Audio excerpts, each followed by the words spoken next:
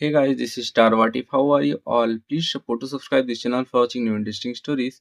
This video includes a self-directed human introduction in the first 30 seconds, followed by AI generation for creative storytelling purposes. So in this video, we're gonna see what if Harry Potter was chosen by the Silver Eyes at age 7.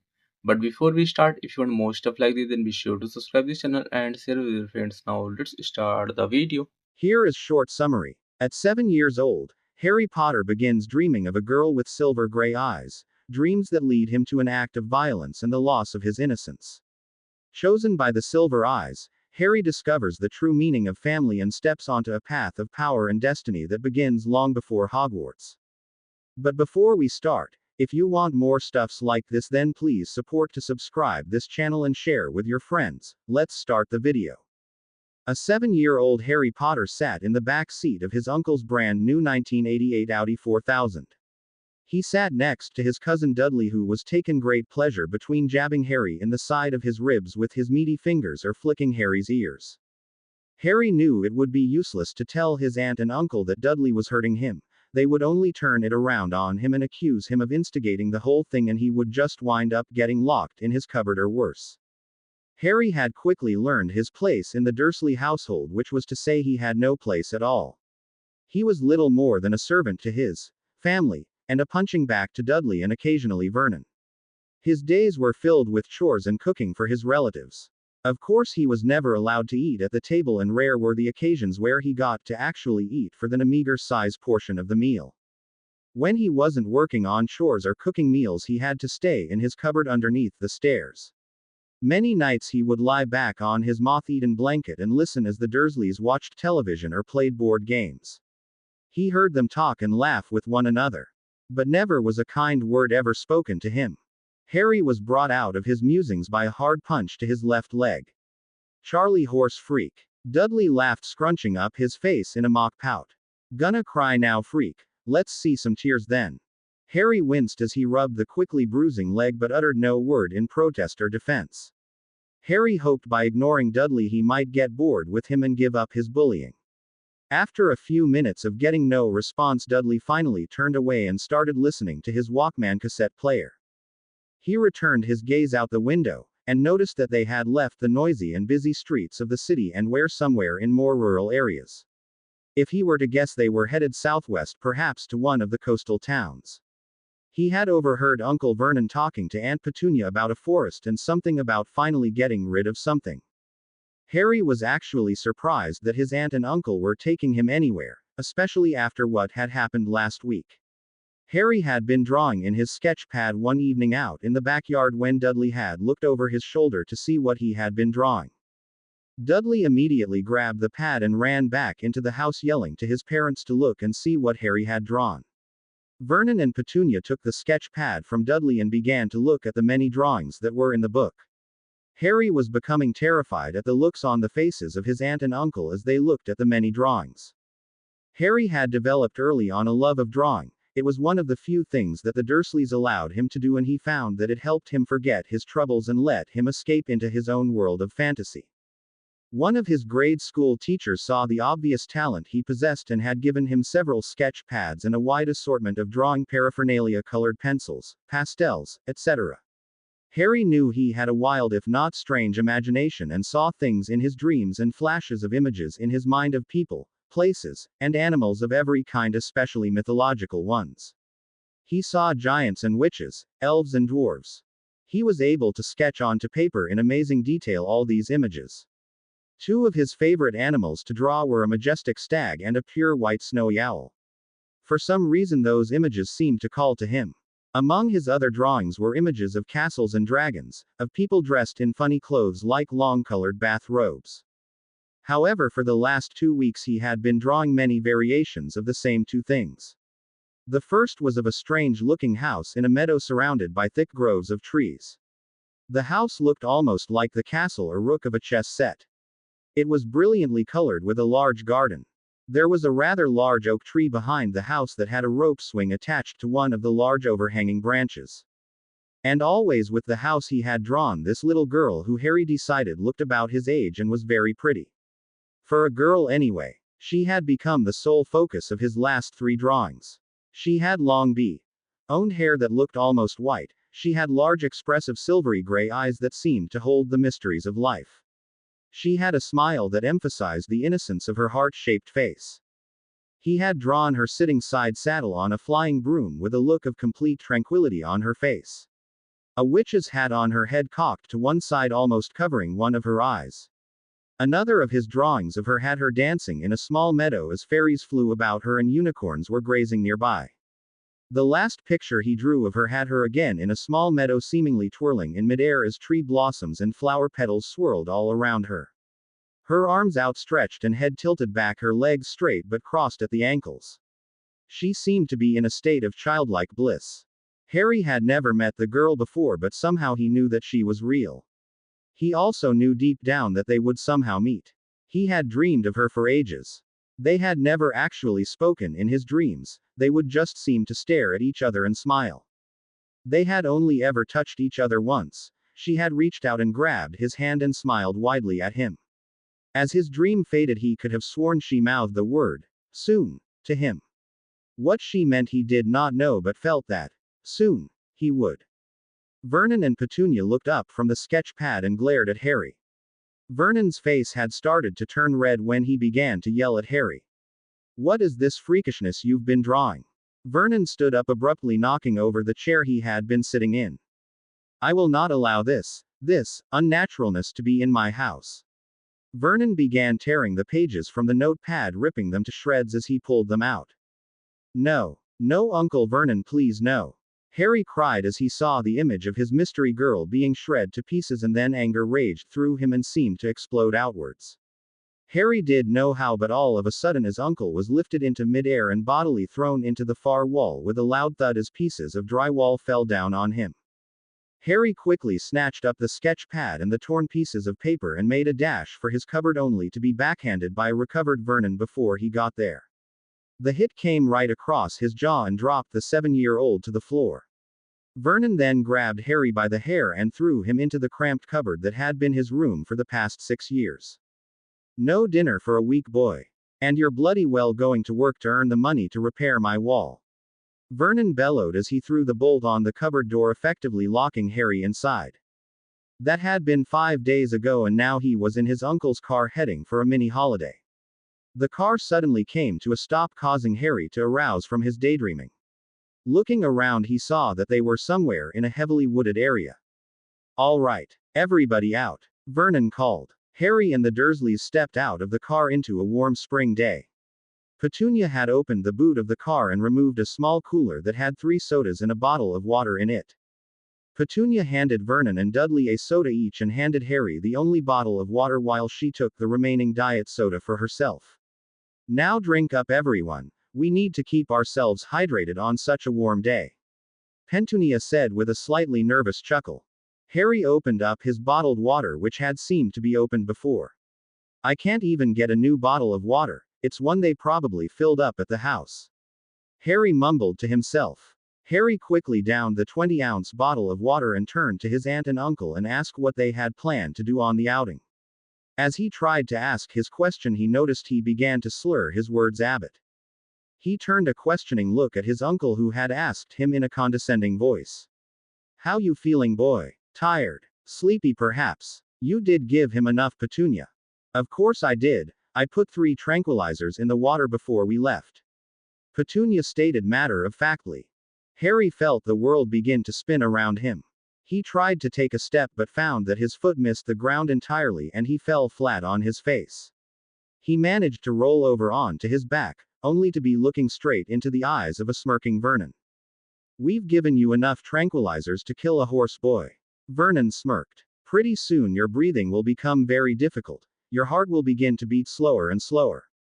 You'll pass out before it completely stops, but you won't wake up again anyway," Vernon said with a maniacal laugh. "The best part, boy, is people will believe it a suicide or an accidental overdose. I placed the rest of the pills in your pocket. When the police do come around to investigate, we'll tell them what a troubled boy you were and how you ran off and we couldn't find you. I told you once that I would either beat the freakishness out of you or kill you in the attempt. Well, here you go, freak. Say hello to Mum and Dad in hell." With that, Vernon smiled and gathered up his wife and son and headed back to Surrey. Harry lay motionless on the ground. He was horror-struck that his own family could do this to him. Harry's mind struggled to remain conscious. He knew he needed to find help soon or he would die. Harry willed himself to roll on to his stomach and pushed himself up to his hands and knees. He slowly crawled his way through the trees, hoping to find someone or a road at least that would lead to someone that could help him.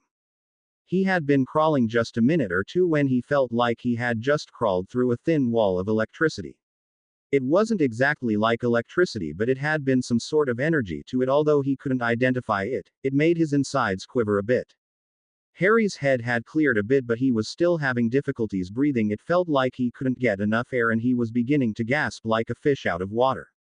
He was trying to decide what to do next when he heard it. It sounded like singing or humming. It was beautiful. He looked around and noticed he had leaned against a tree on the edge of a small clearing. He looked across the way and saw a small girl in a knee-length yellow sundress dancing through the trees. She entered the clearing and began to spin around with her arms outstretched. He tried to call to her, but there was not enough air in his lungs to vocalize a word. He looked at the girl and noticed a breeze had picked up around her. It began to blow tree blossoms and flower petals around her. They seemed to gather at her feet and then wind their way up her body. Harry's eyes widened as the small girl seemed to be lifted into midair, twirling around as blossom and flower petals continued to encircle her. Her hair began blowing wildly around her face. Her giggling was musical to Harry's ears. She was at least 6 feet off the ground. Harry suddenly realized that he had seen all this in a dream and had drawn it in his sketch pad. This was the girl he had dreamed of for the last 2 years. She was real. But then the cruelness of the situation dawned on him. He had found her, but he was losing his battle to stay alive. Harry's vision began to blur again. He felt heavy, so heavy. His body slid from the tree he was propped against and fell prone to the ground. His eyes began to slowly close when he saw a pair of silvery gray eyes look down on him, full of mirth and happiness. "Well, now that you're here, Harry, I can't very well have you dying. That would be quite rude," a giggling voice said. Harry closed his eyes and thought, well, that was an odd thing to say, and then drifted off into the darkness. Luna had run the short distance to her house and called for her mother. Celine Lovegood was a wonderful mother who doted on her young daughter constantly. When Luna was born, there had been some complications in childbirth and Celine had nearly died.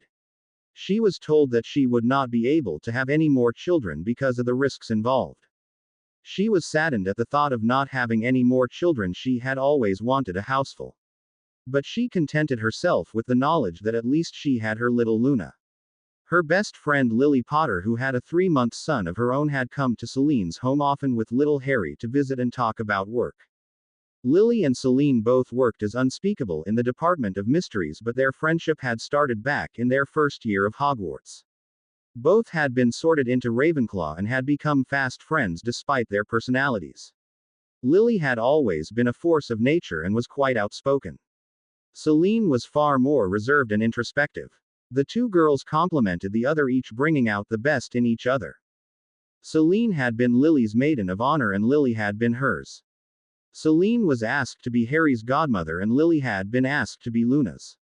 The two friends were inseparable, much to the playful consternation of their respective husbands. Soon after Luna was born, Lily had brought Harry over to see the new baby. When Harry saw Luna, he began to smile and gurgle and bounce in his mother's arms and tried to reach out for Luna. Luna, only being 3 days old, seemed to smile serenely at the exuberant little boy and made happy cooing noises that had Lily and Celine smiling, and the interaction between the two babies. On Harry's first birthday, James Potter and Xenophilius Lovegood signed a marriage contract for Harry and Luna. At first, Lily was opposed to the idea that Harry's future wife would be determined for him. But after an escape clause was put in that should either Harry or Luna decide that they did not want to marry the other, they would be allowed to cancel the contract. The contract, as it was explained to Lily, was how the ancient and noble houses protected their lines. It mostly was a way to protect the heirs apparent from being targeted by unscrupulous families. It mostly protected a female heir from unwanted advances from other suitors who were either undesirable or trying to advance their own family's station by impregnating the girl to force a marriage. Both Lily and Celine had then agreed to the contract, knowing that if their children did fall in love and decide to marry, there was something in place to help and protect them from other outside influences. Luna and Harry were inseparable as babies. Whenever Lily visited Celine or when Celine visited Lily, the two babies would always sit close together and were always touching each other. Either Harry would hold her hand or Luna would lean against him as they played side by side. When Harry was 16 months old, Lily told Celine that James, Harry and her had to go into hiding. She told Celine that Voldemort had targeted them. Lily gave Celine a copy of her and James's wills and told her that either she or James's best friend Sirius Black were to raise Harry if something happened to her and James. A teary-eyed Celine nodded and promised Lily that should the worst happen that she would raise Harry as her own. Harry and Luna were sitting on the floor together as their respective mothers talked. The two infants seemed to know that something was wrong. They held on to each other tightly until their mothers tried to separate them. Harry cried and reached out for Luna. "No, Mummy, no. My Luna, my Luna." Harry cried. Luna was also reaching for Harry and called his name over and over again. The two mothers had tears in their eyes and allowed the two babies one final hug. Little Harry gave a wet key to Luna, who returned one back. Tears filled Harry's little green eyes as little Luna's silvery eyes changed to a tear-filled blue. "Mum, Mum." A 7-year-old Luna came running and skidding into the kitchen. "What is it, Luna dear?" The older version of Luna looked at her daughter's anxious face. "It's Harry. He came into the meadow where I was playing. But he's sick, Mum. I think he is dying." The now panicking girl told her mother. Celine looked into her daughter's silver orbs and found no hint of playfulness in them. Celine grabbed her wand and grabbed Luna's hand, and hurried to the meadow. "There, Mummy. Just under that large tree." Luna pointed. Celine saw a small boy slumped on the ground. He looked very pale, his lips were turning blue and his eyes were completely glazed over and dilated.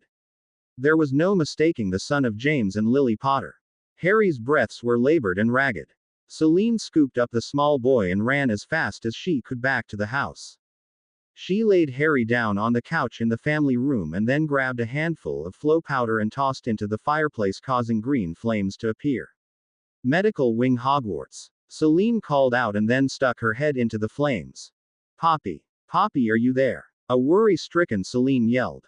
"Hello, Celine." A familiar voice answered. "Poppy is not here at the moment. Is there something I can help you with?" "Severus. Thank Merlin you're there. I have a small boy here at the house. He looks to be poisoned and is fading fast. Can you come over quickly and see if you can help him?" The distraught bee owned urgently spoke. "I'll be right there. Let me just grab a few things." The Hogwarts potions master called out. Less than 2 minutes later, Severus Snape stepped out of the fireplace at the Rookery, the home of the Lovegoods. Celine grabbed his arm and brought him to the barely alive body of her godson. Severus looked at the prone boy and immediately recognized him as the son of his school days nemesis. Severus stiffened and turned toward Celine. "Do you know who this boy is?" sneered Severus. Celine knew of the animosity that Snape held toward James Potter. There was years of bad blood between the two most important men in Lily Potter's née Evan's life. Lily had been Severus' best friend until that fateful day at the end of their 6th year when he called her a no-good mudblood after she tried to defend him after one of James's unserious pranks. Severus wanted to take back the words as soon as he uttered them, but was frozen speechless as he saw the once caring eyes of Lily immediately turn to shock, hurt, and betrayal. Lily had run off and Severus never got his chance to apologize or make amends. The other Slytherins standing around him were patting him on the back and congratulating him for putting the mudblood in her place. Of course, this got back to Lily moments after it occurred. The Hogwarts rumor mill was nothing if not speedy. Lily was devastated that her once best friend had turned on her in such a vile manner. Celine had stayed up with her all night trying to comfort her friend. The next day, which was the last day before students went home for the summer, Severus received a letter from Lily. His heart broke as he read the very beautiful script. "Severus, it is with much sadness and pain of heart and soul that I write this letter. You have been my best friend since we were 10 years old, and I will always cherish those memories and remember you as the sweet boy that you were. But over the last couple of years I've noticed the changes within you. I've tried to rationalize them away as you just trying to fit in with your housemates. But I see that the changes are more than skin deep now. My dear Severus the First cannot follow the path you seem to have chosen. Not that a mudblood like me would even be allowed to associate with the group that you call friends. And if the rumors are true and you follow your housemates to join you know who, I would become enemy number one. My heart is breaking, but I must ask you to not contact me anymore if you choose to follow your friends. It would be too painful, and eventually you would be forced to make a choice, and I don't want to continue a friendship that is doomed to be destroyed. Love always. Lily. Severus Snape had memorized every word of Lily's letter. He had reread it hundreds of times, and still kept it with him even to this day in his cloak pocket. It was his biggest regret, and he hated himself for not being strong enough to remain Lily's friend and turn his back on those who were leading him away from the only true friend he ever had. Severus had joined the ranks of Voldemort that summer between his 6th and 7th year and became infuriated when he learned that before the start of 7th year his blood enemy James Potter had asked Lily to marry him and she had agreed. They were to be married the month after they graduated. Severus threw himself wholeheartedly into serving the Dark Lord after learning of Lily's engagement. He became cold and ruthless, taking his anger at himself out on all those who were unfortunate to cross his path. Then came the day he overheard the prophecy and the eventual decision of the Dark Lord to kill the Potters and their new son. Severus felt like his heart had been gripped by an icy hand.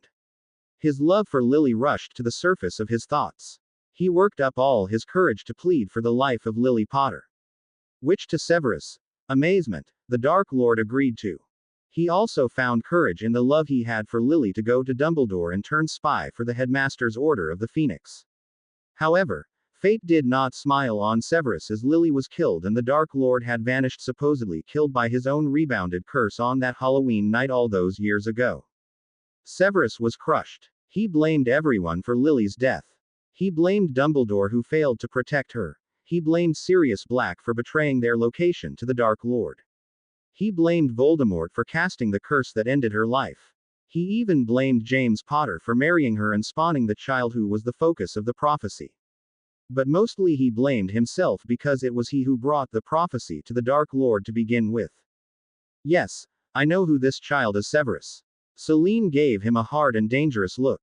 This is Lily's son. If you ever truly felt anything for Lily, you won't let anything happen to the last part of her here in this life. Severus looked at the small frail boy lying there. He noticed the same almond-shaped green eyes of Lily on this little boy. He decided finally he could get past that part of Harry that looked so much like his father and instead focus on that part of the boy that was Lily. Severus went into action and placed a bezoar in Harry's mouth and gently massaged his throat until the small stone had been completely swallowed. This would prevent any further effects of the poison. But the poison had already done significant damage. Harry was almost catatonic and his breathing was uneven and shallow. Selene stood by and watched as Severus began administering several potions to the raven-haired boy. She tried to keep Luna back, but she insisted on being next to Harry. Finally, Selene gave up on restraining the young girl, who immediately ran to Harry's side when her mother had released her grip on her. Luna took Harry's limp left hand and held it between the two of hers. She noticed that they were ice cold, so she began to tenderly rub his hand with her own in an attempt to warm them. 15 minutes passed by with Severus using all of his skills to save Lily's son. Finally, Harry's lips went from blue to a pasty white and then slowly began to pink. His face began to color as well, and Luna could feel warmth slowly return to Harry's hands. I've done everything I can, Selene. He is out of danger, but he will probably suffer some side effects from the poison. You will need to watch him carefully over the next few days. If he is not getting better after 3 or 4 days, let me know, or if he suddenly gets worse. Do you have a bed where you can lay him? Severus asked in a kinder voice than he had when he first arrived.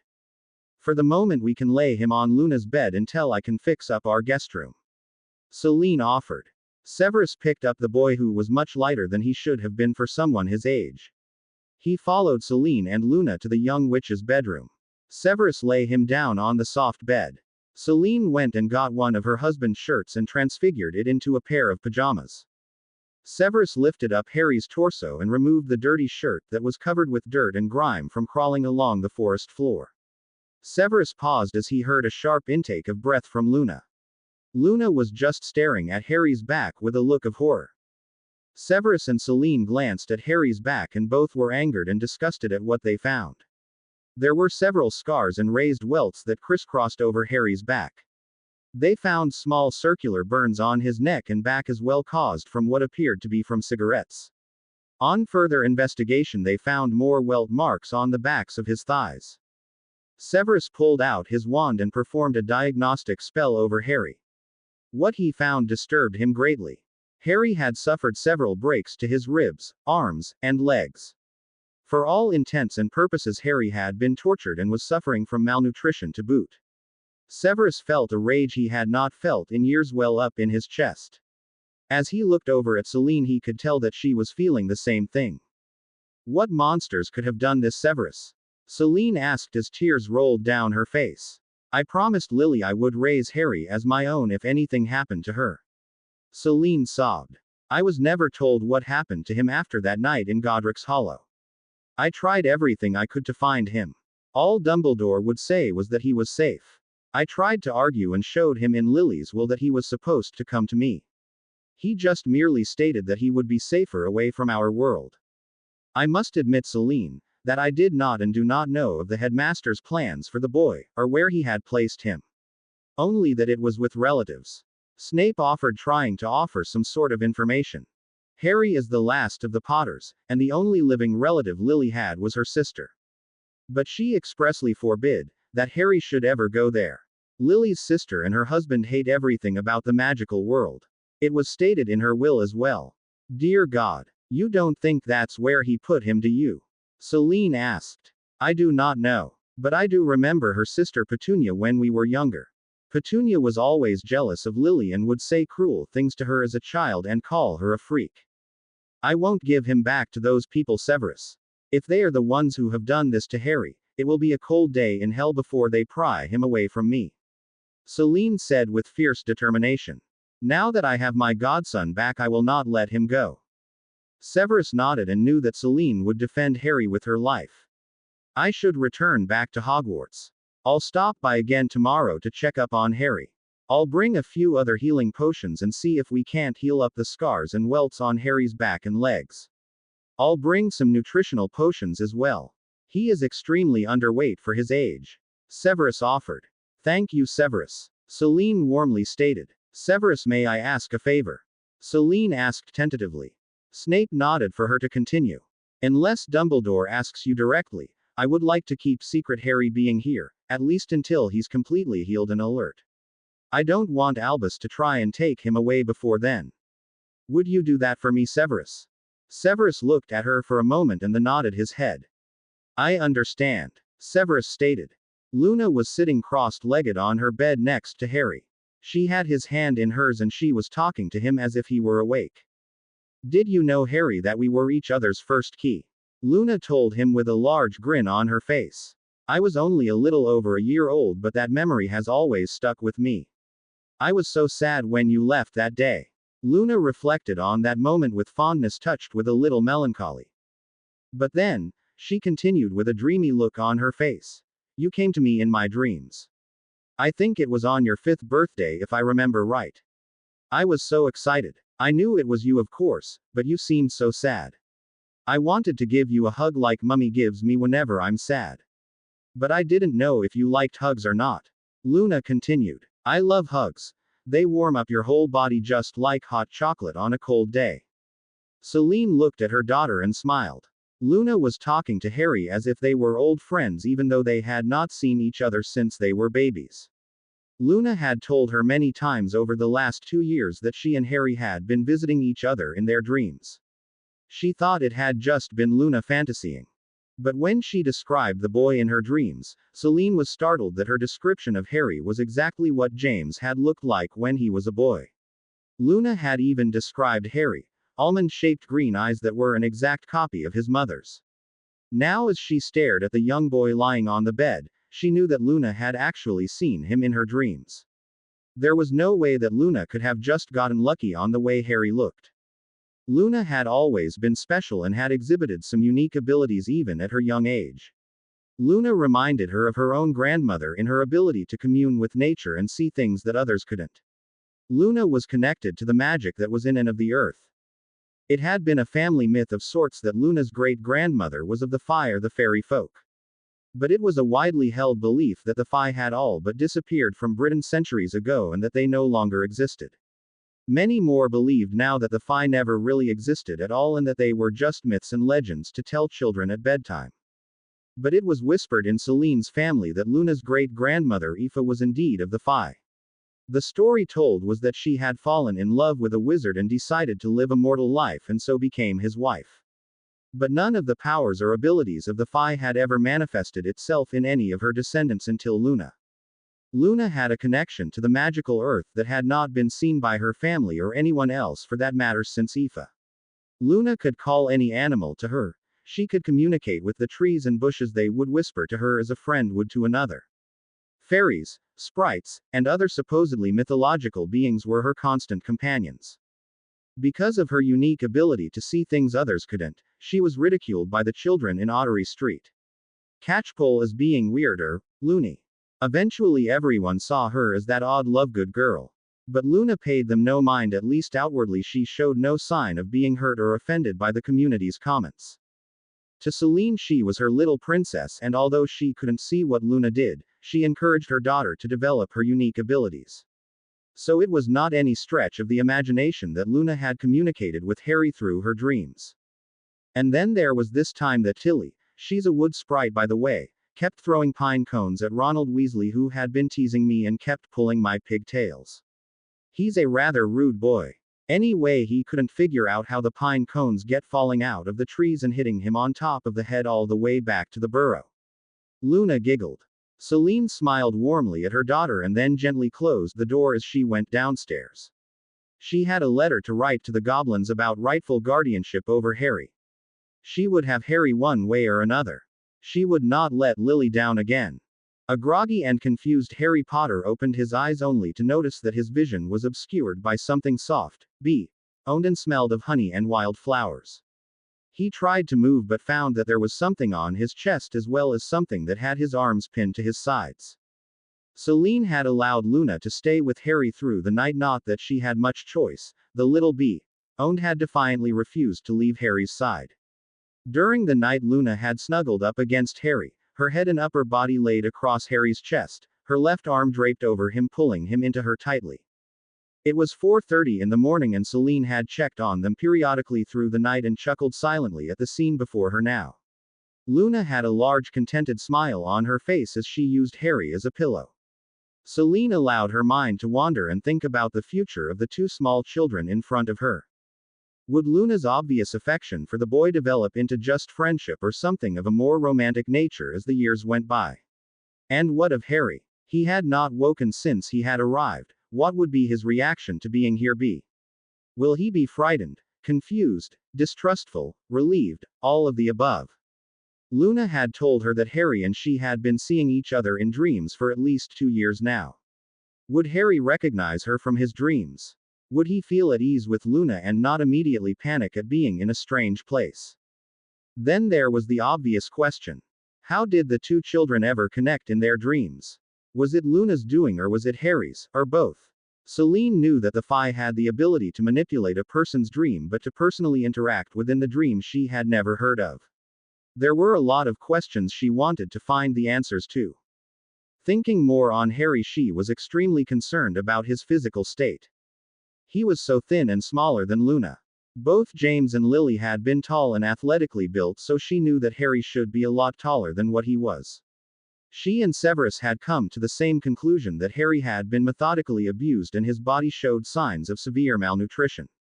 It was going to take years of proper care to get him up to where he needed to be, and this did not include all the psychological scars that were bound to be there as well. On a whim, Celine had checked Harry for any charms or spells. She found several tracking charms on Harry which she dispelled immediately.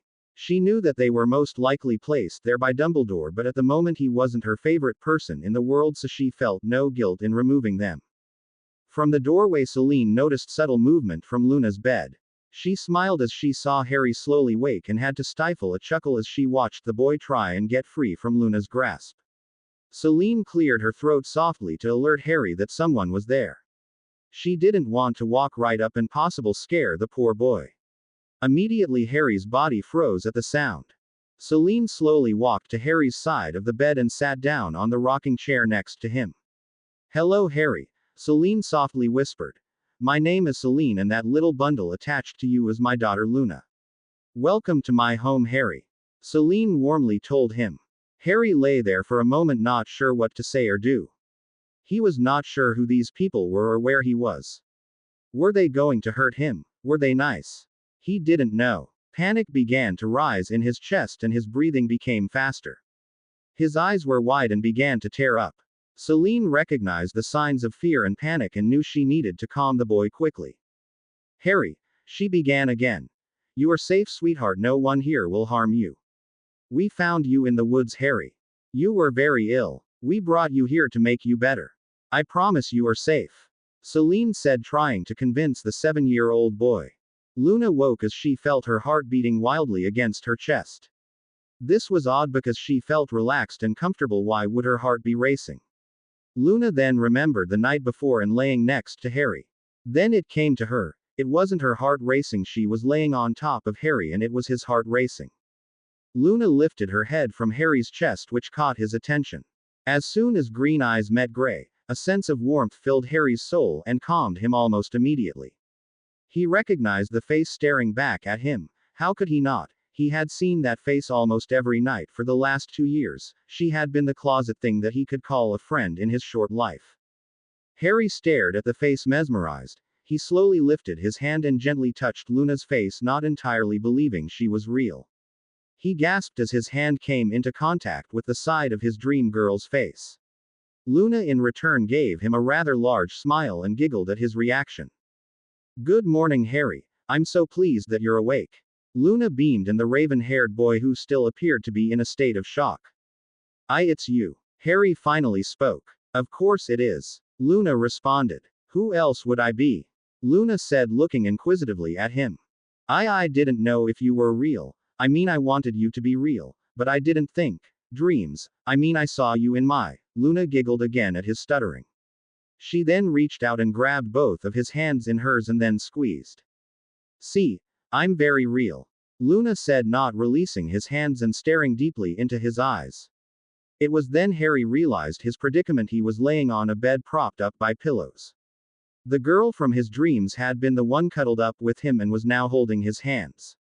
The color in Harry's face seemed to explode in varying shades of red as embarrassment from his situation manifested itself.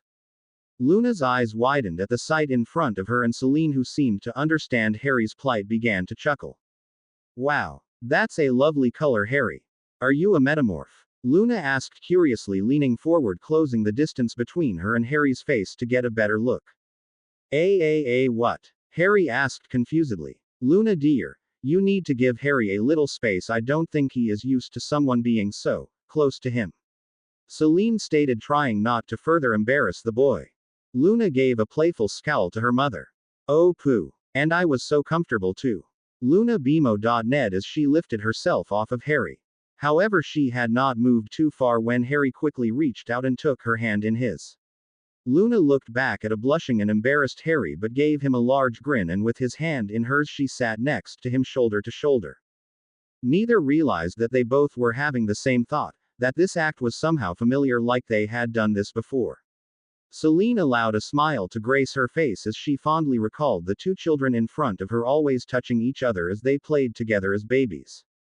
Harry would always hold Luna's hand and Luna would lean into him. She wondered if she was seeing glimpses of a future between the two small children. Harry didn't know why he reached for Luna's hand exactly. It was almost instinctual somehow. He had never held anyone's hand before. In fact, the Dursleys refused to touch or hold him at all. Well, that is if you didn't count the beatings as touching. Affection of any kind had always been denied to the orphan boy. But with Luna, Harry felt a warm familiarity, although they had just met. But that wasn't true either. He did know Luna. He knew her from his dreams and drawings. He had drawn in great detail her eyes, nose, and mouth. Indeed, her entire face was known to him, and yet there was still something more about this connection. He felt something deeper but elusive. Luna could barely contain her happiness. Her best friend had reached for her hand and stopped her from moving away. She considered Harry her best friend, although their friendship was based on shared dreams since she doubted Harry remembered her from when they were infants. But she always felt that there was some kind of higher power at work bringing her Harry back into her life. It was just over 4 years ago when Luna lost her father. It had been reported by the Daily Prophet that he had been killed by a random act of violence just outside of the Ministry of Magic. Celine had told Luna that her father was getting ready to present overwhelming evidence to the ministry on several prominent families who claimed coercion or the Imperious Curse. He had found that they had actually been deep supporters of the Dark Lord and had financed his war on the wizarding world. Since his death, Luna had always felt a sense of emptiness, that is until about 2 years ago when she first felt the connection to Harry. It had been a strange occurrence. She had been thinking about the absence of her father when her thoughts turned to the absence of her first friend Harry. Of course her mother had told her all about her and Harry as babies, but Luna had an amazing ability of memory recall and she could see and even to a certain extent relive the memories of her early childhood. It was on this occasion as she lay in bed on a warm July evening that she drifted off into her memories of her first playmate that things happened that would change her life and fill the emptiness. As sleep overtook her, she suddenly found herself surrounded by a light mist that seemed to gently swirl around her. It seemed to be guiding her somewhere, and being an inquisitive girl by nature, she let it guide her. She had only been walking for a few minutes when she noticed a soft light up ahead. It was a pale light very much like moonlight on a clear summer's eve. As she came closer to the light, she noticed a small silhouette coming toward her.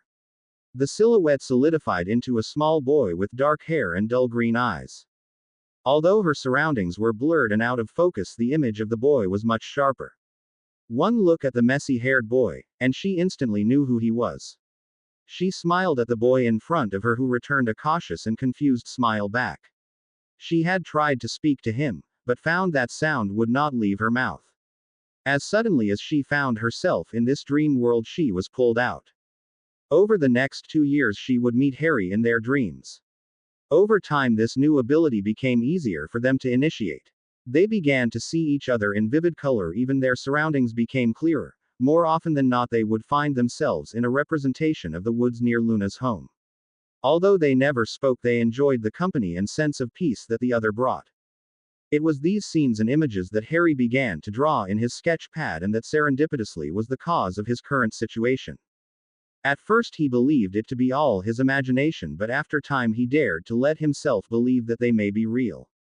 But a small part of him, the oppressed and downtrodden part, the part that was a result of his relatives' tender mercies, would not allow him to believe it completely, that is until the moment he saw Luna dancing amongst the trees the day his relatives left him for dead.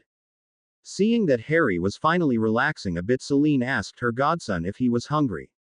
As if answering her question, Harry's stomach growled loudly, causing the boy to blush with embarrassment. "Well, I guess that answers my question." Celine smiled warmly at Harry. "I'll just kip off to the kitchen and make you and Luna some breakfast then." "Luna, why don't you keep Harry company while I prepare things? I'll let you know when to come down and eat," Celine said, smiling at her daughter, who was still holding Harry's hand. As Selena left the room, she could already hear Luna chatting away to Harry. If she knew Luna, she would not allow Harry to be shy and withdrawn for long. Luna did not like long silences and would do her best to bring Harry out of his shell. A half hour later, Harry's head was spinning from the information overload Luna was giving him. Amazingly, it only took Luna about 5 minutes before she had opened Harry up and had him telling her his life story and in turn her story to him. Luna had been horrified at hearing how Harry's family had treated him. She had launched herself at him and wrapped him in a tight hug. Harry was surprised to find out from Luna that Celine was actually his godmother and how she had tried to find him for years. She had told him how their parents were good friends and that she and him had been best friends as babies. This tidbit of information brought Harry's first genuine smile since he awoke. Harry was hopeful but hesitant to believe that he may have found a loving family to take him in. So he decided to take a wait-and-see attitude. He really liked Luna and her mother seemed nice too, and if they did take him in, he did not think it a bad thing at all. Soon Celine was calling the two down for breakfast. Luna jumped off the bed and pulled Harry along with her. They descended the stairs and entered the kitchen. It was bigger than the Dursleys but didn't appear to have any of the modern conveniences. In fact, he did not see one electrical appliance anywhere in the house. Harry was brought out of his musings as the smell of bacon and eggs assaulted his nose. Luna dragged him over to a bench and pulled him down next to her. Celine brought over several plates full of eggs, bacon, toast, and vine-ripened sliced tomatoes and a pitcher of juice. Celine then sat down opposite of Harry and Luna. "Well, tuck in then," Celine said, smiling at the pair. Luna needed no more encouragement and quickly dug into her eggs. Harry was a bit hesitant but eventually began to eat. After the first couple of bites and not being scolded, he began to eat like he had not eaten for days. Celine noticed this and internally frowned as she took in Harry's emaciated-looking face and body. How could any civilized person allow a child to suffer almost starvation? She raged silently. Breakfast was a quiet affair. Harry had eaten 3 full plates and now looked like he was going to be sick. His body was obviously not used to eating such quantities. "Harry, are you all right?" Celine asked in a kind motherly way. "Yes, ma'am. I think I ate a little too much is all," the small boy stated as he held his stomach and grimaced a bit. Celine stood up and walked over to a cabinet near the stove and pulled out a small blue vial. "Here, drink this, Harry, it will make your stomach feel much better," Celine said, handing Harry the vial. He looked at it for a moment as if deciding if it was safe or not. "It's perfectly safe, Harry. It will just ease the pain you're feeling," Celine said as she knelt in front of him. "I dare say that you're not used to eating so much." Celine gave a half smile. Harry lowered his eyes and nodded. "No, ma'am. I usually only get a piece of dry toast and water for breakfast. Sometimes if there is any food left over on the plates, I'll eat that when I clean up the dishes," Harry said, embarrassedly lowering his head further. Celine was beyond angry. She had never wished ill on anyone before, but she believed this would be a case for justifiable homicide. "Harry, who were you living with, dear?" Celine asked concernedly. "My aunt, uncle, and my cousin Dudley," answered Harry. "Please don't send me back," Harry suddenly cried with real fear etching his face. Celine pulled Harry into a tight motherly hug. His first from an adult. "I promise you, Harry, you will never have to return to that place. I'll make sure of it." Harry gave her a tight, watery smile and hoped that she would keep her word. "Luna, why don't you take Harry upstairs, and show him where he can take a shower and clean up? His clothes will be waiting for him on the bed. Afterwards we can all sit down and perhaps answer some of the questions I'm sure Harry is bound to have," Celine told her daughter. "Sure, Mum," Luna said merrily and then grabbed Harry's hand again and pulled him back upstairs. Celine was finishing picking up the connection when she heard a voice calling to her from the fireplace in the family room. "Celine, are you there?" The voice called out. "Yes, Severus, I'm here. May I step through?" "Of course, Severus, please come through," Celine told him. Severus Snape stepped through the fireplace and into the family room. He was carrying a medium-sized carpet bag that clanged when he set it down to remove his cloak. "How is Lily's boy this morning?" the sallow-faced potions professor asked. He was understandably a little frightened when he woke up this morning, but Luna managed to calm him down and get him to open up. "He is so frail, Severus. Those relatives of his must have abused him something terrible," Celine stated, her voice cracking as she spoke. "I thought as much when I was here yesterday. That is why I have brought some nutritional potions. They should undo most of the damage of malnutrition. He is still in those critical years of growth, so I would expect the potions to help him reach his optimum weight and height. He will need to drink the potions 3 times a day for the first month, then 1 potion a day for the next 3.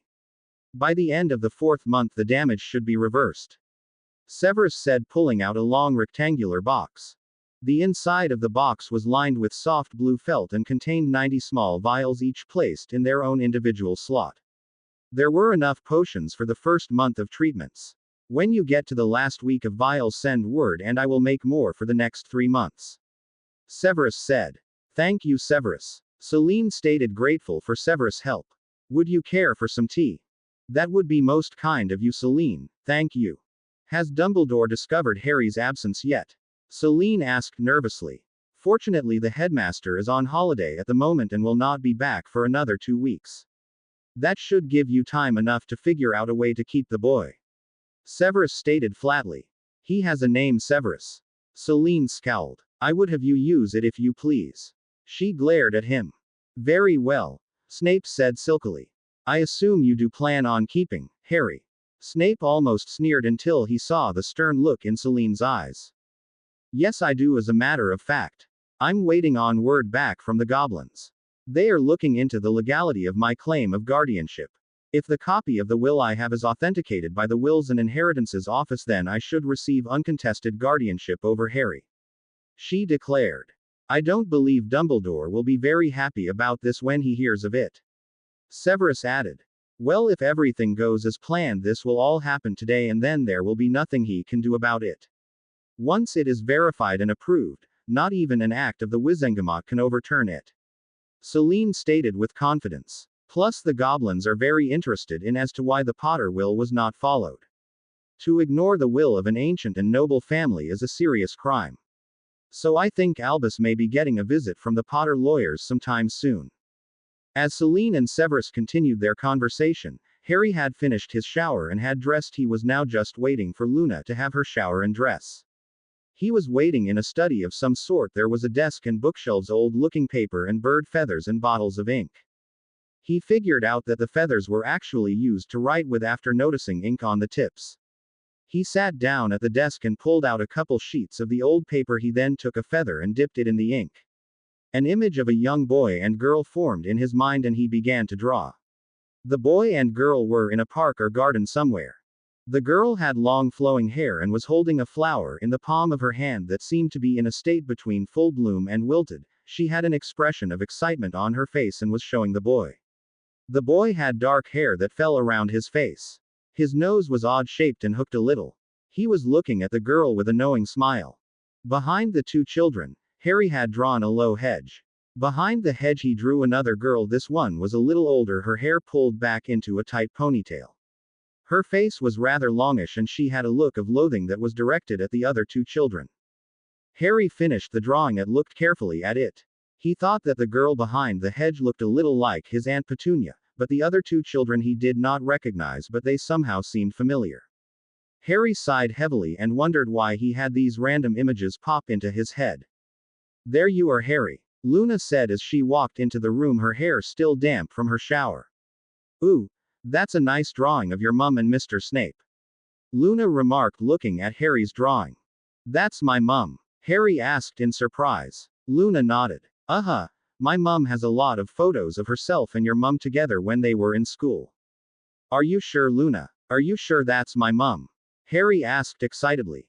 Positive. You can ask mum to show you her photos if you want, Luna said happily. What's wrong, Harry? Luna asked, seeing her friend staring at his drawing and noticing tears beginning to form.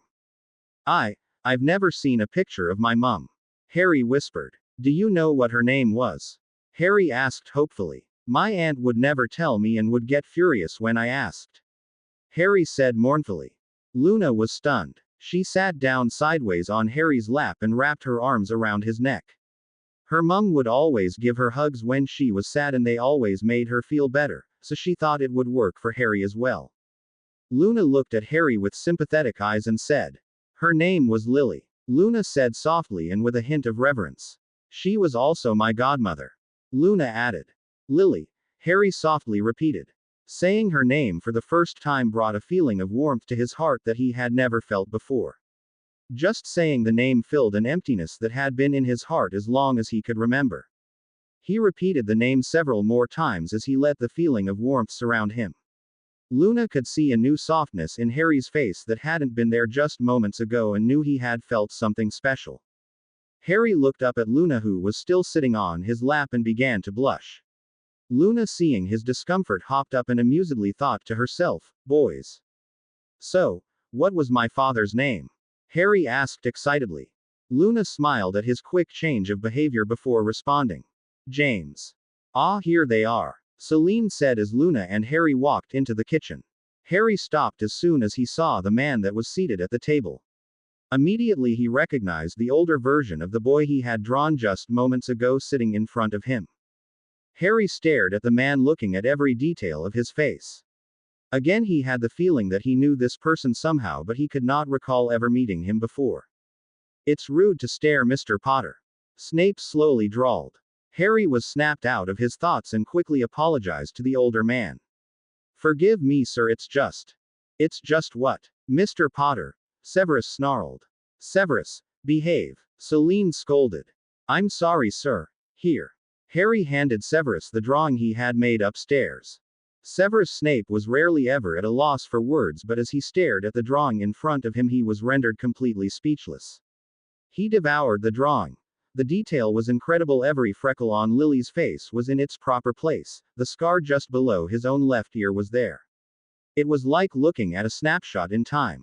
He remembered this day as if it happened yesterday. It was the first time that he and Lily met and had begun their friendship. Where did you get this from? Severus asked just above a whisper, never taking his eyes off the drawing. Harry drew it just a few moments ago. Luna replied, looking dreamily at Harry. You drew this pot, Harry? Severus asked disbelievingly.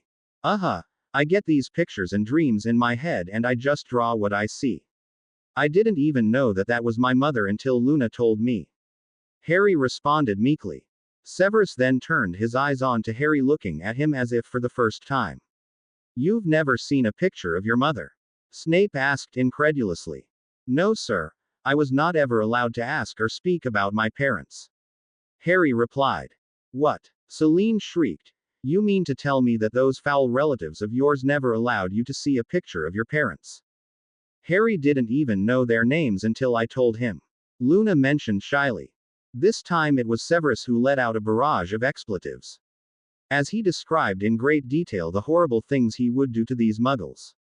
It took Celine grabbing Severus by the shoulders and motioning her head toward the children, who looked terrified, before he calmed down and apologized.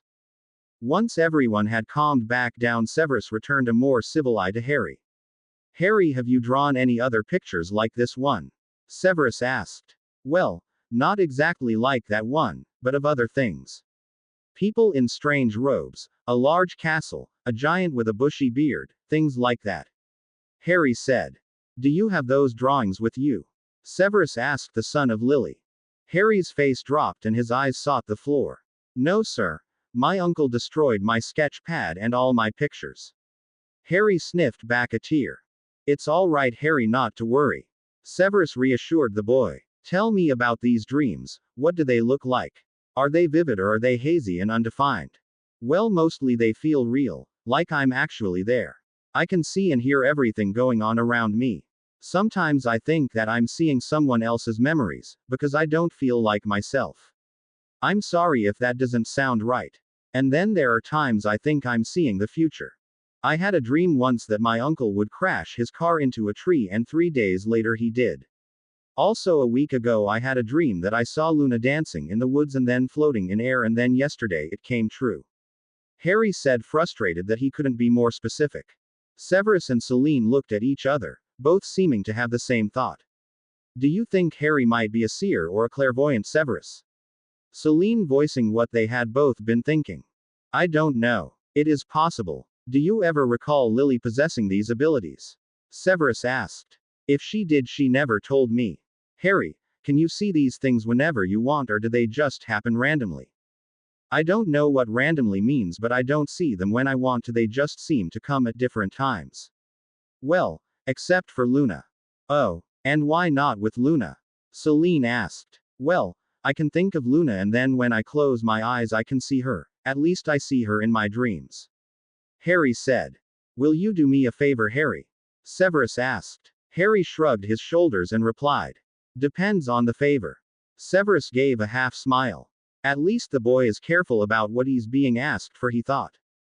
If I get you some new sketch pads and pencils, will you draw the things that you see in your dreams or visions? Sure. I guess I could do that. It's what I like to do anyway. Harry replied. Harry, has Mrs. Lovegood, Celine here told you about what your parents were and what you were and what all of us here are? Harry looked at Severus with confusion. What do you mean, sir? Harry, your parents and Celine and I and Luna are magical. To be more specific, your mother and Celine and Luna are and were witches, and I and your father and you, I suspect, are wizards. Harry looked at Severus, then to a nodding Celine, and then to a smiling Luna. There is no magic, Harry said flatly. My uncle and aunt told me there was no such thing, and I assure you, Harry, that magic is quite real. Snape stated, then looked over to Celine for a demonstration. Celine smiled warmly at Harry. She then removed a long thin stick from her sleeve and waved it in the air. Avis, she spoke. 3 hummingbirds seemed to come out of her wand and fly around the kitchen and then circled Harry's head a few times before flying out an open window. Harry sat and stared at his godmother with his eyes wide open. Snape then produced his wand and then turned his teacup into a ferret and into an orange and then back to a teacup. Are you convinced now, Harry? Snape half grinned, looking at the shocked face of the small boy. For the next hour, Celine and Severus told Harry about the magical world and his family heritage. They intentionally left out any discussion of Voldemort. That they would save for another day. Harry and Luna had gone outside to play on the tree swing near the house while Celine and Severus continued discussing Harry. Luna sat in the swing, twisting the rope into knots until it couldn't twist anymore. Then, picking her feet off the ground, the swing would spin around as the rope righted itself, the young witch giggling as she spun around. Harry sat Indian style on the grass in front of his bee-owned friend. He would smile at her antics, but beneath the smiling face, Harry was thinking about all that had happened to him and all that had been revealed to him by his godmother and Mr. Snape. He was a wizard. Magic was real. His mum and dad were magical as well and had died during a wizarding war. To the average 7-year-old, all of this would have been overwhelming. But Harry was anything but normal. His life up to this point had been one of fear and open hostility. His so-called relatives had never shown the young boy a single ounce of kindness or affection.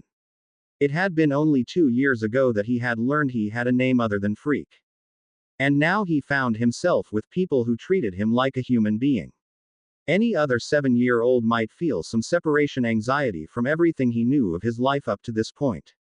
But Harry felt a sense of freedom and excitement that he had never dared to dream of before.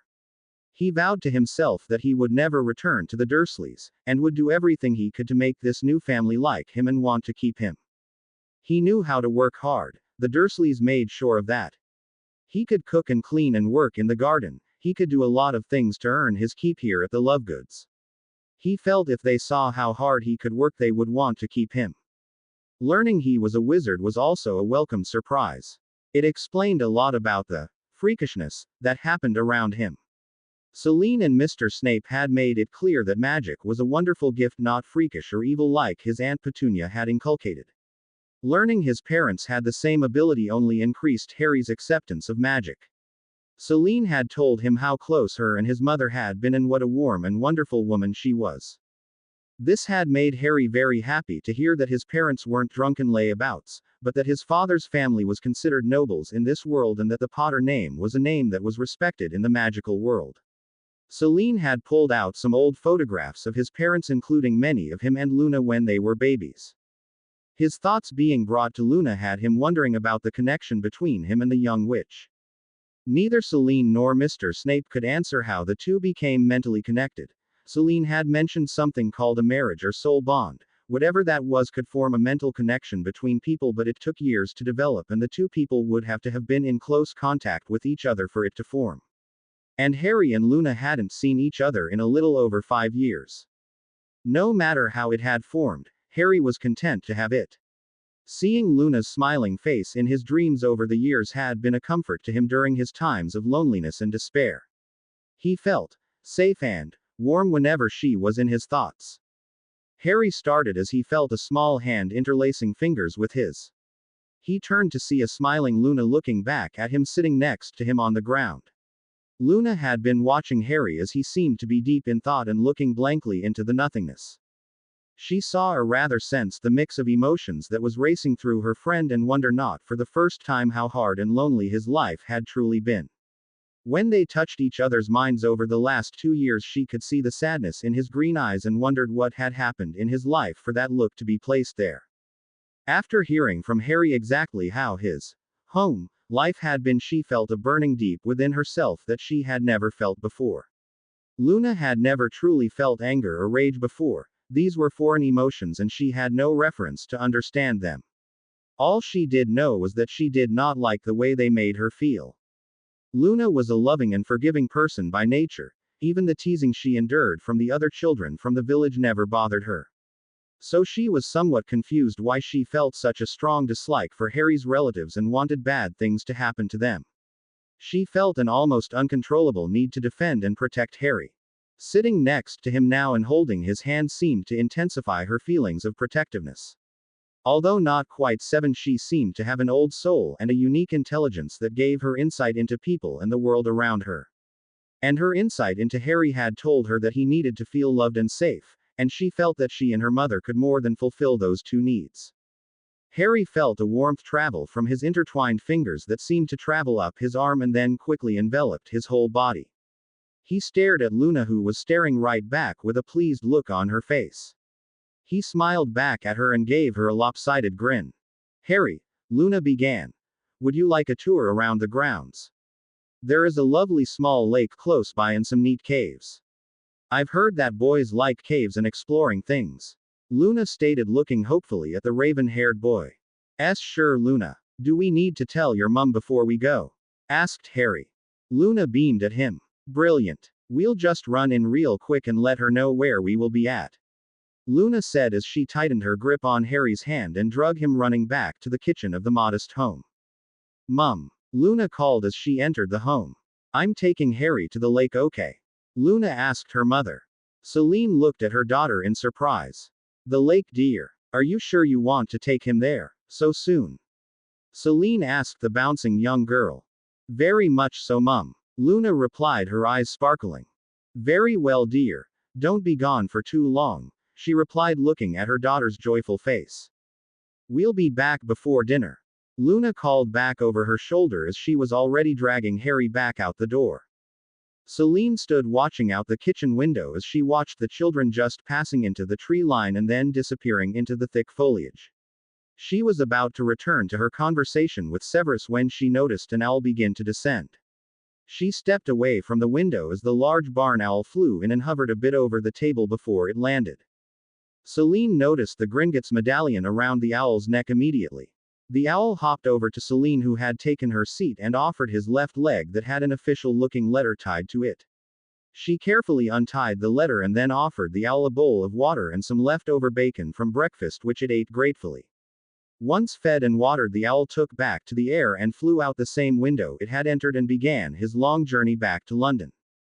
Celine took a deep breath as she turned the letter over and over in her hands, nervous about the goblin's reply to her inquiry into Harry's guardianship.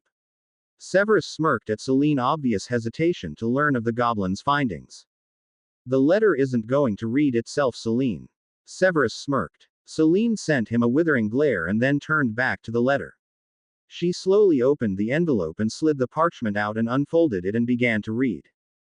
Mrs. Lovegood. In response to your inquiry as to the authenticity of the Potter will that was in your possession and sent to us, we find that the will in your possession is an authentic copy of the will filed by Lord and Lady Potter to this office prior to their deaths on October 31, 1981.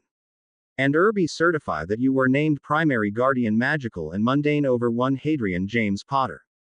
As guardian, it has been allocated by the Potter Trust that you receive 3,000 galleons a month for the care and upbringing of Hadrian James Potter, heir apparent of the noble and ancient house of Potter. This amount will increase to 5,000 a month upon said youth entering Hogwarts School of Witchcraft and Wizardry to cover schooling and personal expenses. Mrs. Lovegood, it has been discovered that the last will and testament of Lord and Lady Potter was never executed. Someone from your Wizengamot was able to block the will reading and its execution. We have not been able to learn who the responsible party was, but we will continue to search for answers. The Potter account is a very old account and has a most favorable status with Gringotts, and as such we shall do all within our power to learn those behind this illegal act. We have sent the proper documents and paperwork to the Inheritance and Guardianship Department in your ministry. We have used backdoor contacts to have your claim to guardianship filed. This was done at no extra cost to you to make sure that the papers were not intercepted by anyone monitoring the Potter name. You should be receiving from your ministry sometime this afternoon the official guardianship papers that proclaims you the legal guardian both in the magical and mundane world over Hadrian James Potter. You will also begin to receive quarterly financial statements for House Potter. You have also been given proxy status for all seats controlled by House Potter within the Wizengamot. House Potter currently controls 6 seats within said legislative body. Should you have any further questions or inquiries, please feel free to contact me here at the London Gringotts branch. See attached letter in regards to your rights and responsibilities as guardian and in locus parentis over the Potter heir and all Potter accounts. May your coffers grow and the blood of your enemy flow. Snaggletooth. Director. Wills and Inheritance Department. Gringotts Bank. Celine looked up from the letter with a huge grin on her face. She was about to speak when another owl landed in front of her. This time it had a medallion with the seal of the Ministry for Magic on it. It hopped its way over to Celine and offered its leg, which had an official-looking envelope attached to its leg. Celine carefully removed the letter and immediately opened it up, ignoring the small owl who flew out the window, ignoring the annoyed bark it made as it left.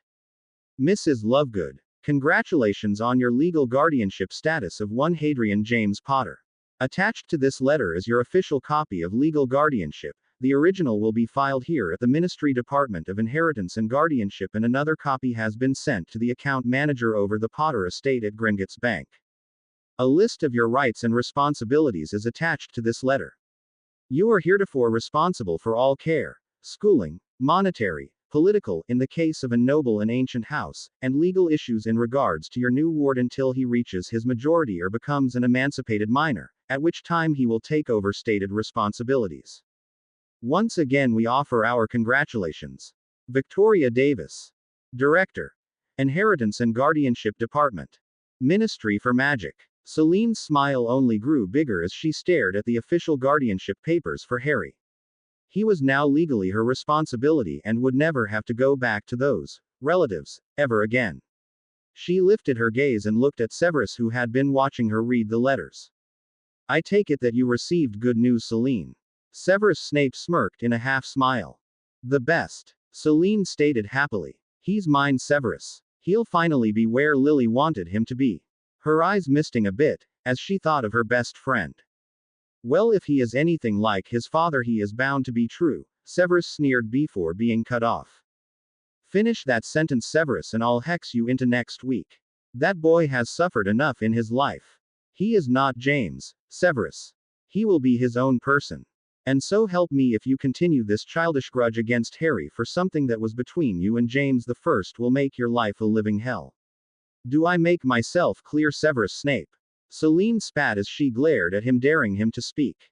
Severus Snape raised his hands up in surrender as he stared into the icy blue eyes of Celine Lovegood. Before the falling out with Lily occurred, Severus had become friends with Celine through her friendship with Lily. The three of them often studied together, being the top potion student in their year. Lily and Celine had both been Ravenclaws, and Severus were always competing for the number 1 spot within Professor Slughorn's class. She had also had turned her back on Severus that fateful day when he had insulted her and his best friend Lily. It had taken several years before she had forgiven Severus, who had sent letter after letter apologizing for his unforgivable mistake. To say they were good friends now was a stretch, but they had become friendlier to each other as the years went by. It seems I keep finding myself in the humbling position of apologizing to you, Celine. I know that holding on to this grudge is self-destructive, and that Harry is not his father, although he looks just like him, except for those eyes, Lily's eyes. Severus exhaled deeply and sat back in his chair, rubbing his face in exasperation at his own selfishness. He had begged forgiveness from Celine, which was given, but he would not forgive James Potter for his trespasses against him. Maybe it was time to leave the past in the past. He realized he had an opportunity to get to know the son of Lily, the kindest and warmest soul he had ever met. If her son inherited even a measure of her personality, he would be someone worth getting to know. Celine was watching Severus closely and observed the inner fight that he was having, and gave a half but sincere smile as she saw that he had come to some epiphany about Harry. I know you have no reason to allow this, Celine, but I would like to get to know Lily's son and maybe be a part of his life, as much as you'll let me. Severus tentatively asked the bee-owned witch seated across from him. Celine stared at him for quite some time without saying a word. Severus felt that Celine was weighing and measuring his worthiness of such a request. Finally, Celine seemed to come to a decision, and Severus waited patiently for her response. Severus, if you are truly sincere about being a part of Harry's life, she paused. I think I would be okay with it. Harry will need a male figure to look up and turn to, especially as he gets older. If you're going to do this, Severus, it can't be half-heartedly. If you want to be a part of his life, then be there. Celine stated seriously, leaving no room for compromises. Will a wizard's oath be acceptable, or would my word be enough? Severus asked sincerely. Celine again stared at the potion's master. Allowing a smile to cross her lips, she offered her hand. Your word will be enough, Severus. In a rare show of emotion, Severus Snape actually smiled, and Celine noticed a few unshed tears in his black eyes. Severus reached out and shook Celine's hand, sealing his promise. Harry and Luna had been walking about a half hour when they stepped out from the canopy of trees, and Harry got his first glimpse of the small lake. The surface of the water looked like glass as the calm waters stretched out before him. The entire lake was surrounded by trees and shrubs. On the west end was a beach-like area with fine caramel-colored sand. It stretched along the western edge of the lake from north to south. The north end rose up to form 30-foot rocky cliffs. Below the cliffs appeared to be a large cave. The opening was about 8 feet high and about 20 feet wide, with the lake seeming to disappear into the dark shadows of the cave interior. To the south and east, the forest seemed to come right to the water's edge. The undergrowth was thick and looked almost impassable. Harry could make out a small island in the middle of the lake. Squinting at the small landmass, he noticed a rock formation very similar to Stonehenge but on a much smaller scale. The vista was breathtaking, something out a medieval storybook. Harry didn't know where to rest his eyes. He wanted to see everything at once. It was all so cool. Luna smiled at Harry's reaction to her special spot. Only those of her lineage could ever find this place. She didn't know why exactly, just that it had to do with some sort of protection. Her mum had brought her dad here before they were wed, and her grandmother had brought her grandfather here, and so was the legend that only the females could find this place and those that they brought with them. It was here, lying beneath the arches on the small islands, that she first found her connection to Harry. The whole area was saturated with magic, and it seemed to hum through Luna's body. Wonderful things always happened here. She wanted to share this with Harry, but also felt that the magic in this place called to her and asked her to bring him as well. Harry felt an odd sensation of tingling go through him as he knelt down and touched the water of the lake. The small touch set off a ripple in the water. The ripple grew and grew into larger rings as it seemed to speed its way towards the little island. Harry stood looking out over the water, watching the ripples expand. Luna stepped next to him and grabbed his hand and looked out toward the little island as well. As the ripples seemed to collide with the little island, a golden glow seemed to spring up from the center of the stone circle and bathe the island in its warm glow. Luna had a huge smile on her face and bounced a little on her toes. It's accepted you, Harry, she squealed, holding tightly to his hand. It's accepted me? Harry asked. Yes. When I was 5, Mum brought me here to play. When I touched the water, the same thing happened to me, a golden glow, then a boat came up from the water. I got in and it took me to the island. That was the day I first saw you in my dreams, Harry. She said excitedly. Did that happen to your mum too? Asked Harry. No, she was as surprised as I was when it happened. She had been coming here for years and had never seen anything like that happen before. It was strange. She tried to get in the boat with me, but it would not let her. At first I was scared, but then I felt peaceful like and knew I would be okay. Just then a small ornate boat rose from the water next to the two children. Harry recognized some of the symbols on the boat as being Celtic in origin. He had seen those symbols on a BBC program about ancient Britain and Ireland. There were other symbols as well, but did not recognize them. Those are called runes, Luna told him, seeing what he was looking at. Runes? Harry asked. Mummy uses them in her work. They hold magic. I don't know how, but they last a lot longer than a normal spell does. Luna stated. So what do we do now? Harry asked a little nervously. Why, we get in, of course. Luna said, as it was only the obvious thing to do. Luna quickly stepped into the small boat and sat down primly with her knees together and her hands in her lap. Harry shrugged and then reluctantly stepped into the boat and sat next to Luna, who smiled widely at him. As soon as the two were seated, the boat slowly turned toward the island and started off. The island continued its warm golden glow as the boat brought the two children closer and closer. It took about 10 minutes before the boat touched the edge of the island near a stone pathway that led to the stone archways. Harry exited the boat and then helped Luna out, who kept hold of his hand after stepping onto the shore. They began to move down the path when Harry stopped. He looked at Luna with a look of confusion on his face. Do you feel that? He asked. Maybe. What are you feeling? Luna asked with a knowing smile. I dunno. It's like something moving through me. It feels nice. Luna's smile was glowing as she looked at Harry. That's the magic of the island, Harry. It's welcoming you. I'm feeling the same thing. Harry smiled back at Luna before facing forward and continuing up the path to the ancient stone circle. As they got closer to the circle, Harry was sure he was seeing things out of the corner of his eyes.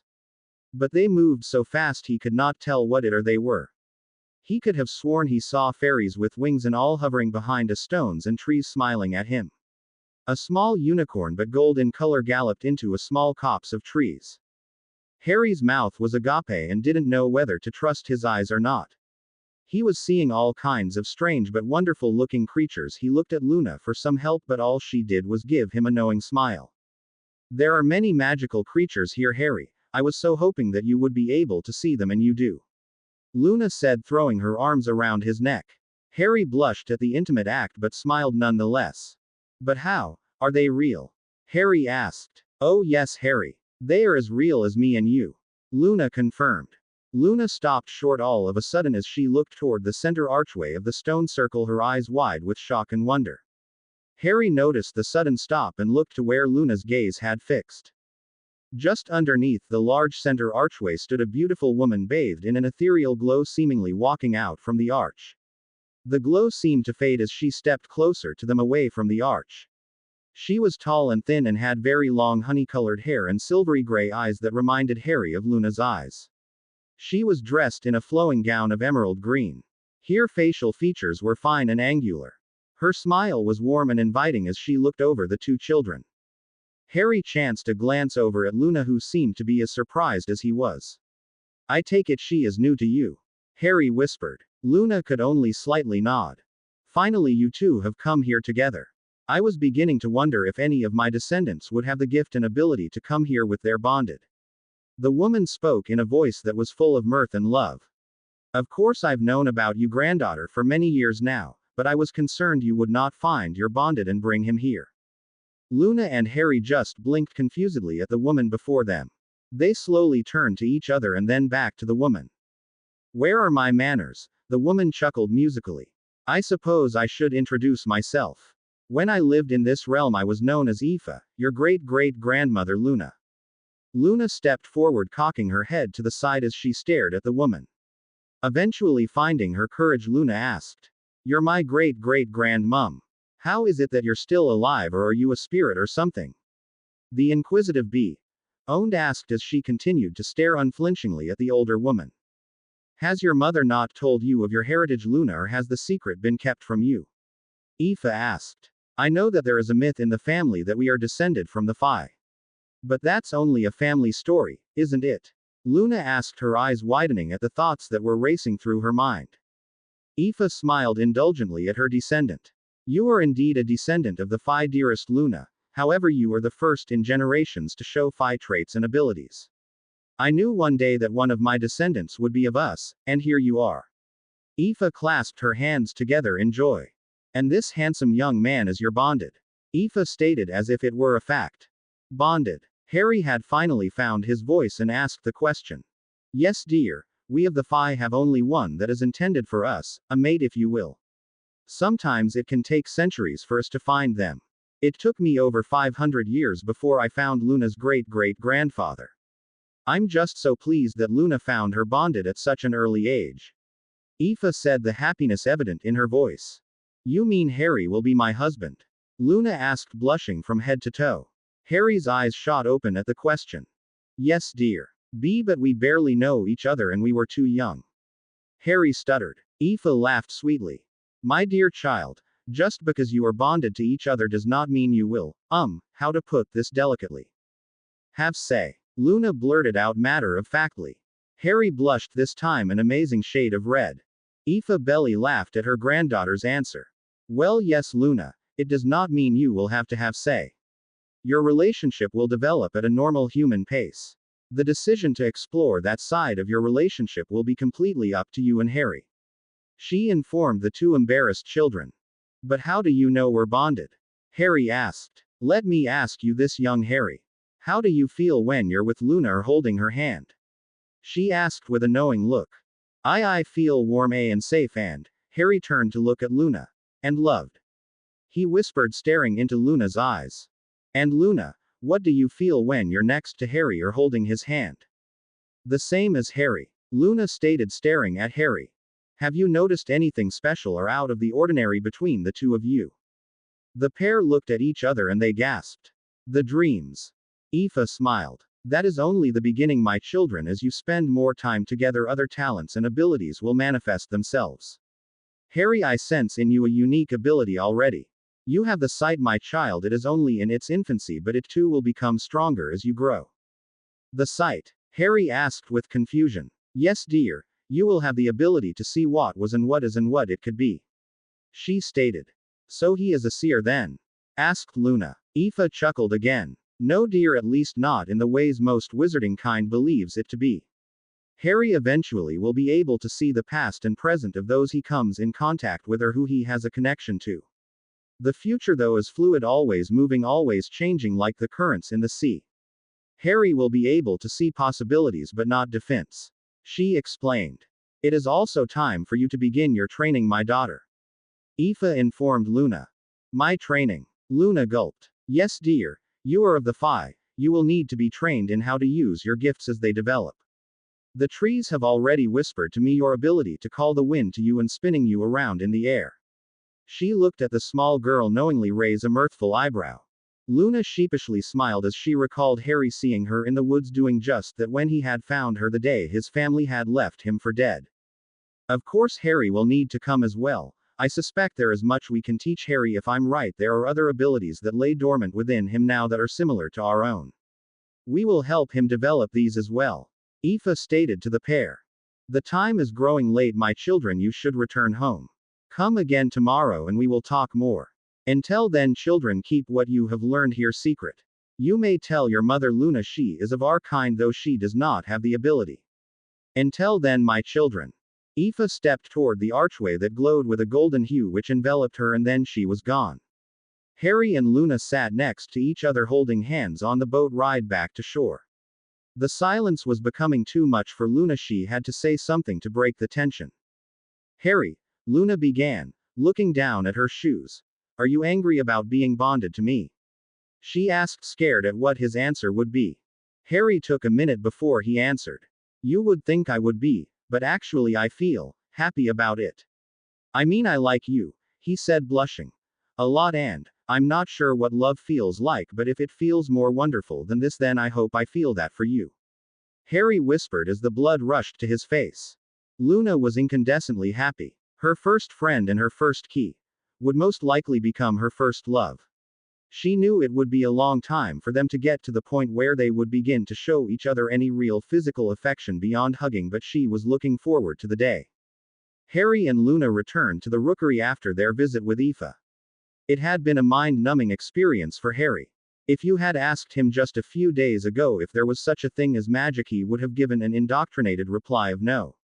If you had asked him further if there were such things as fairies, unicorns and other such mythological creatures, his response would have been the same and perhaps a chuckle or two. But now, all that had changed, and it was a little overwhelming to say the least. To find out that not only does magic exist, but to find out that he was magical to boot was extraordinary. Top that off with seeing an actual fairy or elf or whatever Aoife was. He would have to ask her later, and the magical creatures that he saw on the island. It was, in a word, magical. He was stunned that he did not feel at all unsure or weird about his bond with Luna. Any normal 7-year-old would be like, ooh, girl's icky. But he felt something special whenever he looked, and the young bee owned a warm tingling whenever she took his hand. It just felt right, somehow. At 7, romantic love is as foreign to a child as a grown-up's appreciation of liver and onions. It's just something that isn't comprehensible. But what Harry did know was that he felt connected to Luna, and it was a wonderful feeling. It made him feel happy and wanted, and more importantly, he could tell that Luna felt the same way about him. He also liked Celine, Mrs. Lovegood. She was very nice and caring, nothing like Aunt Petunia, but then again, a spider had more motherly compassion than she did. Mr. Snape was still an unknown quantity. He got strange vibes off the dark-haired man and couldn't read whether or not he was a friend or foe. He supposed that he would have to take a wait-and-see approach. Luna, for her part, was all smiles and sunshine. She had met her great-great-grandmother. She learned of her exciting heritage and that Harry was her bonded. To her, that made for one of the best days of her short life. Everything else was just icing on the proverbial cake. It has been proven that the female of the human species can pick up on every detail and minutiae of every conversation they hear, whereas men for the most part only hear what they want to hear. So, it did not go unnoticed by Luna when her grandmother told her that there is always only one mate for those of the Fae, and that they would wait centuries to find the one that was intended for them. To have her state that Harry was her mate automatically closed the door on any other potential suitors in her mind. She had no doubts that she would grow to love Harry. In their short time together, she could already discern the type of boy he was and the man he could become. The seeds of a wonderful relationship had already been planted. It was now only a question of helping him achieve his potential. She also realized that she would need to be patient with Harry. This was all very new to him and most likely very confusing. He had lived with an abusive family for several years and was not used to displays of affection.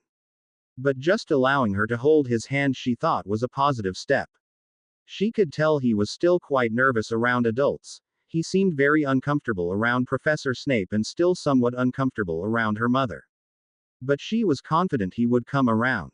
Celine watched the two children approaching the cottage from the kitchen window.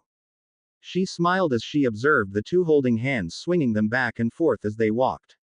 Luna was smiling from ear to ear and Harry seemed to have a slightly embarrassed look on his face, but she also saw the warmth in his eyes when he looked over at her daughter.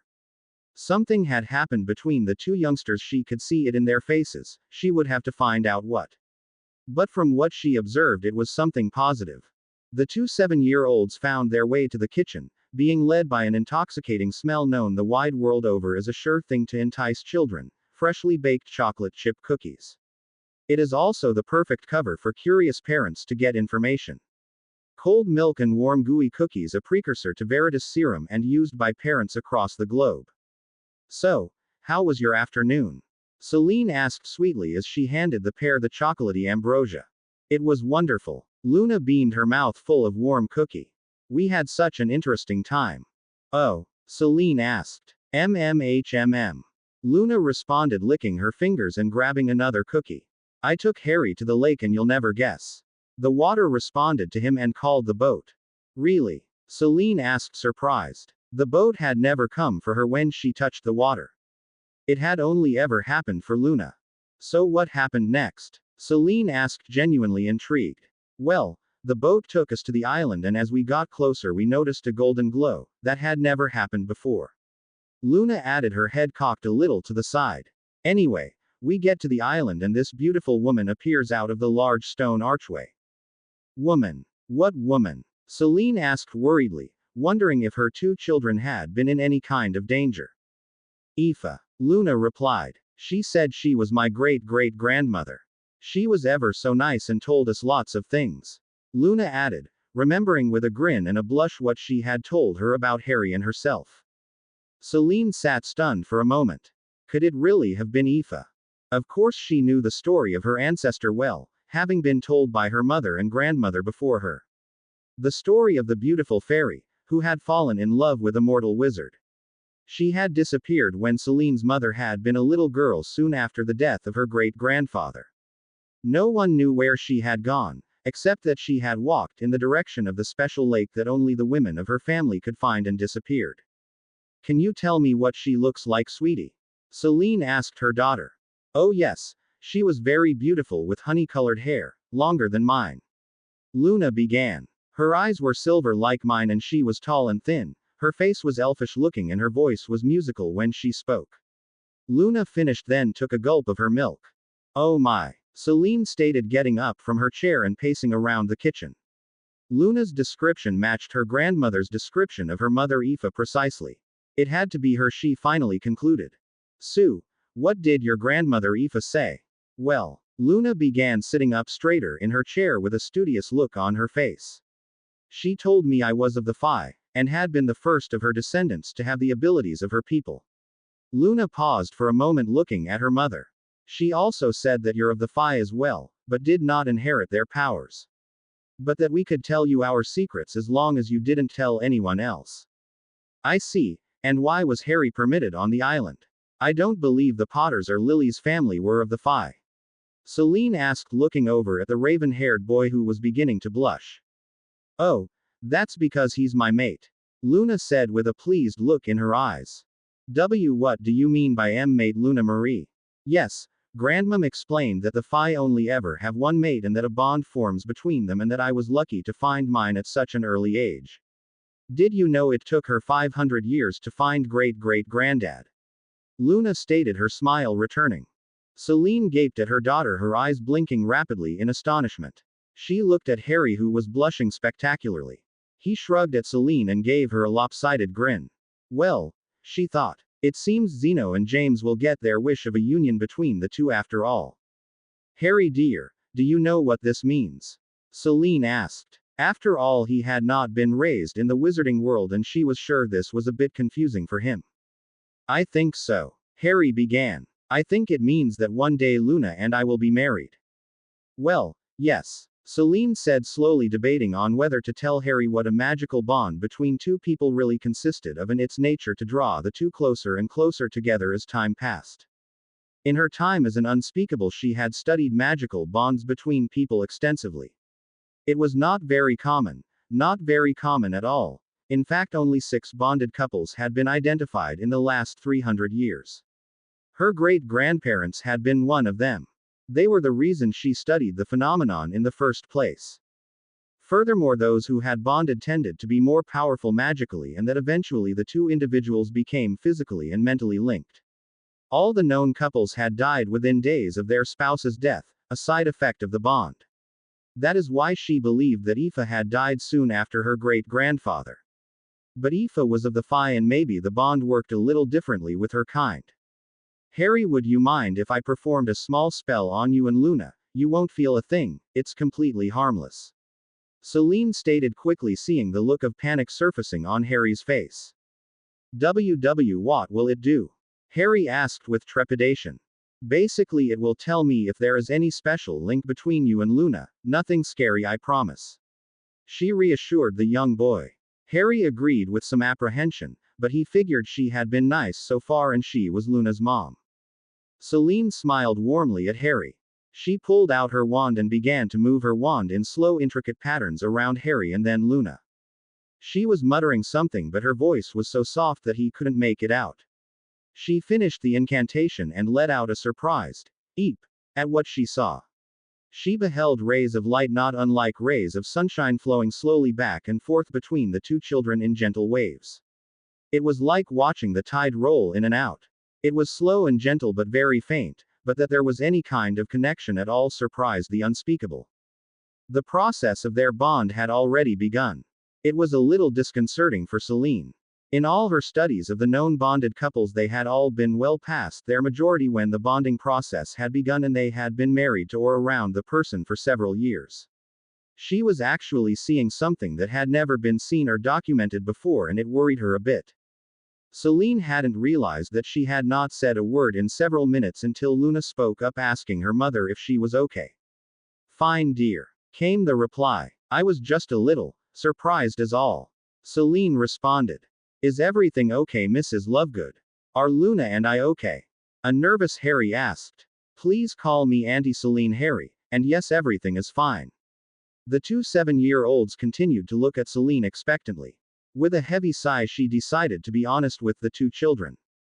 Harry, Celine began. I know this may be a personal question, but how do you feel about Luna? And what are your thoughts on what Aoife said about you and her being bonded to each other? Celine asked, blushing nearly as bad as Harry had earlier. Well, I'll like Luna a lot. I feel, I don't know, like she is somehow important to me, like I've known her my whole life and don't want to be taken away from her. Harry finished with watery eyes, his voice hitching a bit as he looked at the bee-owned girl with emotion-filled eyes. Luna sat next to him and took his hand in hers, that familiar warm feeling washing over both of them. She smiled tenderly at him and then focused back on her mother. Celine was surprised at the level of maturity in Harry's response. He was 7 years old for Merlin's sake. 7-year-olds don't think that way about other children, especially one of the opposite sex. Yet she heard the conviction in his voice and saw the depth of emotion in his eyes. She could tell that in just a short amount of time he had come to care for Luna deeply, and could tell by the look in her daughter's eyes that she saw Harry in the same light. Harry, Luna, this bond that your grandmom Aoife mentioned, well, it's complicated. You were partly right when you said that one day you and Luna would be married. But it's more than that. You've already begun to bond to each other and. Oh, I know, Luna stated, interrupting her mother. Great-grandmom already told us. The dreams that Harry and I share are a part of the bond. She said it will become stronger as we grow. And we will develop other abilities as we grow older as well. Luna shared. Oh, well, so you know that you will become more in tune with one another then. I guess so, Luna said, not quite understanding the phrase. Great-grandmom said that she will be teaching Harry and me how to develop our abilities and our bond. Luna finished. Well, that's good, sweetheart. Celine stated, smiling warmly at the two children. Oh, I almost completely forgot. Celine stated excitedly, looking at Harry. I have some wonderful news, Harry. Well, I hope you will find it wonderful. Celine beamed. What is it, Auntie? Harry asked, amused by Celine's excitement. I am officially your guardian, Harry. I just received word today that I am your one and only legal guardian in the Muggle world as well as the magical. Celine gushed. Harry sat there perplexed for a minute until he began to realize what this meant. So I won't have to go back to the Dursleys? Harry asked cautiously, hoping against hope it was true. No, dear, you will never set foot in their doorway ever again. Celine smiled. Ever? Harry asked. Ever. Celine beamed at the young boy, whose face was beginning to light up with happiness. This will be your home now if you're okay with it. Unexpectedly, Harry jumped from his seat and launched himself into his godmother's arms and began to weep. I would love to live here with you and Luna. Celine held the boy tightly as he cried joyful tears into her shoulder. Luna was smiling as well, her eyes were moist at watching the scene before her. Now, you two run along and play while I start on dinner. Severus will be joining us tonight. Oh, and Harry, I believe he is bringing something special for you. Celine hinted with a smile. Severus Snape was making his way through the twists and turns of Diagon Alley, hardly aware of the people and shops as he passed them. His mind was a flurry of thoughts and memories, of past decisions and the consequences they brought. His mind was confused, his soul was anguished, and his heart felt tight within his chest. He had been feeling this way ever since the appearance of Lily's son, Harry. What was it that brought him to this state? The most feared Hogwarts professor in recent memory was being turned upside down by the memory of Lily Evans and her orphaned son. Why should he even care about the whelp? He was no relation of his. True, he had been in love with Lily Evans, and if it wasn't for his own arrogance and stupidity, it might have been him that curried her favor and love and affection of his only true friend. But, alas, he had destroyed that hope with a muttered word spoken in anger, Mudblood.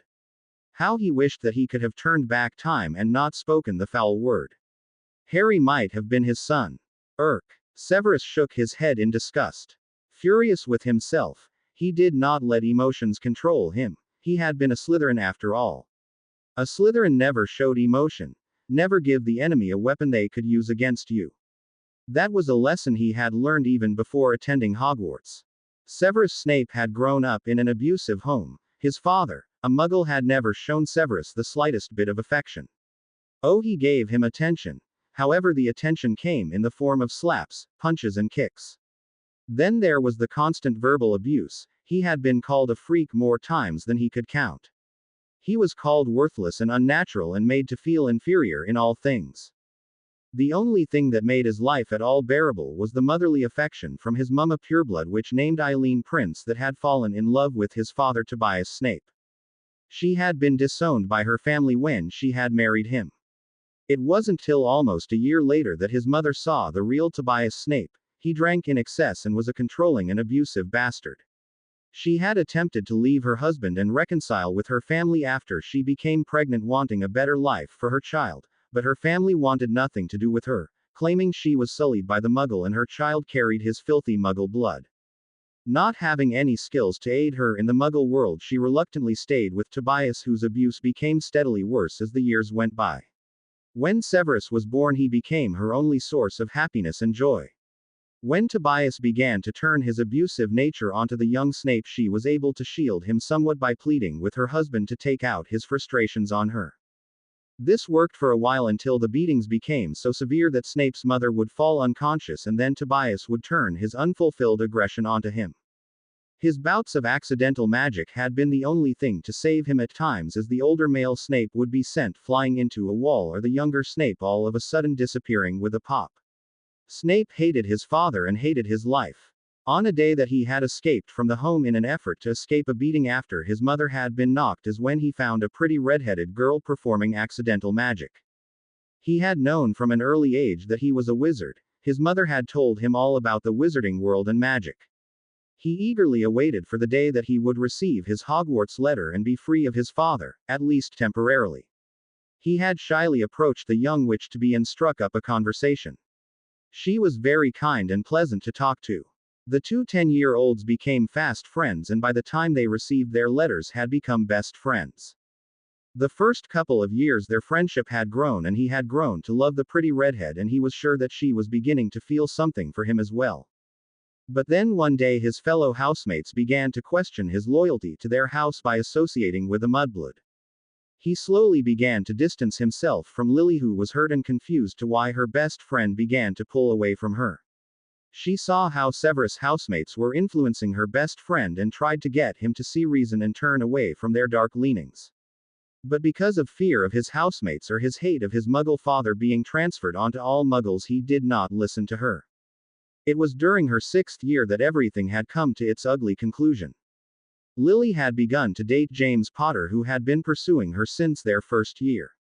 She had never given the prankster the time of day, seeing him as a bully and a pureblood prima donna. But during their 5th year he had made an effort to change, and by the middle of their 6th year had indeed proven to her that he had changed and was ready to be serious about a real relationship with her. Eventually she had fallen in love with the Potter heir. Seeing that Lily had now taken up with his most bitter rival, he saw her as a traitor to their friendship. So out of anger and petty jealousy he called her a worthless mudblood in the school courtyard when she had come to his defense. The look in her eyes that day still haunts his memory. The betrayal and hurt were so obvious, yet he did nothing to try and take back those words. He merely stalked off, regret filling his heart the moment he did. He would spend the rest of his life wondering what if he had listened to Lily, what if their friendship had continued to grow and strengthen. Would it have been him that would have won her heart and be the father of her children? Was it this last thought, he wondered, that brought him to Diagon Alley? He had bought several art pads and utensils for the small boy, paints and charcoal, pencils and brushes. Could Harry have been his? Or maybe he was just seeking redemption of a sort. Since that day that he received a frantic Flo call in the hospital wing from Celine Lovegood and saw the dark-haired boy, his mind was a jumble of emotions. He knew immediately who the boy was. How could he not? He saw that face for 7 years while he was a student at Hogwarts. That was the face of his tormentor, the face of the one who stole Lily, his greatest rival, the arrogant, perfect James Potter. He wanted to hate the boy for reminding him of what he had suffered through and for what he had lost. He wanted to exact all the revenge on to the small boy, the revenge that he had been denied in his youth. But as he looked down on the small boy and saw the evidence of abuse, the marks on his back and legs, the look of a child who had been starved. And then there were his eyes, Lily's eyes, but they lacked the sparkle and warmth that Lily's had. In their place was fear and defeat. He had been broken. His relatives had stolen the life that should be in them. This was not James Potter. This was not a spoiled and pampered child. This was a child like unto himself. And there it was, a connection of sorts, a common thread that they both shared. They had both suffered at the hands of those who should have loved and protected them. Severus began to see in Harry echoes of his own childhood. The pain from his early years had twisted Severus into becoming something that he loathed to look at in the mirror. He did not want this for Lily's son, not Lily's son. With quiet resolution, he vowed to protect the son of his first love, and give him whatever he needed to become the man that Lily would have wanted him to become, and the man that Severus himself wanted to be. With his newfound resolve, he entered the leaky cauldron and made his way to the flow, tossing in some flow powder. He called out, "The rookery." He had a dinner appointment to get to and a young boy he wanted to get to know better. The scene at the rookery was one of simple domestic tranquility. The sun was sinking in the distant horizon and was now draping the landscape in warm orange and magenta colors. A slight breeze flowed through the meadow and the ancient forest that surrounded the simple Lovegood home, offering its cool temperatures from the heat of the day. The many species of birds were beginning to nest down for the evening, while their avian cousins the owls were just stirring, readying themselves for a night of hunting. The other woodland creatures were also beginning to stir and move from their places of refuge that kept them protected and out of sight during the day.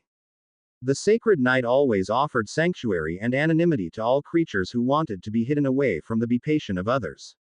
It had been thus since the dawn of time.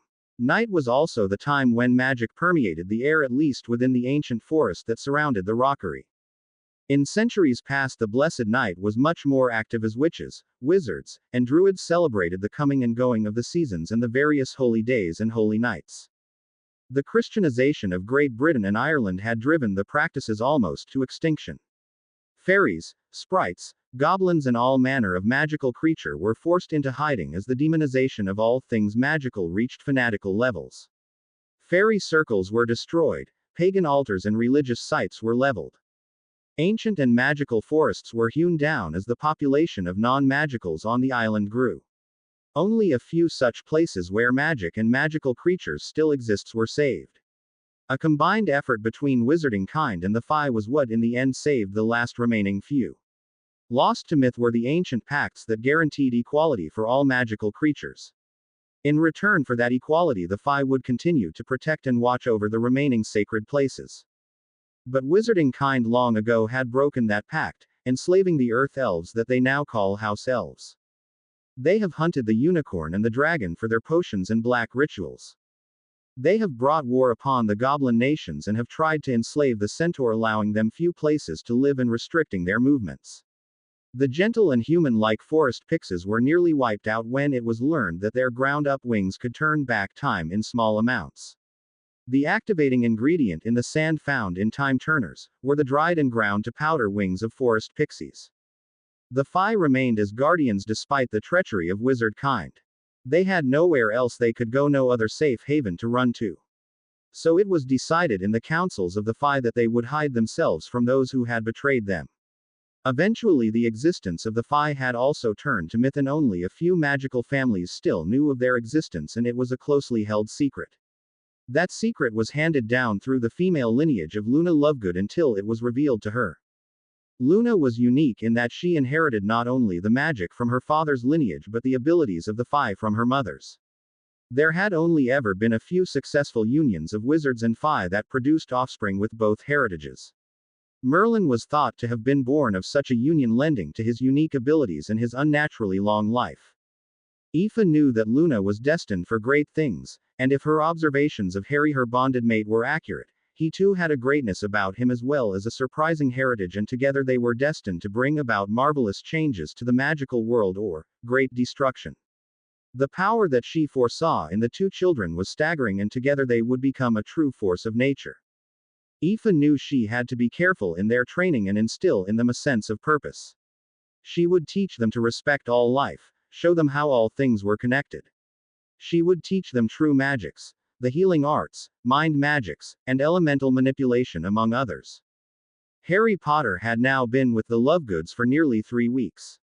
During that time he and Luna had visited Aoife almost every day from sun up to sundown. The first few days Aoife had explained to the two children about the bond that had formed between them and how it would affect them. There were many benefits that the bond offered, but it also had its drawbacks as well. She explained that the bond would take several years to mature and finally settle. The bond offered a sharing of thought and a connection to each other's subconscious. A sharing of magical abilities could occur depending on the strength of their bond. Luna's ability to dream shift or to enter someone's dreams had already begun to manifest itself within Harry. They could not yet manipulate the dreams at least very much, but it was something that Aoife warned them about. Dreams can be a powerful medium to influence others. Aoife had warned. To create a blissful dream or a hellish nightmare would one day be within your power, my children. I ask you to be mindful of this ability and not abuse it. Aoife strongly counseled the pair. Harry and Luna promised the woodland fairy, Harry had learned, that they would be careful. Today Harry and Luna would be learning how to read auras and discern someone's intentions by the colors and patterns they saw within their unique aura. The two children sat crossed-legged on the soft mossy ground of Aoife's island, their undivided attention completely focused on the beautiful immortal. Every living creature has a life force. Aoife began. That force or energy flows from every cell of their body. Life itself creates it. Some will call it their spirit or spiritual essence given to them by some greater power. Others of not so ethereal beliefs will call it electrical and or chemical impulses.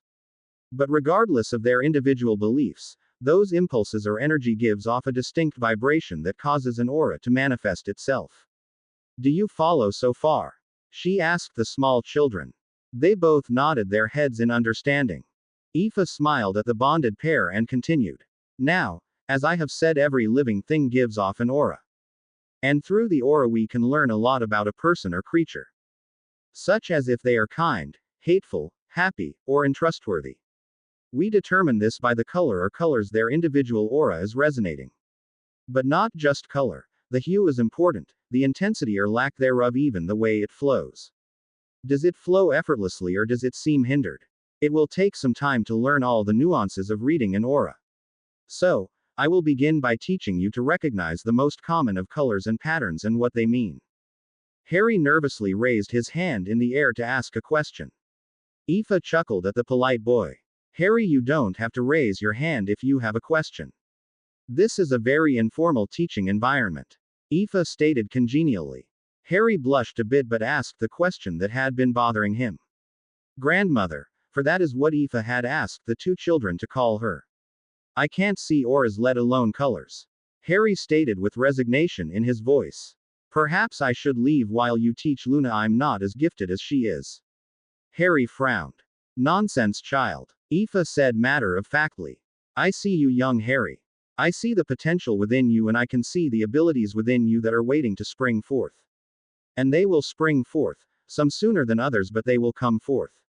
She gently lifted Harry's chin to look into her eyes. Within you, Harry, I see magical potential that has not been seen in wizarding kind in millennia. You will become a great wizard, Harry, and I foresee many great wizards coming from your bloodline. Aoife cast a quick glance at Luna and gave her a quick wink before returning to look at Harry. All you need, sweet boy, is an open mind and a willingness to learn, and you will be surprised at how gifted you truly are. Aoife smiled warmly at the young boy. Harry nodded and sat back down next to Luna, who immediately grabbed his hand and gave it a warm squeeze. Let's start then. Harry, I want you to turn and face Luna. Now look at Luna and tell me what you see. I see Luna. Harry asked, a little unsure as to what he was supposed to see. Aoife chuckled. Well, yes, but I want you to really look at her, and yet at the same time look through her, around her, and within her. Let your magic be your guide. Focus it on the essence of Luna. Harry continued to struggle with the concept and was beginning to think he would never be able to get it. But Aoife was patient and continued to encourage him. Luna also continued to encourage him and would tell him how sure she was that he would get it. Harry had been working at it for almost 2 straight hours and was quickly tiring. Harry brought his hands up to his eyes, rubbing them in slight frustration and slight fatigue. He dropped his hands back into his lap, his eyes half closed and unfocused. He lifted his head, his eyes still unfocused and relaxed, not staring at anything in particular. He turned toward Luna and then he saw it. It was a slight rosy color with a hint of light green. But as soon as he tried to focus on what he had seen, it was gone. I saw something, he blurted out. But it disappeared. He cried out in frustration. Aoife was smiling widely as she placed a comforting hand on Harry's shoulder. What did you see, Harry? She asked softly. It looked like a halo of pink and maybe green around Luna's head and shoulders. Harry said, trying to describe what he saw. Good, good. That's wonderful, Harry. Aoife congratulated him. But I lost it. I can't see it anymore. Harry whined. Relax, Harry, you'll find it again. Just repeat what you did before, and it will come back to you. Try again. Aoife gently encouraged. Okay. Harry said to himself. What did I do that was different? Well, I rubbed my eyes. Oh, that's just stupid. I rub my eyes all the time and I've never seen auras before. Then what? Well, I really wasn't trying to see anything. I just relaxed my eyes and looked at Luna. Harry faced Luna once more. The bee owned, giving him an encouraging smile, her eyes twinkling merrily. He took a deep breath, trying to clear his thoughts. He allowed his facial features to slacken and relaxed the muscles around his eyes. Slowly his eyelids opened and before him was the most beautiful display of color he had ever seen. Luna glowed. A mild green color seemed to glow and lay just above her skin, encompassing her whole body. Above the green, a vibrant pink surrounded her in its warmth. Harry sensed a feeling of joy and happiness. Other colors seemed to dance around her as well.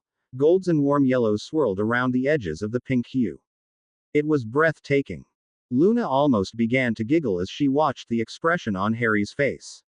His eyes seemed to glaze over and he had a kind of vacant expression on his face. His head would tilt from side to side as if he were seeing something only visible to him. Beautiful. He whispered in awe. Luna blushed a bit as Harry continued to look at her. A gentle hand on Harry's shoulder shook him out of his trance. He blinked hard several times, his eyes screaming for moisture. Harry then was able to focus his eyes on the smiling face of Aoife. Well done, Harry, she said with obvious pride in her voice. You figured out how to do it all on your own. I knew you could do it, she stated. Harry could only smile at his teacher, his excitement ready to burst from his body. The lesson soon continued as Luna took her turn. Luna seemed to be a natural at seeing auras, as it took her merely moments to see Harry's. Harry's aura had gold and purple of various hues that stood out prominently above an aura of pure white that hovered just above his skin, like the green around Luna's. Luna also saw what appeared to be a faint shaded aura that did seem to fit with his aura's natural flow but seemed to move to its own rhythm and flow. Luna asked Aoife about the white aura, but the ancient fairy would only give an enigmatic smile and not answer. When asked about the shaded aura, Aoife's face tightened. It is not of Harry but something foreign that has leached onto him. I will have to bring this up to the other elders to see if anything can be done about it, Aoife stated, but smiled at the two reassuringly.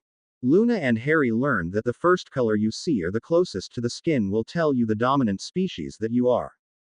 Aoife explained that the mild green that surrounded Luna identified her as of the Fae.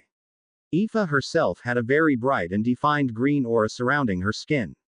Most wizards and witches had a distinct orange hue around their skin, and muggles had a very pale orange.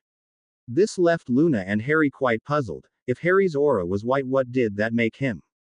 Again, Aoife offered no explanation except that one day it would be revealed to him. The two 7-year-olds spent the rest of their day discovering the vast number of auras that surrounded them. They were taught the differences between the auras of animals and plants. They learned the difference in auras between the fairies, dryads and pixies, and those of the unicorns, hippogriffs and many other creatures, magical and mundane.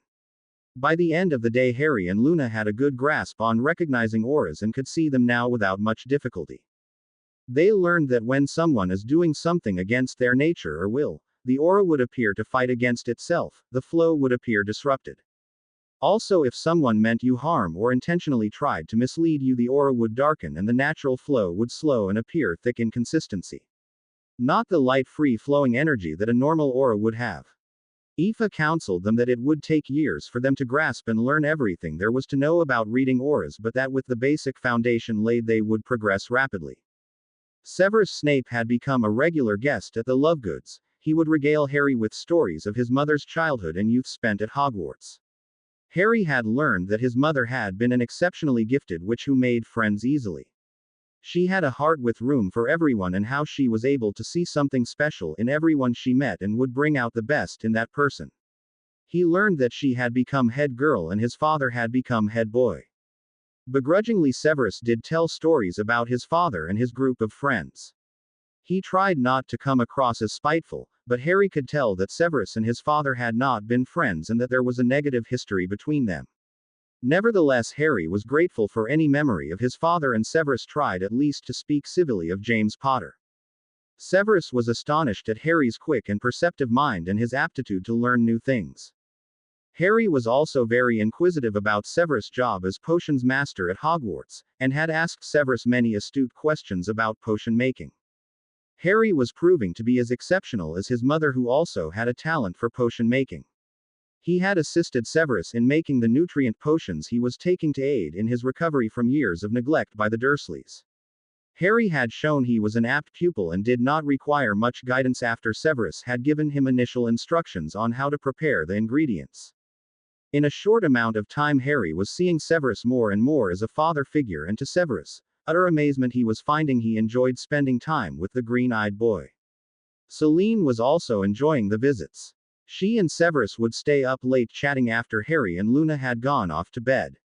The sparks of a comfortable relationship between the two began to spring into life, but neither was under any illusion that something more might later develop. They were both guarded and private people, and they both would take a wait-and-see approach to see where this friendship might lead.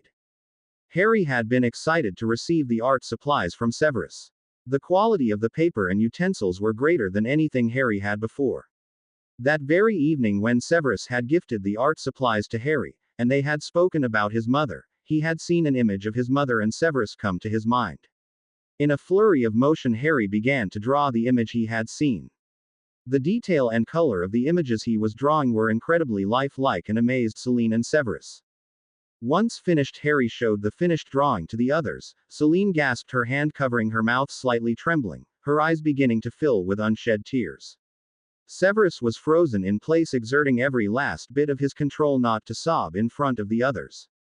The image depicted 3 people, 2 girls and 1 boy. One girl had long owned hair that fell in ringlets over her left shoulder in front of her. Her eyes were a bright expressive silver. The boy had medium-length straight black hair that obscured half of his face and shiny beetle black eyes. The other girl, who was between the other 2 with her arms linked with the arms of the other 2, had long vibrant red hair and the most startling green eyes. The trio were all wearing Hogwarts robes and appeared to be about 12 or 13 years of age. They each were smiling happily and their eyes full of joy. Behind them was A.S. Arlet's steam engine with smoke and steam billowing out of it and surrounding it like low flying clouds. There were shadows and outlines of other people walking around the platform next to the steam engine. To both Celine and Severus, it was like a snapshot into their past. They both recognized themselves in Lily. This was how they looked as they were about to begin their second year at Hogwarts. Harry, seeing the reaction of the 2 adults, began to worry that he somehow offended them, and began to apologize for the drawing. It was Harry's heart-wrenching apologies that woke the 2 adults from their reminiscing. Celine fell out of her chair and scooped Harry up in a tight hug as a few stray tears land on Harry's cheek. Harry, Celine began her words soft and emotion-filled. It is a wonderful, wonderful drawing. She breathed. Then why are you crying? Harry asked, confused. Because, my sweet boy. Celine paused, taking a deep breath and then exhaling quickly. You brought back to our memories a piece of our lives, she said, looking and nodding at Severus and then back to Harry. That was so very special. Your mother was my and Severus' best friend, and seeing this wonderful life-like picture is just overwhelming. All Severus could do was nod at Celine's comments, too afraid that he would lose all composure if he opened his mouth to speak. Then you like it? Harry asked innocently. Celine nodded fervently. Oh my yes, yes Harry. We like it very much. Celine said, then hugged him tightly to her again. You have a remarkable gift, Harry, Severus quietly said, speaking for the first time. I thank you, Harry. Severus hoarsely stated before getting up quickly and making his way to the kitchen. Luna noticed a single tear streaking down the side of his face as he walked by her. How did you do this, Harry? Celine asked the young boy. Is it like a vision or a memory? How is it you can see something that happened before you were ever born? Celine asked warmly. Harry looked at her and just shrugged his shoulders. I don't know really. Harry began. Just sometimes I'll be thinking about something or listening to something and I just see things. Harry looked down at his hands in his lap, his face scrunched up in thought. With Uncle Severus, it was when he was telling me stories about Mum when the images kind of came into my head. I remember thinking about the friendship you and Uncle Sev had with Mum, and then all of a sudden I was standing on this train platform looking at the three of you. That's when I just started drawing. Harry finished shrugging his shoulders again. Celine smiled and ruffled Harry's hair and then kissed him on the forehead. You truly have an amazing gift, Harry. Well, we'll need a nice frame for that drawing of yours and we'll hang it here in the family room. What do you think? Celine asked the raven-haired boy, who smiled widely. That would be brilliant, Harry replied earnestly, feeling relieved that he had not offended his godmother or Severus. Celine approached the stoic-looking Severus, who was gazing unseeingly through the kitchen window. She gently placed a hand on his shoulder. He started but then immediately relaxed. The detail was amazing, wasn't it? Severus said without turning to look at Celine. It truly was, Celine answered, sighing heavily. She stood next to Severus and began to gaze out the same window. Neither spoke for the next few minutes, each lost in their own thoughts and memories. Severus finally broke the silence.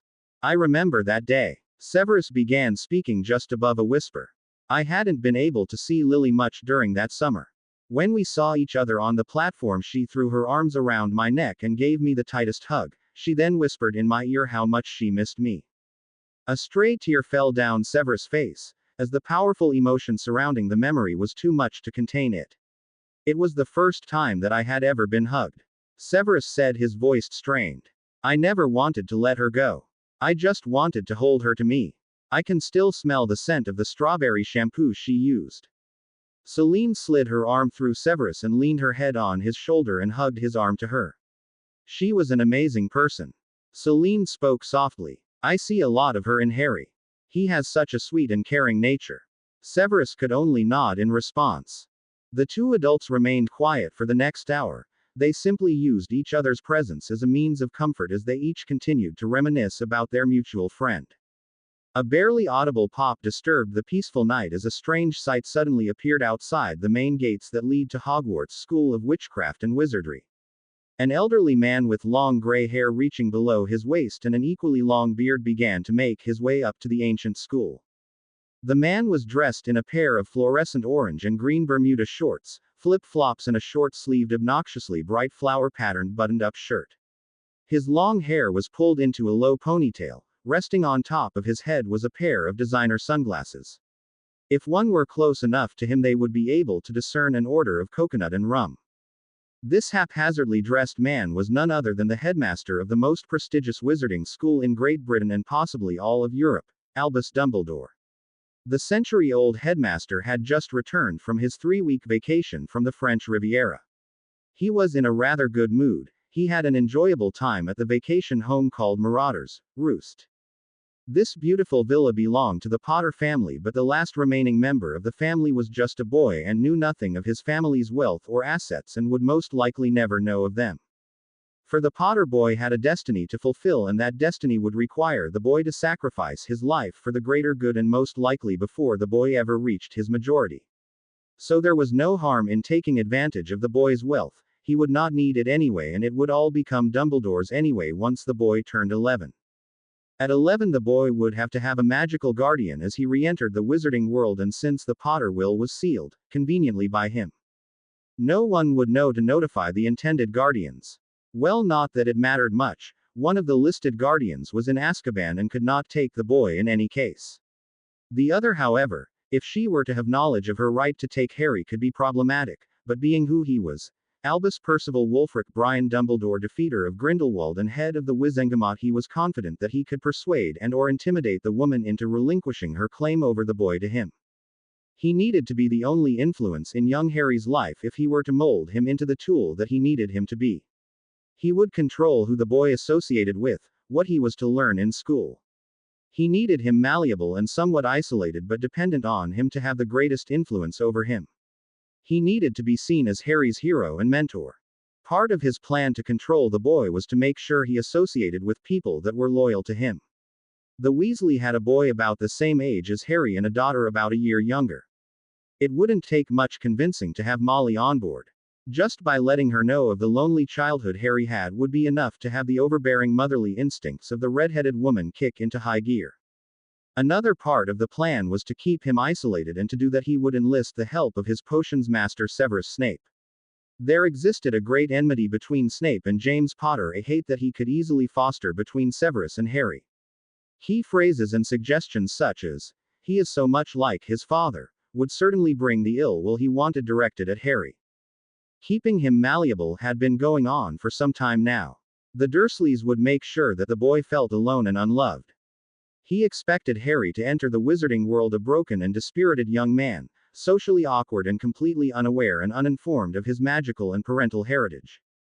Dumbledore didn't feel that what he was doing and planned to do was in any way wrong. After all, was it not a firmly held belief that the needs of the many outweigh the needs of the one? The sacrifice of one boy was insignificant to the greater good. In this case, at least in the old headmaster's mind, the ends did justify the means. So it was a little disconcerting to the old manipulator that the instruments that monitored the wards on Privet Drive and those that monitored Harry himself had all stopped functioning. He began to cast every diagnostic spell he could think of on his instruments to determine if they had just stopped working on their own. He tried numerous times to reactivate them without success. Sighing in frustration, he decided he would have to go to number 4 Privet Drive and discover for himself what was going on. With a wave of his wand, he transfigured the muggle attire he was wearing to an equally outlandishly colored wizard's robe. He then hurriedly made his way to the front gates of Hogwarts once more. With a louder than normal crack of apparition, this time he dissipated into the night. Vernon and Petunia Dursley were sitting in their pristine-looking family room. A man the size of a small humpback whale was sitting in a large overstuffed recliner watching the evening news.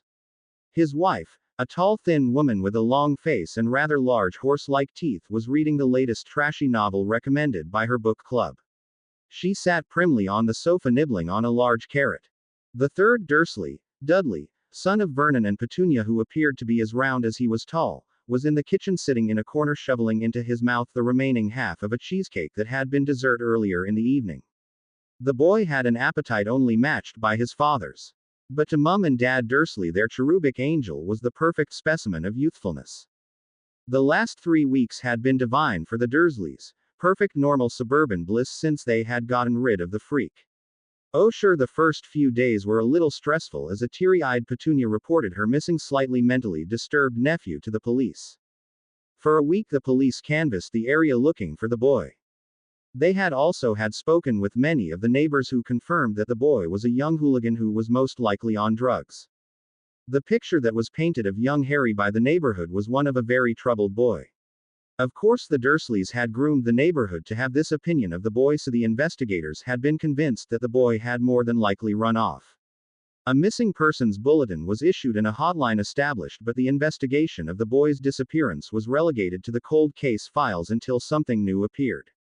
And so it was that the Dursley household was enjoying a normal evening with their normal family, that was until their quiet, normal evening was rudely disturbed by the ringing of the doorbell. Now who on earth could that be at this time of night? Vernon Dursley bristled. If it is a bloody solicitor, I swear all language, Vernon. Petunia mildly scolded the large man. You don't want sweet Duddykins to hear that kind of vernacular, do you? His wife finished getting up from the sofa and moving to the front door. Vernon just grumbled something unintelligible. Petunia opened the door to deal with the late-night intruder into their domestic tranquility. Her eyes immediately shot open in a mix of surprise and fear. She stared at the ancient-looking bearded man who was wearing green and purple robes that reminded her of a dinosaur from a children's program. Ah, Mrs. Dursley, or may I call you Petunia? The old man said, his eyes twinkling merrily.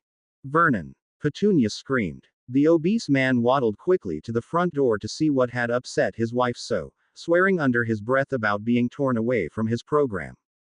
Now what seems to be the prob? Vernon stopped dead in his tracks as he saw the tall, weird-looking freak. Mr. Dursley, I presume. I was wondering if I might have a chat with young Harry, if I may.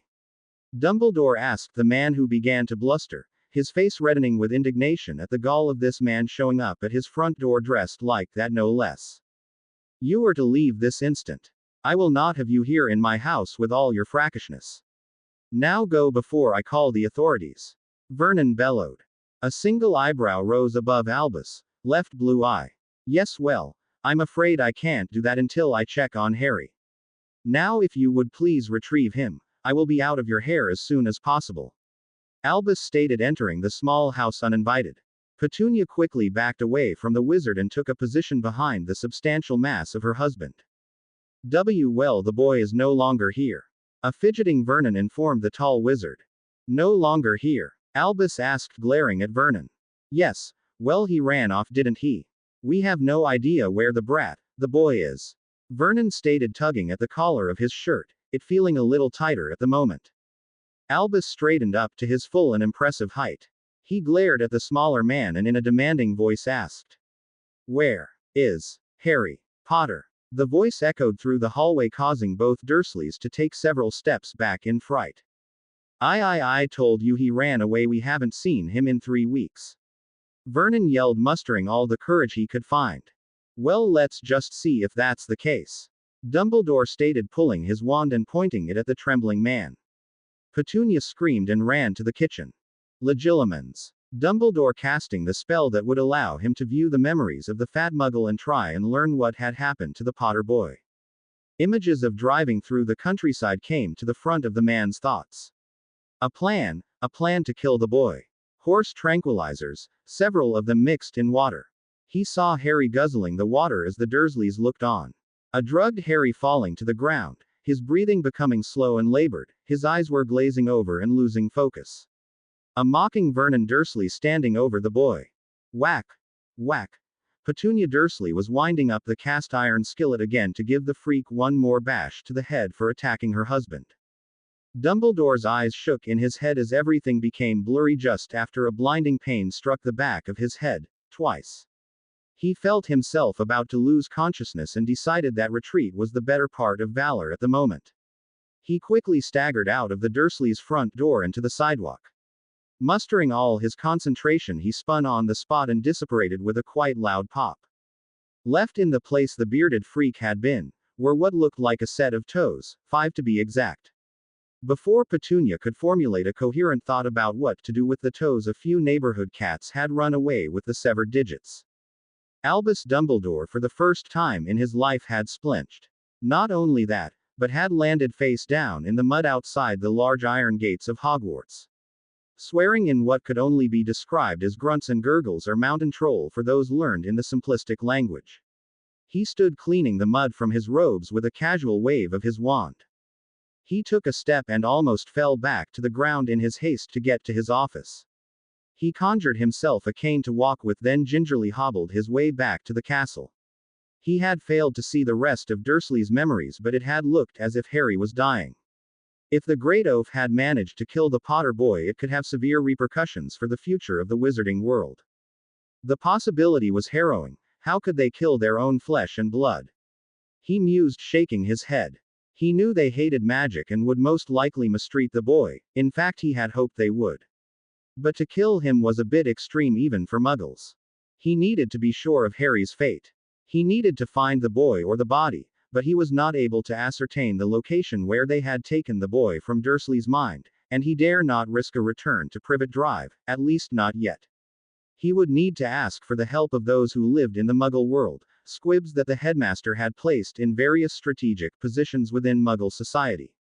Harry Potter lay in his bed with his owned bond mate. Luna refused to sleep in her own bed since Harry's arrival, not wanting to be separated from her first friend.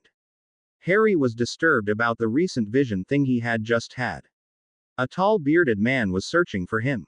The man seemed angry and wanted to find Harry desperately.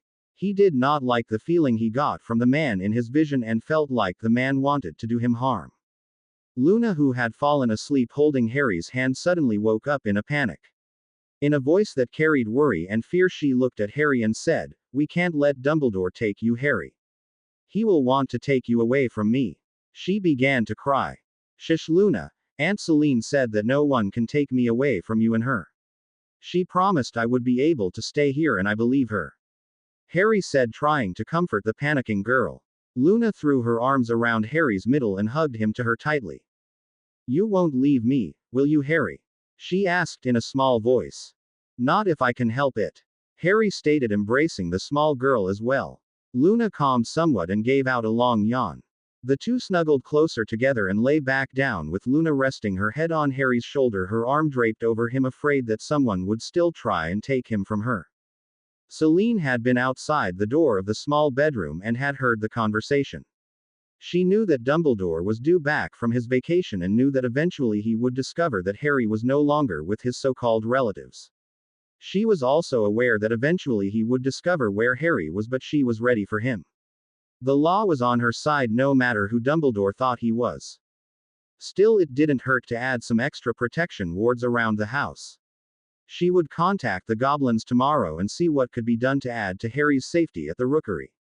She would also make a flow call to Severus. If anything, he might be able to warn her if the headmaster figures out Harry's location and give her time to prepare. A pair of silver eyes stared at a large rune-covered stone basin that was filled with some kind of luminescent liquid that showed an image of a small bedroom and two young children that were snuggled tightly against one another. Aoife smiled warmly at the sight as she looked upon her grandchildren. Her smile waned a little as she too was able to watch Harry's vision. She would protect her precious little ones as well. She would not let Dumbledore interfere with their developing bond. At her unspoken command, 4 fairies the size of a small hummingbird flew to her. You 4 are the guards of my little ones. Keep out of sight. Only reveal yourselves to Luna and Harry if it is a necessity for their protection. Set up our own wards around their home. Dumbledore is not the only threat that I have seen in vision. I'm afraid my little ones will face trials earlier than I had expected. Go. You have your charge. Aoife ordered the tiny winged creatures, who flew at once to protect the children of their mistress. Dumbledore was sitting at the desk in the office of the headmaster of the prestigious Hogwarts School of Witchcraft and Wizardry. Gazing out his window, he began for the first time in his considerably long life to question his own actions and decisions, well, that is in regards to one Harry Potter. It had been so clear all those years ago. The prophecy and Voldemort had marked the Potter boy as the one with the ability to defeat the Dark Lord. Even before the attack at Godric's Hollow, he knew that the boy would need to be guided to face his destiny.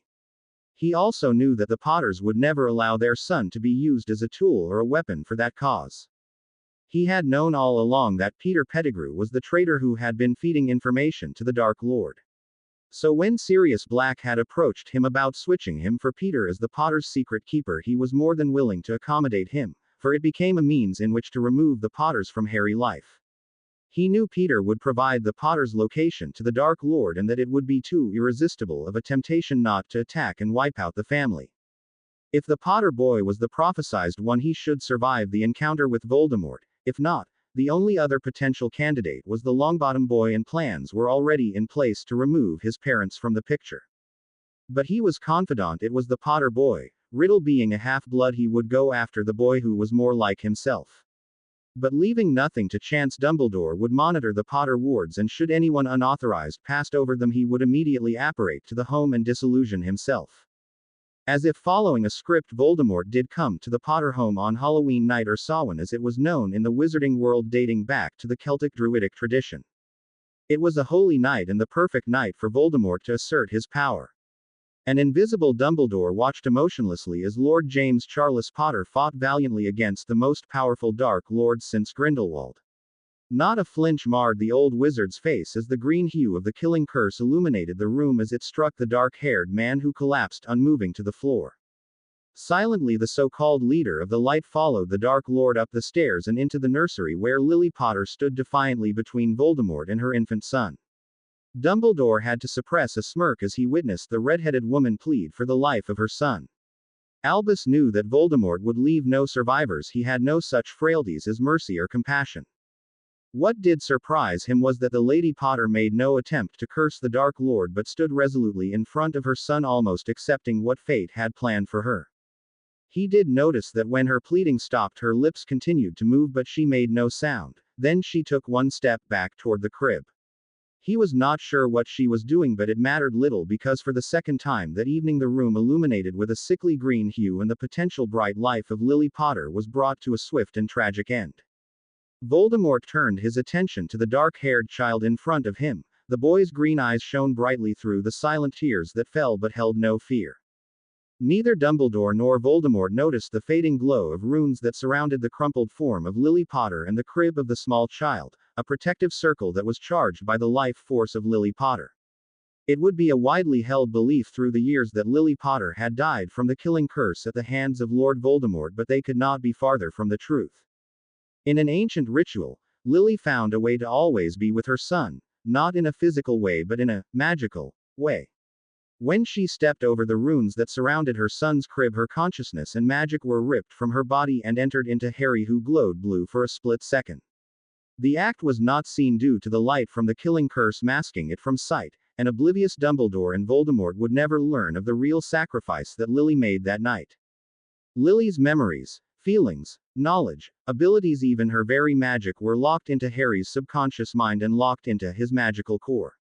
The ritual magic would hold in stasis all these things and would be open to him little by little as he grew and his magic matured. To have a complete awareness of his mother's life and magic would be traumatic if not fatal for her infant son. But by the time he reached his magical maturity, it will have been completely open to him. With a smirk on his lips, the Dark Lord cast for the third time the killing curse at a Potter. Dumbledore watched with great anticipation to learn if his assumptions about the boy were correct. The curse struck the boy in the head, and immediately a backlash of incredible magic rebounded on the Dark Lord, vaporizing the body of the most feared wizard in a generation. Dumbledore was only spared because the shock wave had sent him flying out of the nursery, avoiding the rebounded curse. Dumbledore re-entered the room just in time to see a dark mist coalesce above the ashes of what was once Tom Riddle and then disappeared in a rush to the night air through an exposed section of exterior wall. The magical explosion had destroyed most of the nursery and surrounding rooms. The infant Harry, however, seemed unhurt but for a lightning bolt scar above his right eye. Dumbledore drew his wand to cast a diagnostic spell over the scar. What he found was dark magic leaking from the scar. He incorrectly assumed that a piece of the Dark Lord's soul had attached itself to the small child. If he had checked the scar a few days later, he would have discovered that the darkness was completely gone. Lily's magic within Harry had purged the darkness that had tried to leach itself to boy. Although the scar remained, Harry's magical core and his very soul were still pure. What did remain after the attack was something unexpected. A latent ability that had actually come from his mother's lineage had been activated. Lily had always had great instincts or intuition about things happening around her or to people she loved. She had known that something terrible was going to happen to her and James, which is why she had planned ahead, making Celine Lovegood Harry's godmother and providing her with an official copy of her and James's will. Her instincts told her that Albus was not the man he pretended to be. He was self-serving and untrustworthy. James, on the other hand, trusted Dumbledore implicitly, and no matter Lily's objection, he decided to trust Dumbledore with the safety of his family. The manipulative old man's reminiscing was interrupted by a knock on his door. "Enter," Dumbledore commanded. "Albus." "Alistair." "Mad Eye," Moody stated with his gravelly voice. "Ah, Alistair, come in, come in. I hope you bring me some good news. I could use some. Somehow it has been leaked that the Potter boy is missing and the minister is demanding to know details," Dumbledore stated, rubbing his brow with both hands in exasperation.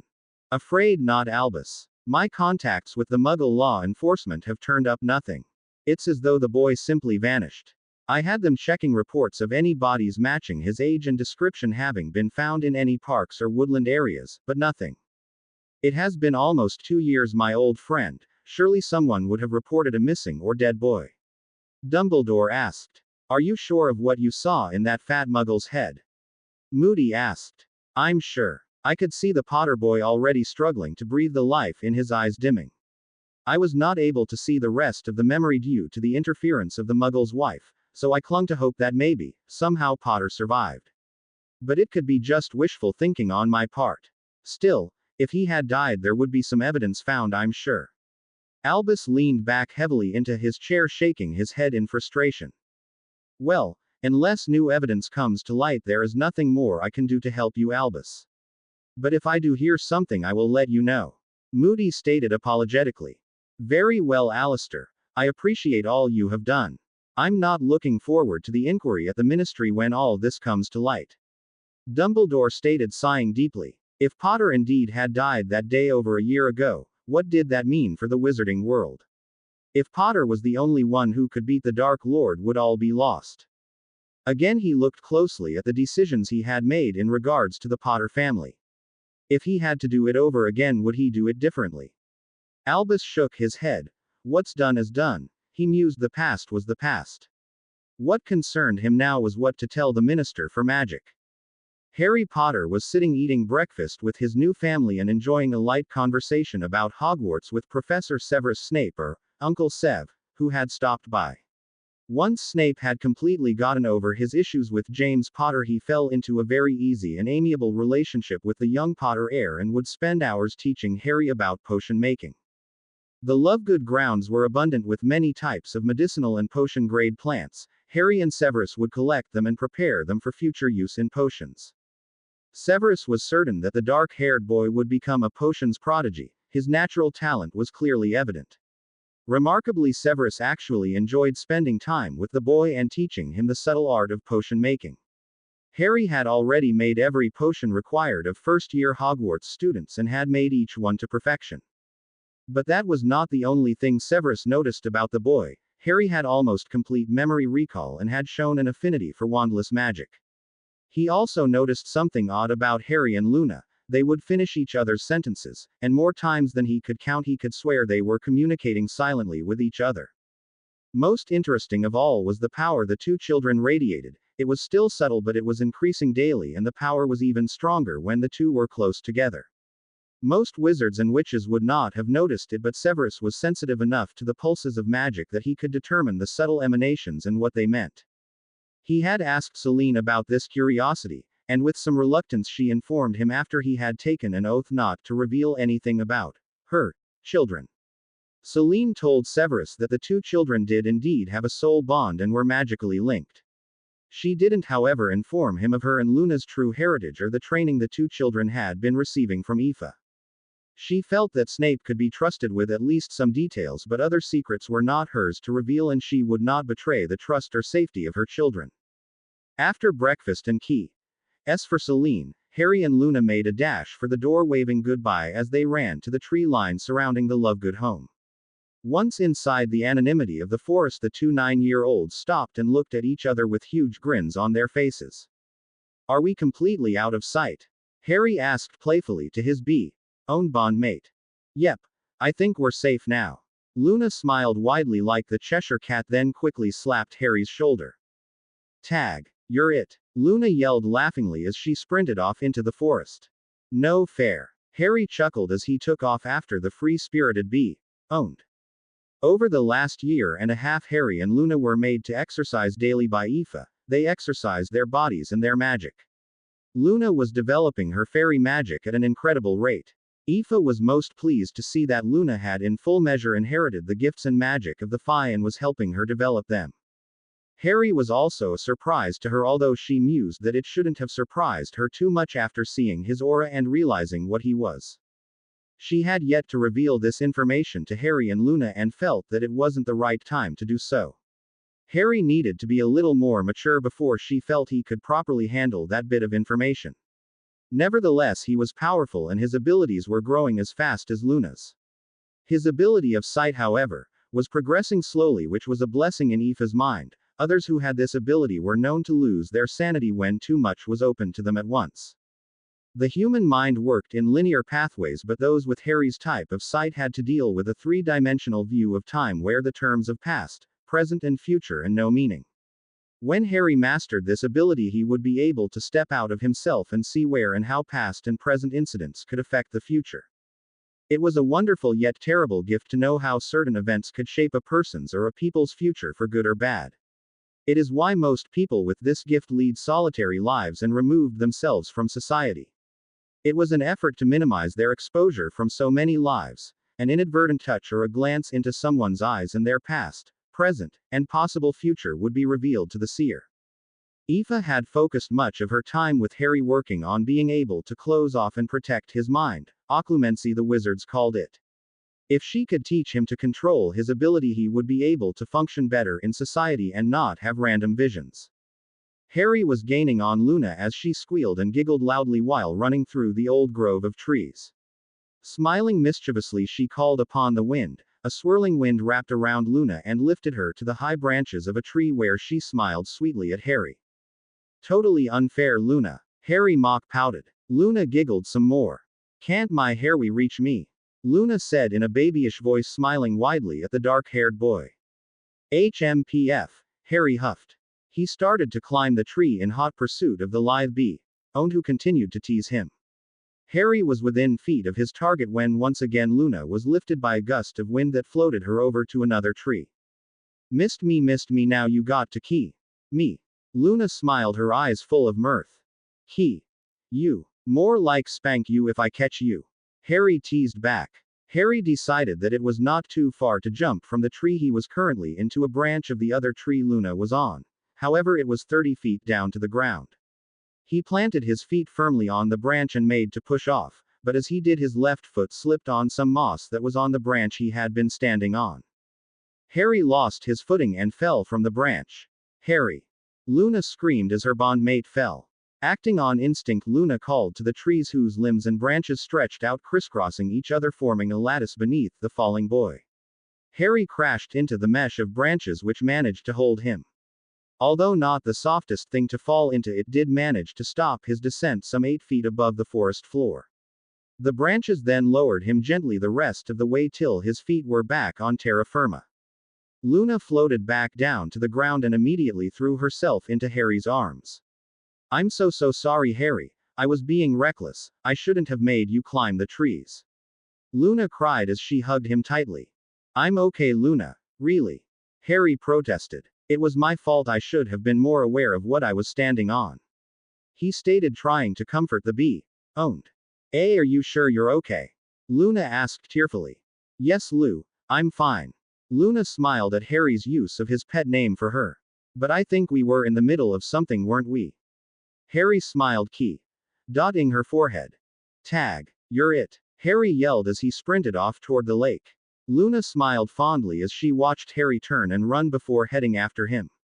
This time Harry was using wandless magic to kick up large piles of leaves and banishing them toward Luna as he continued to run. Unbeknownst to the two youngsters, a pair of menacing red eyes had been watching the pair playing, a low growl emanating from within the beast. They were so close, he could have taken them now, but he had to wait for the fall solstice. He had to take her on the night the girl turned 10. It was then she would come into her full heritage and the gift could be taken from her. She undoubtedly would give it to the boy, but he would not allow that to happen. He slunk back into the thick vegetation and moved silently and parallel to the two. He would continue to keep a close eye on them until the time was right to take her. 4 sets of tiny eyes remained hidden and motionless as the creature sank back into the undergrowth. The 4 small guardians frowned at each other worriedly. It had been almost 200 years since the beast was last heard from, and now it seemed it had its eyes on the human hybrid that was little Luna. Their mistress would need to be informed. Harry and Luna had made it to the small island where they found Aoife patiently waiting for them. Aoife smiled warmly at her grandchildren as they approached her and then sat on the ground crossed-legged waiting for their grandmother's lesson for the day. Today I'm going to give you a bit of our history, Luna. As you are quickly reaching a milestone of our kind, it is important that I explain a few of our unique abilities.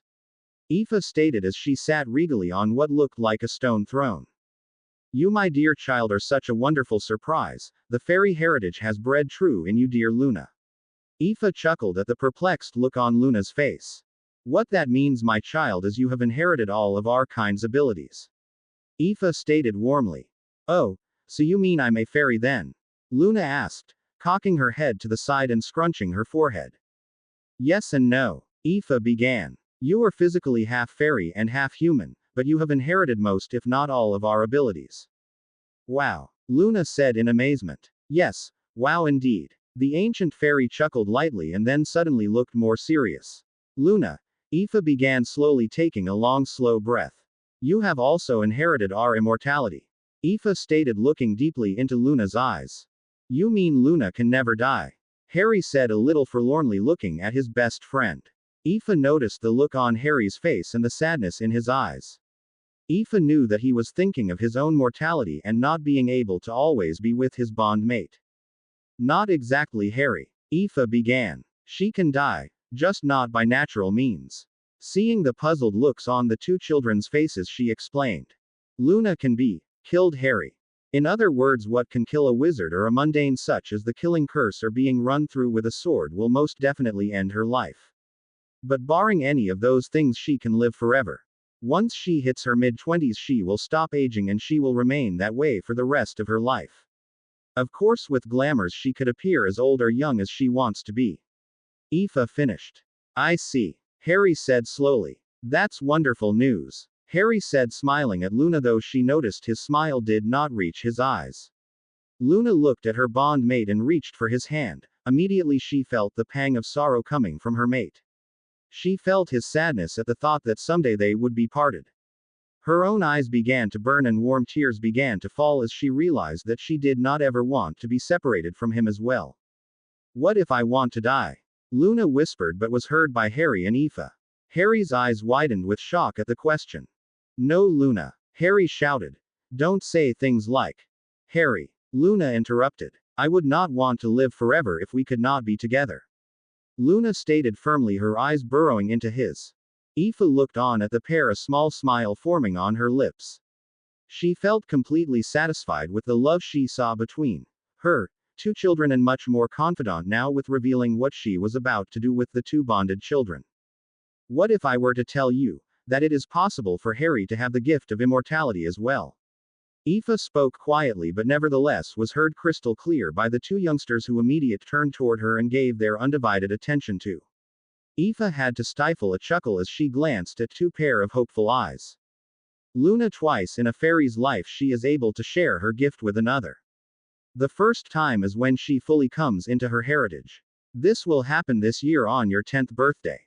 Luna's eyes widened in hopeful surprise. The other is when you reach your adulthood. So when I turn 17 then? Luna asked. No, sweetheart. A fairy does not reach their adulthood until they turn 100. Aoife said. 100. Gasped Luna and Harry at the same time. Aoife chuckled at the pair. Yes, 100. However, you will still reach your majority in the wizarding world when you turn 17. Aoife consoled them. So how do I give Harry this gift? Luna asked. Well, first he must want to have it, Aoife stated, looking inquisitively at Harry. Luna turned to him with hopeful eyes. I would be honored to accept the gift, Harry said warmly, taking Luna's hand in his. Well then, there is a ritual that must be performed on Luna's birthday. When the moon reaches its zenith in the night sky, Luna will be able to call her gift forward.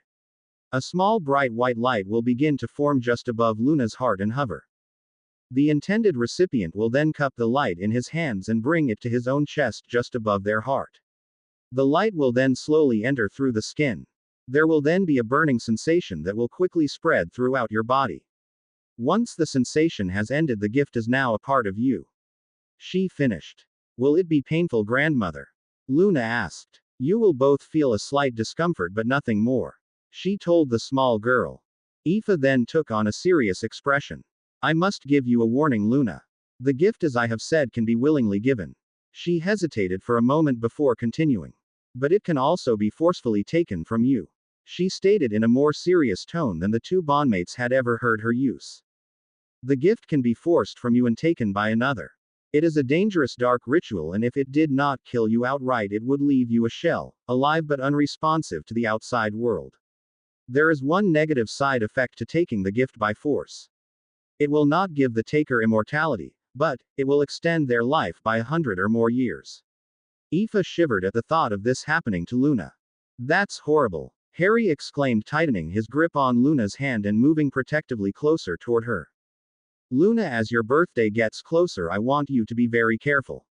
Never wander too far from Harry. Together you two are much stronger. Stay close to your home as well. I have placed some added protection around your home and the two of you specifically, and of course here on the island you are protected by very ancient magic. It sounds like you expect something to happen, grandmother, Harry stated, looking at the beautiful older woman who had a look of worry on her face. Aoife drew a deep breath. I have felt a stirring in the woods, a presence that has not been felt here in 2 centuries. I fear he knows about Luna. Luna stiffened at her words. Harry placed his arm protectively around Luna and drew her closer to him. Is it safe to still come here then? Harry asked. As long as you stay on the trail from the rookery to here, you are safe. There are wards that keep out those that intend harm. But you must stay to the trail. Harry thought about their game of tag as they had made their way here. They had left the trail by several meters. What are these other protections, grandmother? Luna asked, the fear she was feeling echoing in her voice. I have set some fairy and elfish wards around your home. It will keep all who wish you harm away, misdirecting them or making them forget why they were there. Aoife told them and then motioned to something behind them. Harry and Luna turned to see 4 pixies that were sitting on a stone pillar just behind them. Let me introduce you to your bodyguards. Aoife began. Bodyguards? Harry asked incredulously. Aren't they a little small to guard anything? Harry chuckled. All of a sudden Harry was hanging upside down, suspended a few feet above the ground, face to tiny face with a male pixie with long forest green hair. He had his arms crossed and an eyebrow raised and tapping his foot in air. Perhaps I spoke too soon. Harry stated apologetically at the little creature who was now smirking at him while nodding his head. With a snap of its little fingers, Harry fell unceremoniously onto the hard ground. Harry sat up and rubbed the top of his head where it impacted on the ground. Aoife had to stifle a chuckle at the humorous sight. As I was saying, Aoife began again, smiling at Harry. Your bodyguards, you just met Daz, this is Huck. Aoife said, pointing to another male pixie that was bare-chested and had short bright orange hair. And these 2 lovely ladies are Zara and Tara. Aoife pointed to the 2 female pixies, Zara with wavy purple hair and Tara with shockingly pink hair. The 4 pixies were no taller than 6 inches in height, and they all had translucent multi-layered wings. For the most part they looked like miniature people except for the long pointed ears and wings. Their skin seemed to sparkle a bit and appeared to be in constant motion. Ooh, they are so cute. Luna gushed. Tara threw her hair back playfully and placed her hands on her hip and struck a pose. Luna clapped at the pink-haired pixie's antics. With such bright hair they kind of stick out a bit, don't ya think? Harry asked. Aoife chuckled indulgently. They can actually change their appearance at whim, and blend in seamlessly into any environment. Observe. Aoife nodded to Tara, who flew over to a green and brown shrub. Harry watched fascinated as Tara's skin and hair began to move and then change color and texture. Within a mere heartbeat of time, Tara was completely invisible to the beady eye. She blended in perfectly to the bush she had stepped in front of. Whoa, that is so cool, Harry whispered. Tara reappeared and took an exaggerated bow. So how long have they been protecting us, grandmother? Luna asked. Since a couple of weeks after Harry had arrived. Aoife told the young girl. And we never even saw them. Luna stated, shaking her head in awe. Harry and Luna made their way back to the rookery after their day spent with Aoife. This time, however, they were more subdued as they stayed resolutely to the path. Luna was holding Harry's hand and had her head resting on his shoulder as they walked. Luna whispered to Harry as they walked. Do you think that whatever is out there in the forest could? She couldn't finish the sentence as a lump formed in her throat. Grandmother won't let anything happen to you, Lou, and with the 4 musketeers watching over us, I think we'll be okay. Harry said, looking around for the 4 pixies who he assumed were blended into the forest. Luna tightened her grip on Harry's hand as they continued on their way. Do you really want to stay with me forever, Harry? Luna whispered so softly that he almost missed it. Harry stopped and pulled the small bee owned in front of him so he could look her in the eyes. I know we're very young, Lou, and I know that logically we should not feel the emotions we have for each this soon in life. Harry placed Luna's hand over his heart and stared deeply into her large silvery orbs. But I know beyond any doubt that I will always want to be with you, Lou. I don't know how it's possible to know such a thing, but all I know is that I do. Harry then bent down and gently kissed her cheek. That night, a very happy Luna Lovegood snuggled into the side of her life mate, knowing that she could not wait to share her gift with him. It had been 2 years since Harry had come to live with the Lovegoods, and he had grown into a happy and well-adjusted young man. He still on occasion would have some flashbacks of his time spent with the Dursleys, and he would fall into a depression for a day or two, but Luna would always manage to pull him out of it. The 2 children had become inseparable. Never was one without the other except for bathing or when nature called. Celine still could not separate them from sleeping together. She worried that as they got older and their bodies began to change and puberty set in, that it would create too much of a temptation for the two to explore what it meant to be male and female. Although the two were bonded and in a sense already married, they were nowhere near old enough to engage in any physical relationship. Celine had approached Severus about a couple of weeks ago in hopes of convincing the man to have the talk with Harry. Celine had invited Severus over and the two had been making small talk over tea. Severus noticed that Celine was very anxious about something and finally asked her what the matter was. Flashback. Celine looked up nervously from her cup of tea to meet the potion master's gaze. Severus, you have become quite the influence on young Harry. I dare say he looks up to you as a father figure. Celine stated hurriedly, then taking a quick sip of her tea. Severus raised an inquisitive eyebrow at the blonde-haired witch. I'm flattered that you think so, Celine, but I doubt Harry sees me as anything more than an acquaintance. Severus replied, a little confused by this turn in the conversation. Oh no, Severus, Harry has grown quite fond of you over these last 2 years. He is always excited prior to your visits. Celine said with emotion, quickly setting her cup down and reaching for Severus' hand. Thank you, Celine. Severus replied stoically. But I fear there is something else you're trying to tell me. He finished, looking penetratively at the woman across from him. Well, there is something I wanted to ask you, more like a favor really. Oh, yes, well, you see, Harry will be turning 10 soon and well, he is quickly becoming a young man. And he hasn't had a father in his life to, well, explain things to him. Celine was fidgeting nervously as she played with a loose strand of thread on the tablecloth. If possible, Severus' complexion paled even more than his natural complexion, his eyebrows shooting up to his hairline. He quickly stood and gaped at Celine. Please tell me that you are not asking what I think you asking. Severus spoke with a shocked tone of voice. Well, I can't very well do it. It would embarrass the boy to have a woman discuss the birds and the bees with him. Celine pleaded. Severus' hands covered his face and firmly began to rub the pale skin. Celine, this is asking way too much. I mean, I don't think I would feel. Good God, Celine, do you know what you're asking me to do? Severus whined. Yes, the same thing I need to do with Luna.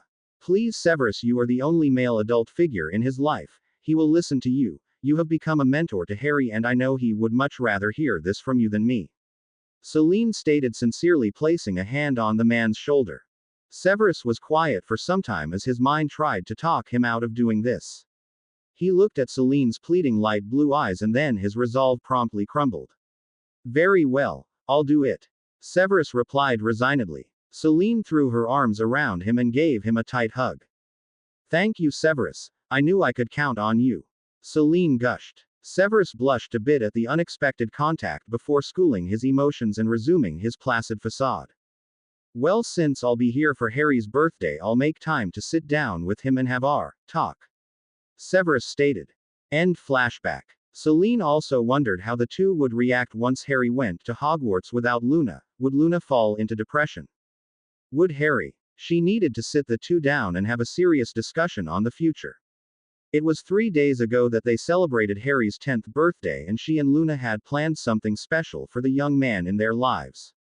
Luna had wanted to throw a surprise party and invite some of the other children from the village. But who to invite became a real concern. Neither Luna nor Harry had many friends. Harry's first encounter with the Weasleys, who were the closest neighbors, had been a disaster. Ronald and Ginny Weasley had visited the Lovegoods about 6 months after Harry had arrived.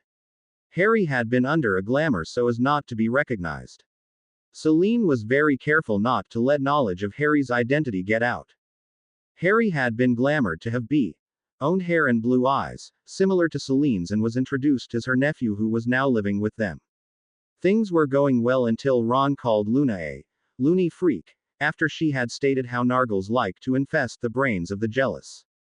Harry took great exception to Ron insulting Luna and quickly had punched the redhead in the nose, breaking it. Molly Weasley had been furious that her Ronnie had been maliciously and without provocation attacked by the young ruffian and had forbid her children from ever associating with him again. The Diggorys and the Clearwaters had also been family friends of Celine Lovegood and had visited on occasion. Penelope Clearwater, who would be starting her third year at Hogwarts, was a very sweet and pretty witch with sandy brown hair and dark brown eyes. She had babysat Luna and Harry during the summer months on a few occasions when Celine would be home later than her usual time. Penelope was very fond of the two younger children. Luna and Harry would listen to her stories of her first couple of years at Hogwarts with great interests. Their inquisitiveness and insightful questions had Penelope believing the two would be excellent candidates for Ravenclaw House when they came to Hogwarts. When Harry had first met Penelope, he had a quick glimpse of a possible future event surrounding her when he had touched her hand. She was crying inconsolably when a tall, gangly, bespectacled red-headed boy had told her that he had no time for her, that his career was more important and he needed to focus on him and had no time left to give to her. Harry wondered whether or not he should say something to the pleasant girl, but decided that since the future was not set in stone, he would leave things alone for the time being. The Diggorys had one child, a boy named Cedric, who was the same age as Penelope. He had taken Harry on his first broom ride and Harry absolutely fell in love with flight. He always saw the pure joy in Luna's face when she used her abilities to float over the ground and spin. Although technically Luna was not flying but was actually being lifted, it still was something he wanted to enjoy as well. And now, having been on a broom, he desperately wanted one of his own. As with Penelope, Harry had a glimpse of a future event surrounding Cedric. A much older Cedric was running down a path or tunnel that was lined by tall hedges. He was covered with scrapes and cuts. He seemed desperate to find something. He smiled as a glittering cup came into view. He made a dash toward the cup when a large spider jumped down from the hedge and pinned him to the ground. Harry shivered at the vision and had warned Cedric to stay away from large spiders. So Harry's birthday was a small affair with Cedric and Penelope stopping by and of course Uncle Severus. But it was just the act of celebrating his birthday that made Harry happy. He could care less about presents, it was just that they cared enough to remember it that mattered most to him. Cedric had given Harry a book called Quidditch Through the Ages, which Harry had devoured till the pages were wearing thin. Penelope had given Harry a book as well, Hogwarts: A History, which Harry had found just as fascinating as the book Cedric had given him. Severus had given him a complete potions kit, with cauldron, self-stirring rods, and the second-year standard book of potions with all the necessary ingredients to make all the required potions for a Hogwarts second year. Luna's gift was a pendant made from a small smooth circular stone from Aoife's island. With the help of her grandmother and a bit of fairy magic taken from Aoife and Luna, the rune-engraved stone would give Harry for one use, the fairy ability to call nature to his aid. Harry loved the gift and immediately put it around his neck. Luna had told Harry in private what the pendant was and how to use it so that she would not reveal her true nature to Cedric or Penelope. Celine was smothered with hugs and kisses from Harry when she gave him her present.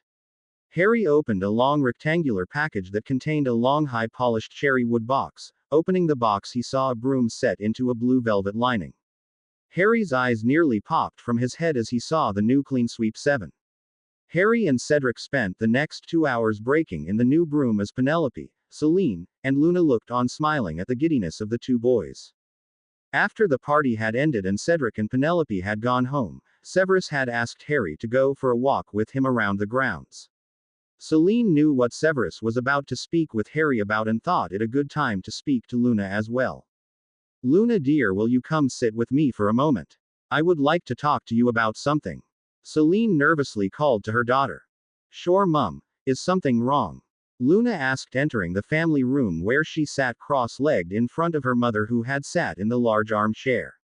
"Oh, nothing is wrong, dear. I just wanted to have a mother-daughter chat is all." Celine smiled warmly, if not a bit nervously. Luna sat with her elbows on her knees, her hands cradling her chin, and looked intently at her mother. "Well, yes, where to begin?" Celine hemmed and hawed. "Well, you are getting to that age where, certain changes will start becoming evident and certain feelings will begin to develop and, well, these changes and feelings are perfectly natural." Celine was dying inside, trying to be as delicate but as open and honest as she could, and at the same time was hoping not to mortify her daughter with embarrassment. "Are you trying to tell me about my gift and giving it away?" Luna asked matter-of-factly. "What gift? Oh, your gift. Is that what they're calling it these days?" she mused. "Yes, your gift. It is something very special and should be guarded until you're ready. Oh, I've already decided to give my gift to Harry when I turn 10. Luna stated. What? What do you mean you've already decided to give your gift to Harry? And 10 years old is far too young lady. Celine shouted, jumping out of her chair, surprising Luna. But that's when grandmother told me it had to be done or else I'd have to wait until I'm 100 years old, and that's just too far away, Mum. Luna argued. What? Your grandmother told you that you had to do it when you turn 10 or else you'd have to wait till you're 100. Luna, that makes no sense at all. You can have say as often as you want, but not until you're mature enough to handle it, and you and Harry are nowhere near mature enough to engage in that kind of activity. Celine scolded. Luna looked pensive for a moment and then began to giggle. You were talking about say, weren't you, Mum? Luna stated amongst her giggles. Of course I was. Celine huffed. What did you think I was talking about? Why, my gift, of course. Luna stated as if it was only obvious. Celine sat back down in her chair staring at Luna as if trying to solve a puzzle. Finally she asked in a much gentler tone. What exactly is this gift you're planning on giving to Harry, sweetheart? Immortality. Luna said with an expression of duh on her face. Immortality. Celine asked for confirmation on what her daughter had said. Luna simply nodded her head. You lost me, sweetheart. Celine responded. Looking at her mother oddly, Luna stated. No, I haven't, Mum. You're sitting right in front of me. Celine leaned back into her chair and chuckled while she massaged her temples in exasperation. No, dear. I mean, I don't understand. How is it that you can give Harry the gift of immortality? Ooh. Well, Luna then explained to her mother all that Aoife had told her about how she, Luna, had inherited all of the abilities and gifts of the fairy kind. And that one of those gifts was the gift of immortality. She explained how that twice in a fairy's life they have the ability to share their immortality with another, the first time when they reach the age of 10 when their magic begins its first burst of growth, and then at 100 when their magic hits its zenith. Celine was stunned. She had not known this about the Fae. The conversation went on for another 15 minutes discussing Luna's gift and her decision to give it to Harry. In the end, Celine found that she was happy for her children and that they could possibly spend the eternities with each other. Now, back to say. Celine sat back down, ready to continue the talk. Severus and Harry had walked out to the small pond near the house and sat upon a large boulder near the water's edge. They sat in silence for some time before Severus finally found the courage to begin his rehearsed talk with Harry.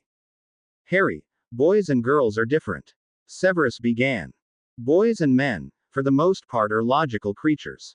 We say what we mean and mean what we say. Girls, on the other hand, are, well, let's just say, unpredictable. They are filled with emotions and feelings, and their minds are complete mysteries to most men, and half the time when they tell you one thing they mean another. Ooh, it can be so frustrating. Harry looked at his mentor with complete confusion written on his face. Seeing the look on Harry's face stopped Severus from his ranting. He cleared his throat nervously and started again. Harry, you're coming to the age where you will begin to notice girls in a more physical way. Severus stated, shifting somewhat uncomfortably. Girls go from being just your friend and turn into these wonderful and in many cases mysterious creatures called women. You will begin to have certain urges and feelings toward them. Now these urges are perfectly normal, but you must not act upon them. Well, at least until you are much older than you are now. What do you mean, Uncle Sev? Harry asked, still a little confused at the direction of this chat. Here, Severus said, shoving a book into Harry's hand. Harry looked at the book and his face turned immediately red. Your Little Wizard and You, a hands-on guide to wizard puberty and the opposite say. Harry gawked at the book, too stunned to comment. Just read through that, and if you have any questions, ask your Aunt Celine. Severus stated before reluctantly adding. And, if you don't feel comfortable talking to her, you can send me an owl if you prefer. Severus cleared his throat once more, avoiding eye contact with Harry. Harry, still too stunned to speak, just nodded his head. Uncle Severus, can I talk to you about something? Harry hesitantly asked. Severus sighed inwardly, fearing whatever related question the boy had coming. Of course, Harry. What would you like to talk about? The most feared teacher in Hogwarts replied, fearing the next words to come out of this 10-year-old's mouth. I've been having more vision lately, but I can't make sense of them and some are kind of scary. Harry stated, gripping the book in his hand anxiously. Severus had let out a deep breath that he had not realized that he had been holding. Collecting himself, he turned the small boy and gave him his full attention. Okay, visions I think I can handle.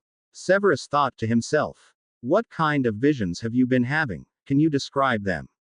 Severus asked with interest and no small bit of relief. Well, some have me and Luna in them. Some have other people I've come to know, but others I don't know and have never seen before. And then I think I am seeing more memories from my mum, but I don't understand them. Severus turned fully toward Harry. What are the memories you are seeing from Lily? Severus asked gently. Well, I'm in a room, a family room I think. There are sofas and chairs and a fireplace with a mantel with pictures. Above the mantel is a large mirror. I'm looking at it but I see my mum's reflection. She seems to be upset about something. My dad is there and Dumbledore. There are also 2 other men I've never seen before. One of the men is tall and thin with shoulder-length dark wavy hair. He also has a mustache and a small beard but just around his chin. The other man is short and pudgy. He has mousy brown hair and small watery eyes. I can tell that Mum does not trust him. Harry explained. Did you see anything else, Harry? Could you hear anything that they were saying? Severus asked curiously. Yes, my dad and the short man have their hand together like they were shaking hands. Dumbledore is waving his wand over their hands and a purple and white light is wrapping around their wrists. Dumbledore is saying something but I don't know what he is saying. I think he is speaking in Latin. Harry said, rubbing his head trying to remember the words. It's okay, Harry, just relax. Try and calm your mind.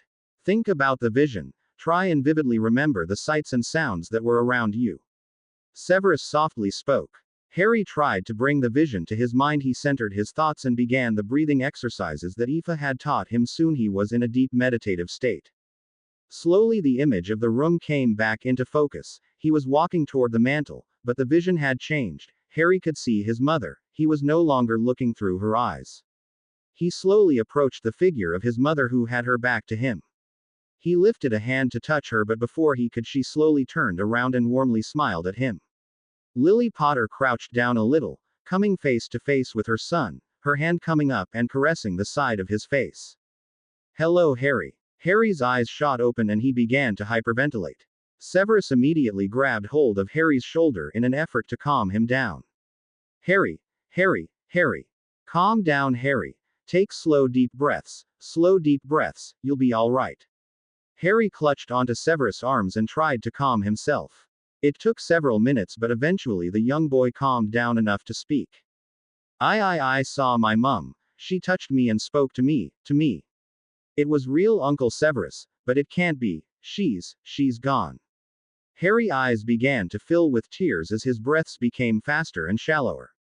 Severus pulled out a small vial of calming draught thinking he would be needing it himself after the talk with Harry. Harry, drink this, it will help calm you down. Severus said kindly as he held the vial up for Harry. Harry took the vial of calming draught and downed it in one gulp. Almost immediately Harry began to calm and relax as the potion worked its magic. How do you feel? Severus asked. Much better, thank you. Harry said, getting a nod from Severus. So you were saying you saw Lily and she spoke to you? Severus asked, his curiosity piquing. Harry nodded. Well, only a few words actually. I kind of panicked and lost the vision soon after. Harry stated, feeling a tinge of regret. What did she say? Severus was now on the edge of his seat. She said hello to me and then as I began to panic she whispered something like Fidlicious Charm or something like that. Harry stated, scratching his head trying to recall the word. Fidelius Charm. Severus asked carefully. Yeah, that was it, Fidelius Charm. Harry stated, nodding his head. And you're positive it was the short pudgy man that was clasping your father's hand and not the tall one? Severus asked distractedly. Positive, Harry stated. Why, what was going on in my vision? Severus held Harry's gaze for a moment trying to decide what to reveal to the young boy. If Harry's vision was a true memory from Lily, it meant that Sirius Black was not the Potter's secret keeper and that Peter Pettigrew was. Of course, there was still no way to prove it. The vision or past memory of a deceased person was hardly evidence enough to release the most despised man in the wizarding world. Severus shook his head, realizing that Dumbledore knew all along that Sirius was innocent of the betrayal of the Potters. Although he still hated Black for making his life hell during school, he at least owed it to Harry to try and bring the truth to light. The question was how. Uncle Sev, Harry gently asked, after the older man had been quiet for several minutes. Sorry, Harry. Just thinking about what you saw. Severus apologized. Do you think it was real? My mum, I mean. Do you think it was real or just my imagination? Honestly, I don't know, Harry. I've not heard of anything like it before. That does not mean it was not real. Severus half smiled at the boy, who half smiled back. If it does happen again, Harry, Severus began, will you let me know and we can try and ascertain what is happening? Harry nodded that he would. Good. Now, what are these other dreams that you have had? It was October 30th, and it was one day away from the anniversary of his parents' death and coincidentally Luna's birthday as well. October 31st was a day that had great meaning in the wizarding world. It was the day that the greatest evil in modern times had been vanquished by none other than a 15-month-old baby by the name of Harry James Potter. To Harry, it was a night of conflicting emotions, one of sadness and loss of his parents competing against the love and happiness he felt for Luna. It was also the one night of the year where magic was at its most potent. It was the ancient Celtic New Year known as Samhain. It was also this night where fairy magic could be seen if one were truly searching for it. The ancient Celts believed that the doorways from the fairy world were open during this holy night and that the creatures of the Fae were let loose to cause mischief and mayhem amongst the mortals.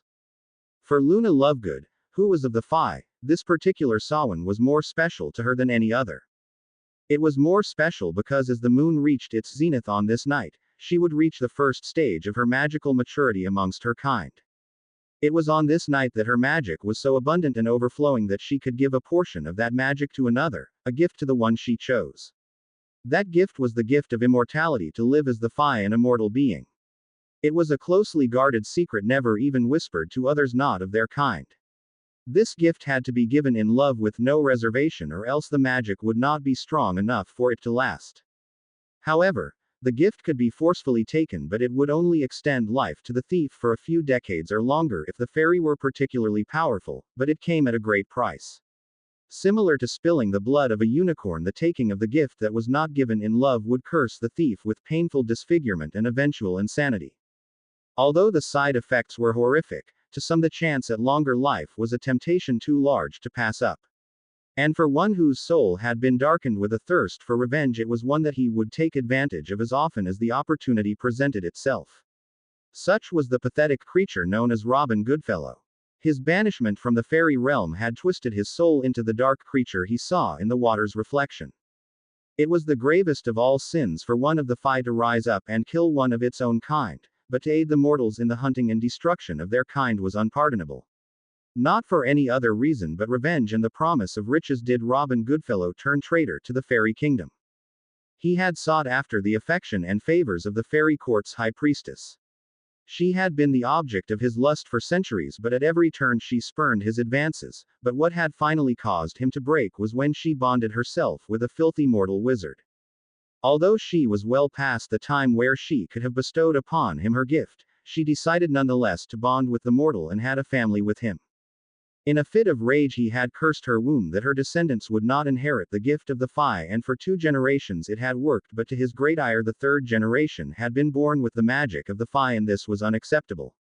It would be a pleasure, however, to rip the gift from the offspring to increase his own longevity. It would cause the high priestess great pain and distress to see yet another of her line denied the gifts of the Fae. He would continue to have his revenge on her progeny as long as he still breathed, and if his assumptions were correct about the power of the young waif, her gift would at least grant him another 100 years of life. It was getting more and more difficult hunting his kind for their gift. Their numbers were few, and to find one at the right time when it was possible to take their gift was difficult but not impossible. Although he had been stripped of his powers and immortality, he still possessed one gift. He could still feel the presence of his own kind. This originally had been part of his punishment, to sense the fairy world but to no longer be a part of it. It was a punishment meant to torture him. But he turned that punishment to his advantage and used it to track down those of the Fae. He could sense the buildup of magic and could track it like a bloodhound to where the fairy lived and rip their very gift from them. More times than not, it was mortal for the fairy, and those that did survive wish they hadn't. There were still those mortal witches and wizards who would pay him for the remains of those he had captured. Many dark potions and rituals required the blood, wings, or hair of a fairy, and they paid a handsome price for anything they could buy from the foul creature. He had not been able to approach this particular one yet, and she had protectors that buzzed around her constantly and wards placed around her home to keep him out. But he had observed her now for 3 years, and knew where she walked, where she played, and he had formulated a plan to take her. He knew she would return to the lake the eve of Samhain to perform the gift ritual and give it to the mortal whelp. But he was sure that she would not make it there and the gift would be his. He was prepared to perform the ripping ritual. The altar and rune stones had been placed and only awaited the light of the moon to activate them. All was set, now to wait for the little tart. Goodfellow laughed menacingly as he would take revenge on the one who denied him. He would have revenge on the great-granddaughter of the high priestess of the Fae. He would have revenge on Aoife. Now Luna, the ritual is very straightforward, but it does take some concentration on your part. Aoife instructed her great-granddaughter. When the moon reaches its highest point in the night sky, you will lay on a prepared rune-covered altar. The runes will activate as soon as the moon's light touches them. You will then feel slight vibrations as the magic within the runes begin to pulsate. Once the last rune activates, then you will need to focus on your magic. It should be easy to find since you will begin to feel your excess magic wanting to escape your body. Then you must focus your heart on Harry and your feelings for him. Those feelings will imprint themselves on your magic as it comes forth. Aoife continued in her instruction. Grandmother, will this hurt Luna? I mean, is it painful for her? Harry asked with a concerned and worried voice. No, dear. Aoife replied warmly. It will feel like a bubbling sensation as her magic tries to work its way out. Aoife finished. So what do the runes do, grandmother? Luna asked. The runes will create a kind of barrier around the altar that will keep your excess magic from dissipating into the air. It will coalesce it just above your body into a visible golden ball of energy. Aoife said, cupping her hands together as if holding something. So, how does Harry accept it? Luna asked. Quite simple. He just needs to reach out to it and cup the magic within his hands and then focus on his feelings for you and then slowly bring it to his chest. Harry, you will then need to find your own magical core and then will your magic to reach out for Luna's magic that you have in your hands. Then if everything goes as it should, Luna's magic will meld with yours and become one. Aoife stated fondly to her 2 children. I will then become immortal? Harry asked the ancient fairy with a bit of awe. Aoife smiled warmly at Harry. Then my dear boy, you will have fairy magic within you. It will keep you from aging after a certain age. It will give you immunity from illness and disease. It is the greatest gift that we can bestow upon another. Well, there is one other gift far greater, but you and Luna will share that gift, I believe, sometime in the near future. Aoife smiled enigmatically. There is one small side effect to the melding, Harry. Aoife stated as an afterthought. Oh, what is it? Harry asked with slight trepidation. When the melding begins, you will begin to feel an intense heat within your veins. You will feel it as the magic courses through you, changing the very nature of your blood within your body. It will only last a moment, but it can become a little overwhelming. Aoife stated apologetically. Harry stared back at her, his face pale and tight with worry. Luna reached for his hand and entwined their fingers. Harry instantly relaxed with the contact of her warm hand in his. I promise, Harry, that it is brief, a mere beat or two of your heart, and that is all, and I will be standing next to you the entire time. Aoife consoled the young dark-haired boy. Harry nodded resolutely, squeezing Luna's hand in gratitude. Okay, Harry stated simply. Now, tell me, Harry, have you been able to strengthen your sight abilities? Aoife asked. Harry looked down at his shoes and mumbled under his breath. No, not really. Harry sighed. He looked up at the older woman and continued. It just comes at random times, grandmother. Sometimes I see things when I touch someone, and sometimes I just need to be near them. But I don't know what they mean most of the time. It just seems to be random things. Harry shrugged. Be patient, Harry. Your gift is a rare blessing, and in my lifetime I have never known a seer to be able to see everything in full context. But I have faith that you will be able to make sense of them as you become more accustomed to your ability. Aoife said kindly. I also wanted to hear more about these other memories of your mother's you have. Have you had another incident where your mother appeared to talk to you? Aoife asked with interest. Not since that night with Uncle Sev. Although, honestly, I've been a little afraid to attempt it again. Harry gave a weak smile. Why would you be afraid of your mother, Harry? Luna asked from his side, squeezing his hand in concern.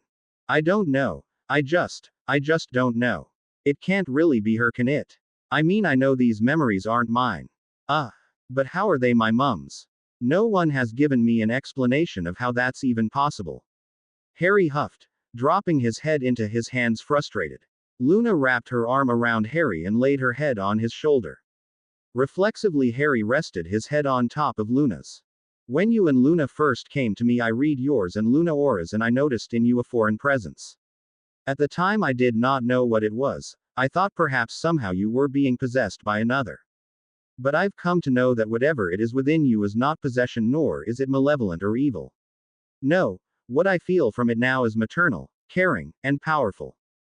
Your magical core, Harry, is much larger than it should be at your age. In fact, it is much larger than an adult wizard should have. I can only guess, but I think your mother somehow not only gave you her memories but her magic as well, and perhaps something more. Aoife said, slowly becoming lost in her own thoughts for a moment. Grandmother. Luna began. I remember you mentioning something unique about Harry's aura when we first met as well. I just remembered it while you were speaking. Can you tell us now what it is about Harry's aura that is different? I know that his aura does not reflect the same light and colors of a wizard or a muggle. Why is that?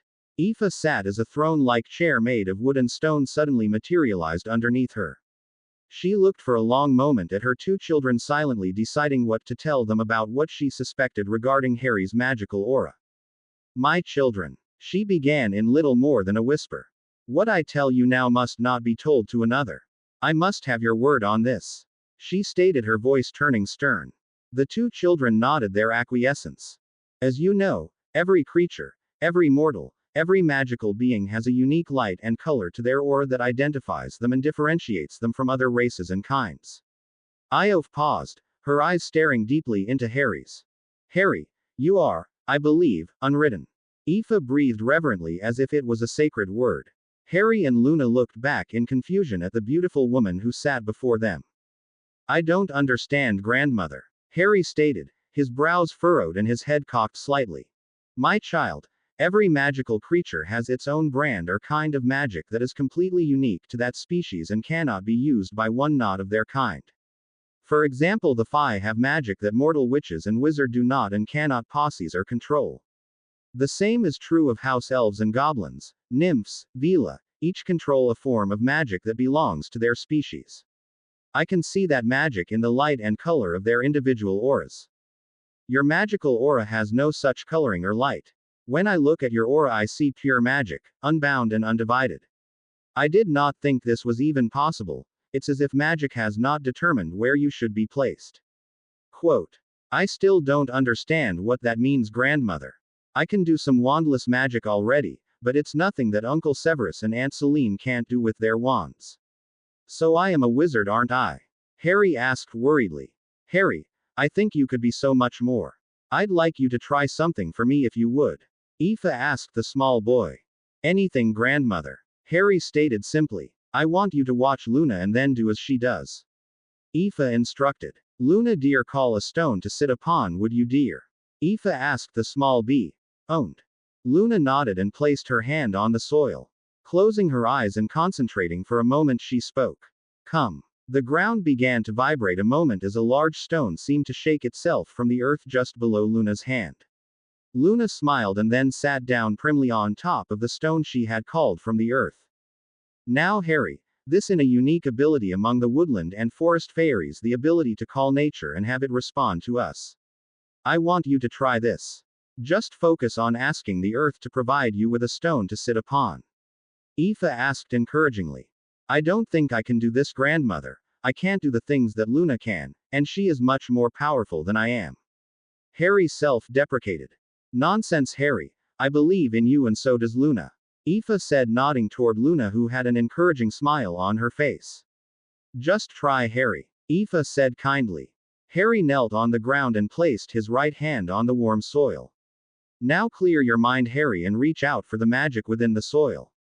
Do you feel it? Aoife asked. Harry was about to reply no when he felt a faint tingling sensation. Aoife saw the surprise in Harry's face and smiled. Now reach out and call forth a stone. Picture it in your mind and let your magic carry that image to Mother Earth. If I am right, she will answer you, Harry. Harry focused his magic and pushed the image forward into the earth. Harry felt a slight tremor that began to increase in strength. The ground beneath him began to shake as soil began to rise and fall. A few moments later, Harry felt the hardness of stone beneath his palm. He slowly stood as a large flat stone was being pushed up from the earth. Harry pulled his hand off the stone once it came to about knee height. He staggered back a few feet, feeling exhausted from the effort he had expended. A.B. Owned Blur knocked him off his unsteady feet as a jubilant Luna was hugging him tightly. You did it, Harry, you did it. Luna repeated over and over. Harry managed to pick himself up, albeit with some difficulty, as Luna still had a hold of him and was jumping up and down. Aoife smiled knowingly and with no small sense of satisfaction that her theory had been correct. Harry's magic was not restricted to his race or species. Harry, with time, Aoife mused, could be taught to use all forms of magic. She needed to inform the Phi Council of her findings. This was unprecedented. Never had a being immortal or mortal been blessed with such a gift. The council would need to meet and discuss what this could mean to the wizarding and magical worlds. Harry and Luna walked back to the rookery, mentally processing the instructions that Aoife had given them about the ritual that would be performed tomorrow night. Their ever-present guards flew in formation around them, 2 to the front and 2 to the back. Aoife had ordered the 4 pixies to be extra vigilant and to do all within their power to protect her children from harm. Aoife had continued to sense the presence of a darkness from her past. It had been on her recommendation that the creature known as Goodfellow be banished from the fairy world and stripped of his powers. It had been a difficult but in the end a necessary punishment. He had once been the trusted footman of King Oberon of the Phi. But even Oberon could not look past the great harm that his once faithful servant had done to his people. With judgment passed, it was the duty of the High Priestess to strip Goodfellow of his powers and banish him to the world of the mortals. With one more act of malice, Goodfellow had cast one more curse with his waning powers. Aoife was sure the curse had been intended to make her barren, but because of the weakness of the spell it made any progeny she would have barren of Phi abilities and powers. That was until her sweet Luna had been born. Aoife still marveled at how strong the Phi blood was within Luna. If she hadn't known that Luna's father, grandfather and great-grandfather had been mortals, she would swear Luna was a full-blooded fairy and blessed with all their abilities. Luna was already showing a sign of being a powerful Phi. Her natural ability to call upon nature was impressive even by Phi standards. She had not yet reached her first stage of maturity, yet Mother Earth responded to her with minimal effort on Luna's part. Trees answered her call and whispered to her. Springs of water would burst from the ground when she was thirsty, and forest animals came at her beck and call. She was truly a child of the forest and a credit to both the Phi world and the wizarding world. She, like Harry, also possessed a talent for wandless magic, but she had to wonder if it was a natural ability or an ability that she had obtained from Harry through their bond. Either way, the two together would be an incredible force to be reckoned with once they reached their magical majority. The next day, Harry and Luna woke early, both full of nervous energy. Harry wished his bondmate a happy birthday and gave her a warm hug and a key on the cheek, which caused the young girl to blush slightly. They smelled the distinct odor of bacon frying in the kitchen. The two quickly cleaned up, dressed, and then headed down to the kitchen. Morning, children, Celine Lovegood stated as she placed 2 glasses of orange juice in front of the two. With a key on the cheek for Luna, Celine wished her only daughter a happy birthday. I know I can't be at the gift ritual tonight, so I thought we could all take a trip to Diagon Alley and celebrate your birthday with some shopping and a stop at Florine Fitzhugh's ice cream parlor for a cold treat. What do you say? Celine asked the 2 youngsters. That would be brilliant, Harry and Luna said together. Good. Celine chuckled at the pair. So after breakfast, I want you 2 to dress nicely and we'll go to the alley. Sound like a plan? The two 10-year-olds nodded their heads vigorously. Before we go, Aunt Celine, can I give Luna one of my presents now? Harry asked. Celine smiled approvingly at the young boy who she saw as her own son now. Go ahead, she told him. Harry darted from the table up to the study on the second floor. He pulled out a large canvas that he had hidden from Luna over the last couple of weeks. He had a vision of Luna. At least he thought it was a vision, or perhaps only just a dream. But regardless, he drew the image that he had seen of her and used the oil paints that Uncle Severus had given him on his last birthday. Harry approached the table where Luna sat patiently but anxiously awaiting his return. I hope you like it, Lou. It has been an image that I have had come to me many times over the last few weeks. Not sure if it means anything or not, but anyway, I hope you like it. Harry nervously smiled. Harry turned the canvas around and showed it to Luna and Celine. Both women gasped at what they saw before them. The detail and lifelike look of the painting was incredible. The varying textures seemed to make the image pop out of the canvas and appeared to be just hovering above it. It was an image of an older Luna, maybe at 15 or 16 years of age. She was wearing a bright yellow gossamer dress that came to just above her knees, revealing long and very toned legs. Her long own tresses seemed to be blowing in an unseen wind behind her, a few stray strands blowing across her face. Her lips were full and her cheeks rosy, and her silvery eyes sparkled with magic. The most surprising feature of the painting was the large ethereal wings that seemed to naturally be attached to the beautiful image of the girl. They seemed to glow with a bright yellow and green iridescent light. The image showed the future Luna in flight as she made her way through an ancient forest. Celine also noticed another small detail on the painting. On the ring finger of the left hand was a ring that had the coat of arms of House Potter upon it, a ring that she had seen Lily wear and knew it was the ring given to the lady of House Potter. Harry, Celine began. Do you know the significance of the ring that you painted? No. It was just part of the image I had in my vision. Harry stated with a bit of confusion. Luna looked at the ring closely and saw the coat of arms. Mum, what is the image on the ring? Does it have a meaning? Celine's eyes began to fill with happy tears. Yes, it does, dear. That is the wedding and signet ring that the lady of House Potter wears. Luna's eyes widened. She first stared at her mother, then at Harry, and then back to the ring. A large grin formed and she rushed to Harry, throwing her arms around him and squealed. I'm going to be Lady Potter someday. We're going to be married someday. Harry blushed and scratched the back of his head, a nervous trait he learned had come from his father. Well, I didn't know what the ring was when I saw it in my vision and painted it, but, whoa, cool. Harry laughed nervously. The last Potter, only 10 years of age, was still pants at the whole relationship and future marriage thing. It was something he could not get his head completely around yet. But what 10-year-old boy could? He knew in his heart that Luna was his future, but the emotional range of a 10-year-old boy didn't quite reach as far as knowing what that all entailed. The only thing is, Luna began, is that I don't have wings. So I guess it can't be a true image of me in the future, can it? She pondered out loud. I don't know, Lou. When I see you in the future, there are times I see you with these wings and other times without. Maybe you will get wings in the future at some point. Harry offered. Maybe. Luna shrugged. I guess we can ask grandmother tonight and see what she thinks. Luna stated, looking lost in thought. Anyway, I think the painting is beautiful, Harry, and deserves a place over the mantel. What do you say? Celine praised the young boy. Harry smiled and nodded, and Luna squealed in delight.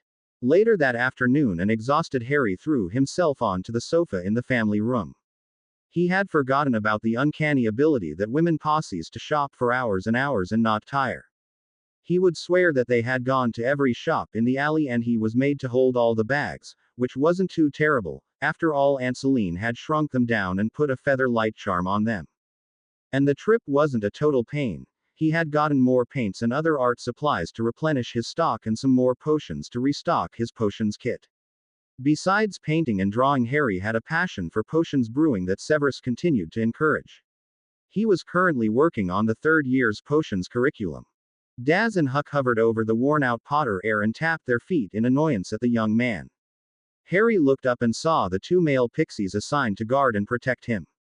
What? Harry Mo.net out. Daz shot to the window and pointed exaggeratingly at the sinking sun. Oh, I almost forgot, Harry exclaimed. Luna, we need to head to the lake soon. Harry called out up the stairs where Luna was putting away her things. Luna was sitting in front of her bureau that had a large mirror on top of it. She was watching as Zara and Tara wove a floral wreath that would be placed around Luna's head. Celine was sitting behind her brushing through her hair. It's a wonderful thing you're about to do, sweetheart, and I can think of no one more worthy than Harry to receive it. Celine proudly told her daughter. I'm sure your Uncle James and Aunt Lily are looking down with proud grins as well. I know I've told you this before, but when you and Harry were just babies, we all could see the connection between you and Harry. Harry's first incident of accidental magic was to apparate himself to your crib. Celine chuckled at the memory. We had just put you down for a nap when the Potters came for a visit. Harry wanted to see you, but we told him you were sleeping and he couldn't play with you. Celine chuckled again, her eyes filling with mirthful tears. As soon as Lily set Harry into the playpen, we all heard a loud pop. We all turned to see an empty playpen. Lily almost went into hysterics, wondering where he had gone. So, we all began to search the house for him.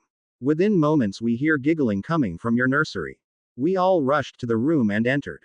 James and your father both immediately broke into laughter, and James's eyes were bursting with pride at his son's achievement. Celine smiled at the memory. Well, there he was, in your crib, and the two of you giggling and playing.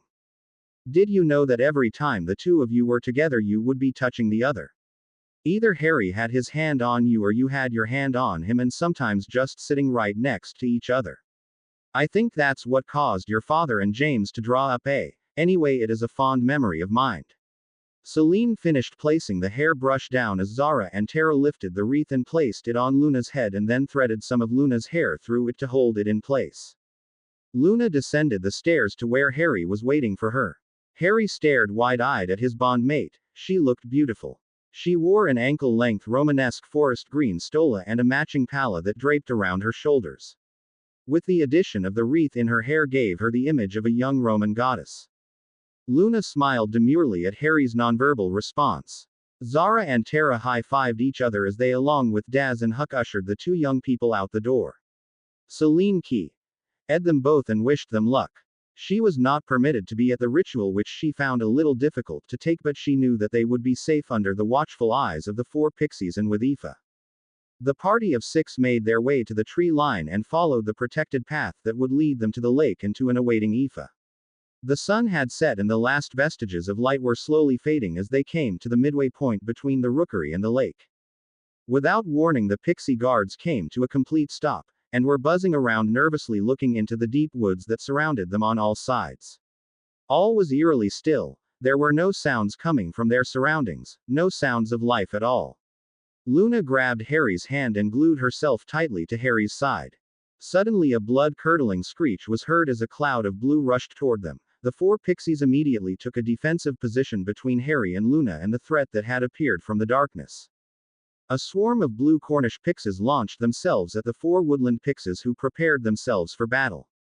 The two species of pixie were bitter enemies and had been for millennia, and would not hesitate to fight to the death with each other. Luna was confused at the sight of the Cornish pixies. They were not native to these woods, and wondered how they had gotten here. A dozen of the blue devils swarmed Daz, Huck, Tara, and Zara. Another dozen headed for Harry and Luna. Harry was using wandless banishing charms to keep them away, but there were too many to hit at once. The sharp-toothed pixies swarmed thick around their faces, making it almost impossible to see.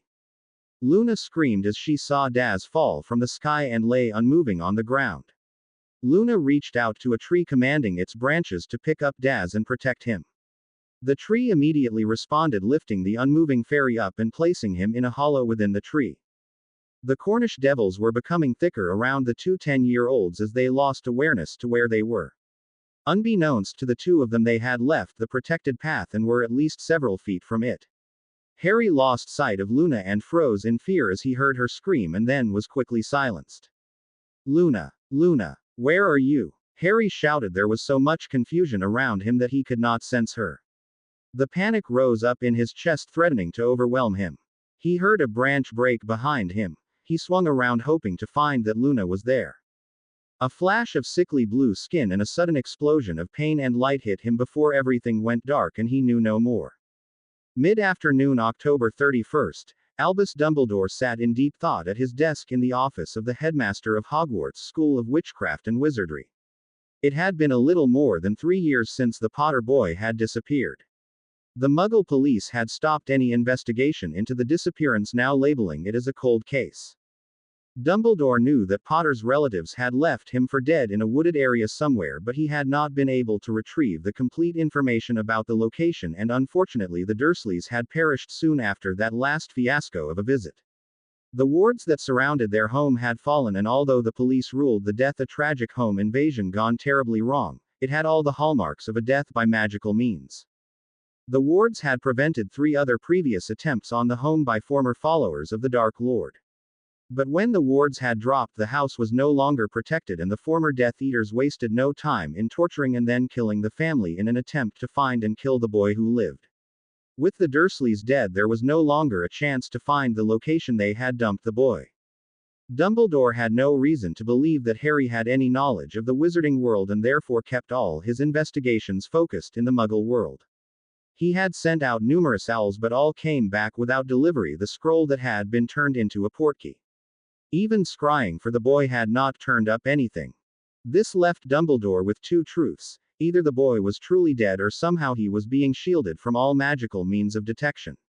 If he was dead, that would explain why he could not access the Potter accounts anymore or their properties. If Harry had died, as the last Potter heir, the goblins would have frozen all the Potter assets and claimed them as spoils of a dead line and sold off what properties and tangible assets that remained. But as Harry's magical guardian, however self-proclaimed, he should have been entitled to something. But the goblins were adamant about him not having any legal rights to or privileges or access to any Potter assets. Claiming only the true guardian had that right. Whether they knew it or not, the goblins had given Dumbledore the kick he needed to refocus his train of thought. If Harry was not dead, then someone was protecting and shielding him. He needed to start inquiring about the real magical guardian of Harry Potter. He knew that Sirius Black was Potter's godfather, but he was safely tucked away in Azkaban and was not in a position to help Harry. But who had been his godmother? That was the question. Lily had only been close to 3 girls during her time at Hogwarts that he could remember. Alice Davies, now Longbottom, a current resident of St. Mungo's; Sharon Bones née Cutler, deceased, her and her husband murdered by Voldemort; their only child, now the ward of her aunt, Amelia Bones; and of course there was Celine Lovegood née Soleil. The 2 were inseparable at Hogwarts and both Ravenclaws. Of course, Albus exclaimed. How could I have forgotten? The Lovegood woman insisted that Harry was to come to her. She had a copy of the Potter will. Albus could have slapped himself. He had completely forgotten about the woman. If memory serves, she lives near the Weasleys. Perhaps a visit to Molly might be in order. If the boy was there, surely some of her children would have seen him, or at least heard of a new boy living in the area. The old headmaster spoke out loud to himself. Grabbing a pinch of flow powder and throwing it into the fireplace in his office, watching the emerald flames jump to life, he stuck his head into the flames and called out, "The burrow." A few moments of feeling like his head was spinning like a top, he suddenly stopped and was looking into a very cluttered but nevertheless clean kitchen with a large rectangular wooden table dominating the room. Molly. Molly Weasley, are you there? The disembodied head of Albus Dumbledore spoke. Albus. A female voice queried. Albus, is that you? A woman entered the kitchen looking down at the green flames dancing in the fireplace. Ah, Molly, there you are. Albus said congenially. What can I do for you, Professor? The twins haven't been causing trouble again, have they? The stern Weasley matriarch asked with her hands on her hips. No, no. Well, at least not lately. Dumbledore chuckled mirthlessly, remembering the exploding oatmeal incident that had covered most of the Slytherin students at breakfast a week ago. Then what is it, Albus? Molly stated kindly. May I come through, Molly? My knees aren't as young as they used to be, I'm afraid, and kneeling for any length of time can be quite taxing. Oh, of course, Albus. Permission granted. Molly uttered, allowing the headmaster to walk through. Would you care for some tea, Albus? Molly asked the aging headmaster. That would be lovely, Molly. Albus replied with twinkling eyes. Molly had set a cup of tea in front of the headmaster after he had taken a seat at the Weasley kitchen table. Pouring a cup for herself, she sat across from the old wizard, curious about his visit. So tell me, Albus, what brings you here? Shouldn't you be preparing for the Halloween feast? Molly asked. All is well in hand, Molly. What I wanted to talk to you about is not school related, Albus stated, taking a sip of his tea. Molly waited expectantly for Dumbledore to continue. This might sound like a strange question, but, you know the people of the village here rather well, do you not? Albus asked the plump woman, knowing she always kept up with the local gossip. Why, of course I do, Molly stated proudly. I like to think I'm rather well informed of the goings-on in the village. Wonderful, Molly. Albus smiled. It is a wise person indeed who knows well their surroundings. It keeps you from being surprised by something unexpected. Molly beamed at the compliment. Very true, Albus. I'm proud to say that there are no of those kind around here. You know, those darker families. Molly shivered. Albus grinned at one of his most ardent supporters. So, tell me, Molly, have there been any new arrivals to the area recently? Albus asked, rocking his head side to side in a quizzical fashion. Well, Pauline Clearwater just had her third child last year. You know my Percy is quite taken with her oldest, Penelope, I believe. Molly rambled. Yes, what I meant was anyone not from the village coming here to stay or visit. Albus asked, forcing himself not to roll his eyes. Well, there is that bully of a nephew that has come to live with Celine Lovegood. Little brat punched my Ronnie in the nose for no reason whatsoever. Molly fumed. Albus immediately perked up at the mention of Celine Lovegood, a small grin forming on his face. So how old is this nephew? Albus asked, trying to hide his excitement. I believe he is Ronald's age, about 9 or 10. Molly responded. What does the boy look like? Albus asked, his excitement level rising a bit. Well, I believe he is owned, with blue eyes, a bit about average height, a little shorter than my Ronald. Molly answered. Albus's eyes narrowed and began to think to himself. Owned hair did not run in the Potter family, and neither did it in the Evans. But it could just be a glamour charm. It still may be my lost lamb. Albus. Molly called to the man. Sorry, Molly, I was just lost in thought for a moment. Albus stated, placating the women. So when did this nephew come to live with her? Albus asked. I suppose about 3 years ago. I didn't even know she had any siblings, thought she was an only child, I did. Molly stated, trying to remember if she had ever heard Celine mention any other family. Well, this has been most illuminating, Molly. I need to return to the school, business to tend to, you know. Albus grinned. Of course, Albus, please come back anytime. Molly told the older man. Thank you, Molly. As always, your hospitality is most welcome. Albus stated, then moving to the fireplace, bid one more farewell, and then with a dash of flow powder stepped into the hearth and was gone. Albus stepped into his office with a large smile on his face. I believe I will be paying the Lovegood home a visit within the next couple of days. Albus stated, his mind already planning on how to get guardianship of the boy if it was indeed Harry.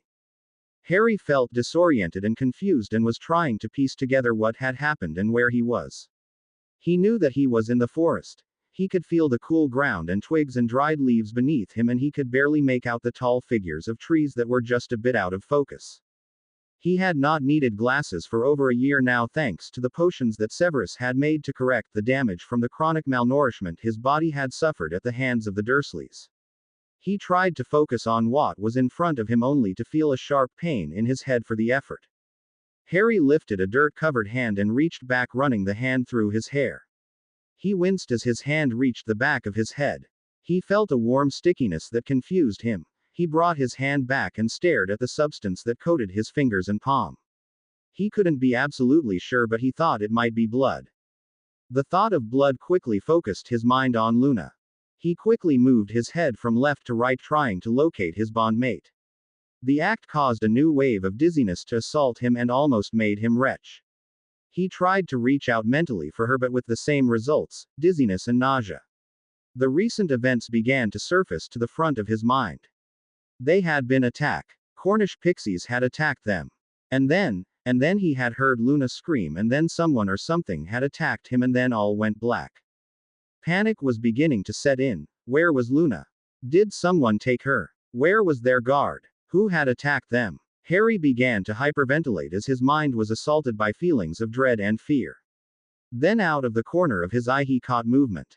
He held his breath and tried to remain as still as possible in case it was the attacker returning. Harry tried to focus on his magic but was finding it almost impossible with his head still spinning. Whatever it was coming closer. It was small and seemed to be having trouble flying. It could only go a few feet before dropping to the ground.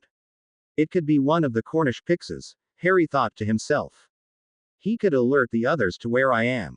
Harry was preparing what strength he had left to somehow make a run for it, but then he noticed that the creature was not the blue color of the Pixies that had attacked them but a flowing mane of pink hair. It was Tara. Tara, is that you? Harry whispered out, hoping not to alert anyone else that might be around him. Zara rushed to him as fast as she could. Harry lifted her in the palm of his unbloodied hand and brought her up to eye level. She immediately began to cover his face in tiny keys. Harry chuckled a bit. I'm happy to see you too. Where are the others? Where is Daz, Zara and Huck? Tara's face scrunched up in agony as her head dropped below her shoulders and tears began to fall. It was then Harry noticed the state Tara was in. She had several small cuts and lacerations from head to toe. One of her wings seemed to be almost torn in half. Harry gasped. Zara, Daz, Huck? Harry asked the pink-haired pixie in a small voice. Zara slowly shook her head from side to side. Harry's eyes filled with tears at the loss. They were not only their bodyguards but they were also their friends and constant companions. Tara, have you seen Luna? Harry asked, a lump forming in his throat as he posed the question. The miniature magical being looked at him sadly and shook her head. We need to find her, Tara. I can't seem to focus on my connection to Luna. I was hit in the head and the pain is keeping me from reaching out to her. Harry choked back a sob. Tara nodded. She turned around looking at the dark forest trying to determine which way they should go to find Luna. Tara straightened all of a sudden, Harry knowing that something had caught her attention. What is it, Tara? Harry asked. Tara made a sniffing motion and then pointing in a specific direction deeper into the forest. Harry, understanding that she had smelled something, took in a long breath through his nose. His eyes widened. He smelled smoke. Someone had lit a fire somewhere. It wasn't hard evidence but they had nothing else to go on. Harry shakily stood up using the nearby tree to support him as he stood. Placing Tara on his shoulder, she pointed out the way they should go. The first several yards were difficult for Harry as the obvious concussion was causing balance issues and clear mental focus. Harry noticed several unmoving bodies of the blue devils that had attacked them. Obviously his pixie friends had taken out several of the flying beasts before being overcome by the sheer number of them. Tara gasped and pointed to something under a pile of blue corpses. Long strands of purple hair could be seen in the tangle of bodies. Harry knelt on the ground and removed the small bodies until he saw the still form of Zara. Tara leapt from his shoulder and grabbed her unmoving friend in her tiny arms. Tears fell mournfully from Tara's distraught eyes. Harry did not know what to do. He stared frozen in place at the sight of his friend. He had not seen death before. He knew his parents had died, and even with the memory of his mother's death locked somewhere in his mind, he never had the courage to view it. This was different, however. He knew Zara personally, interacted with her. She was the flirt of the two female pixies. She liked to tease Harry and cuddle up to his cheek and play in his thick hair and weave flowers into it, much to Harry's amusing protests. Tara touched the bark of a nearby tree with her hands and asked it for an offering. In response, the large oak tree released 3 of its largest leaves that gently floated to the ground. Tara immediately gathered them and with tender care tightly wrapped Zara's body with the offered leaves. She was wrapped much like the Egyptian pharaohs of old.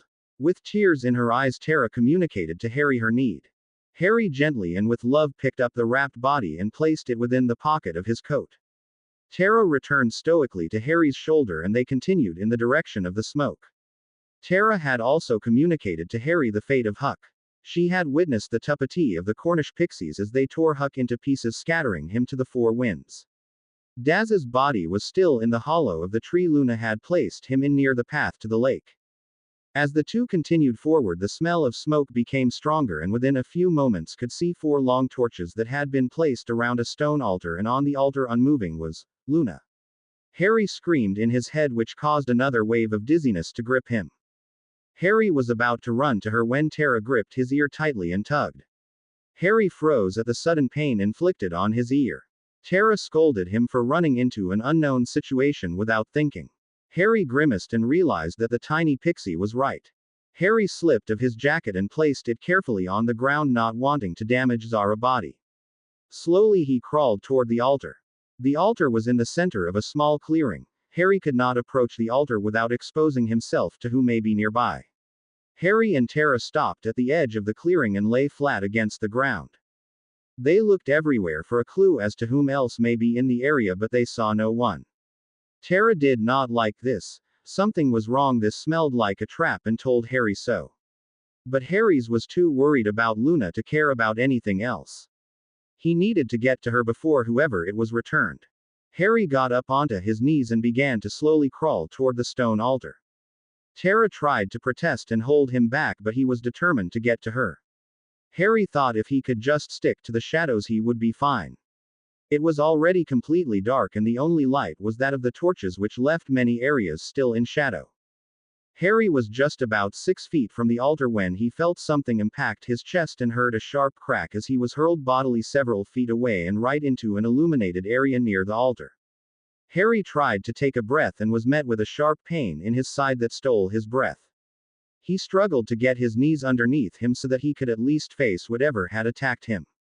For the second time that evening, Harry was frozen in place, not by grief this time but fear.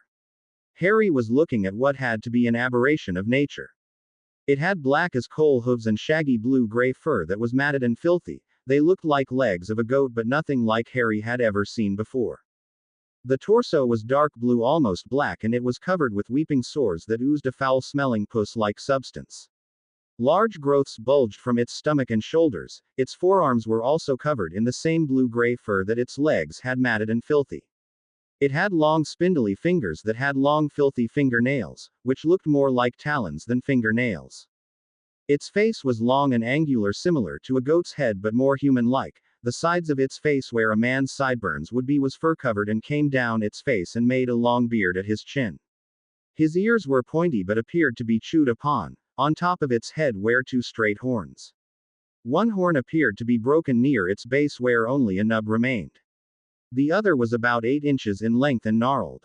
His eyes were exaggeratedly large and almond-shaped. His irises were red and feline in shape. His nose was flat and flared with large nostrils. His teeth were splintered and showed signs of widespread decay. He would be a terrifying sight to anyone, but to a 10-year-old boy he was horror itself. When Harry and Luna had failed to arrive before sundown, she knew something had gone wrong. For the first time since becoming bound to the island, she regretted the limitations it put upon her.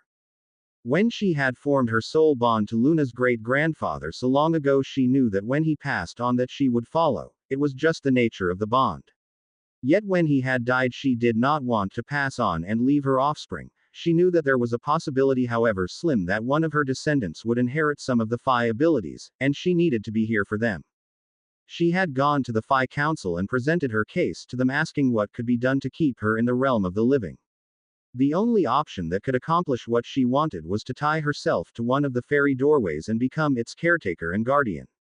This would allow her to be among the mortal world and the world of the Phi. Its drawback was that she could not set foot off the island that the doorway existed on, for in the moment she did, she would cease to exist and she would join her soulmate in the next great adventure. Although bound to the island, she was not helpless, and she could use her magic and other innate abilities to help her children. Aoife called out to the woodland creatures near her island and gave them charge to find her children and assist them. She also called to 2 tree nymphs who lived near the shoreline of the lake and asked for their assistance. The nymphs whispered to the trees a gift that Luna had, but not as refined or as all-encompassing as these creatures of the trees had. Within moments the trees whispered back to the nymphs and informed them that their brethren could see the children and that they were being held captive, but none were close enough to lend assistance even should the Phi child call to them. They also whispered back the fate of the 3 pixies who had given their lives to protect Aoife's children. Aoife mourned the loss of Zara. Huck and Daz, they were her most loyal friends, but the time to grieve was not yet here. Her children were in great danger and needed help. They were magically powerful, but they had not yet realized or been able to fully tap into their abilities yet. She just hoped that they could hold off until help arrived. Harry watched as the satyr, for that was what he appeared to be or had been, circle him and snarl. You foolish, foolish little boy, I smelled you foul stench 100 yards away. The creature growled. It would have been better for you to have not sought me out, now I must decide what to do with you. Do I simply kill you and be done with it, or maybe you are worth something to the mortals and I can ransom you? Please sir, all I want is to take my friend and leave here. Harry pleaded softly, muster what courage he had to speak to the dangerous-looking creature. Leave. He chuckled mirthlessly. Oh, you will not be leaving, especially not with her. Robin Goodfellow, also known as Puck, laughed. I'm sure you know what she is, boy. He snarled and then laughed a bit unhinged. As he looked at the silent and unmoving form of the bee-owned girl. You see, Puck began, his eyes glazing over. She is my revenge and my salvation. She will extend my life, but more than that, her death will bring pain to the one I loathe most. Puck gritted his splintered teeth, flakes of rotted bone falling from his diseased mouth. Who? Harry began before he was immediately interrupted by a howling scream. Aoife. He spat the name out in murderous inflection. She is the cause of all my suffering. She is the cause of my exile and banisment. And she will pay. Spittle flew from the deranged satyr's mouth, long threads of drool hanging from his filthy beard. Harry's entire body jerked as if hit by electricity. The venom in the creature's words and tone frightened him like nothing else had ever done. Harry was at a loss for what to do. The creature was dangerous and stronger than he was, and he could not focus enough to call upon his magic. Tara had not been still during this heated diatribe. She had silently made her way to Luna with the intent of waking her, but as she approached the altar she felt the pulsation of magic.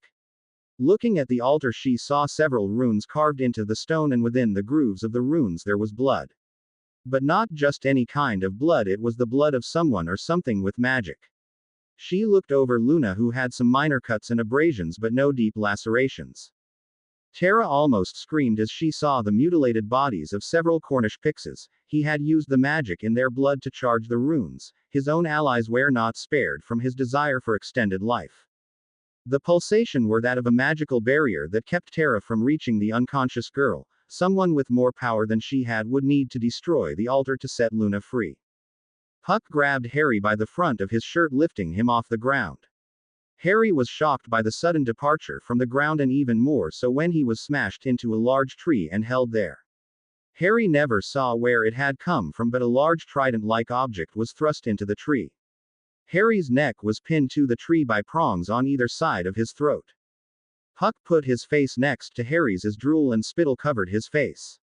Now boy, watch as I rip the very magic from your little girlfriend. It's magnificently painful, the screams even puts my fur on end.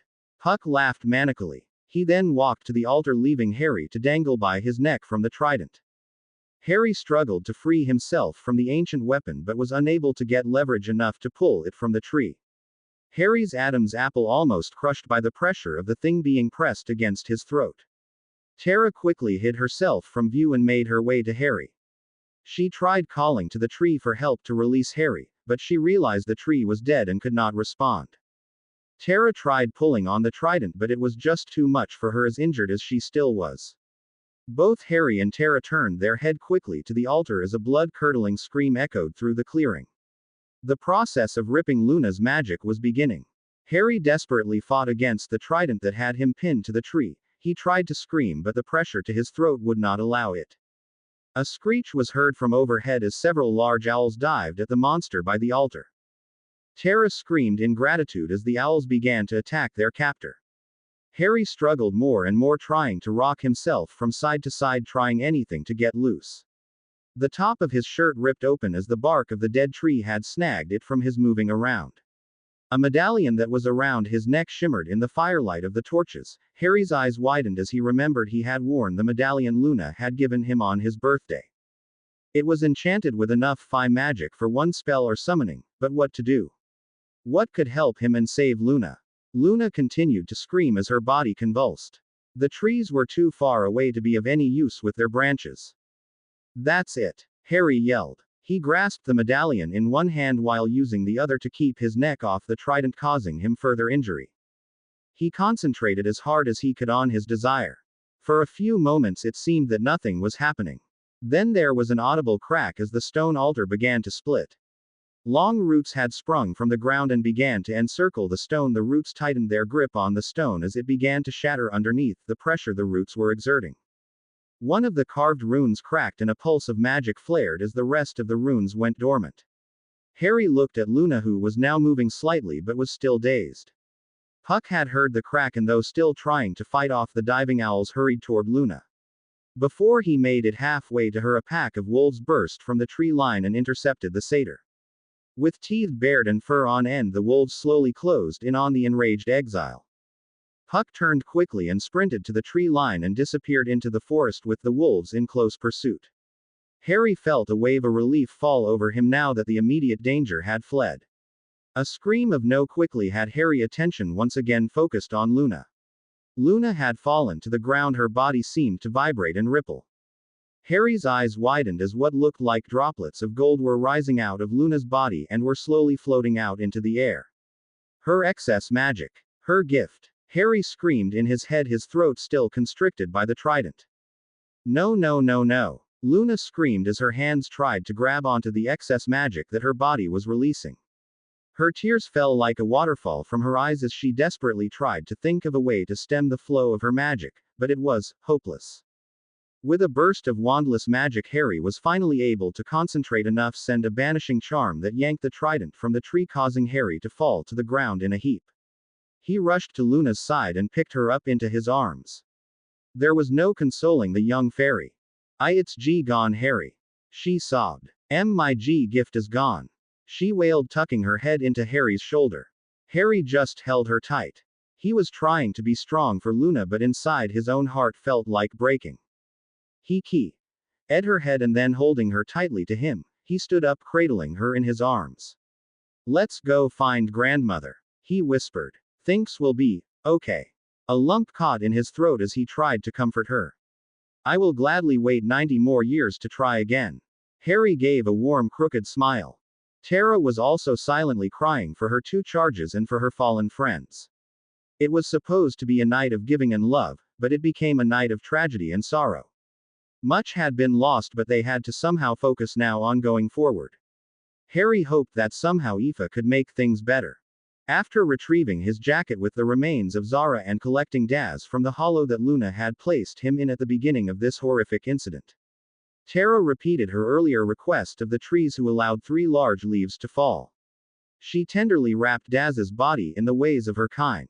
Unfortunately, they could not find any remains of Huck, and Tara sang a tune of mourning over her lost companions.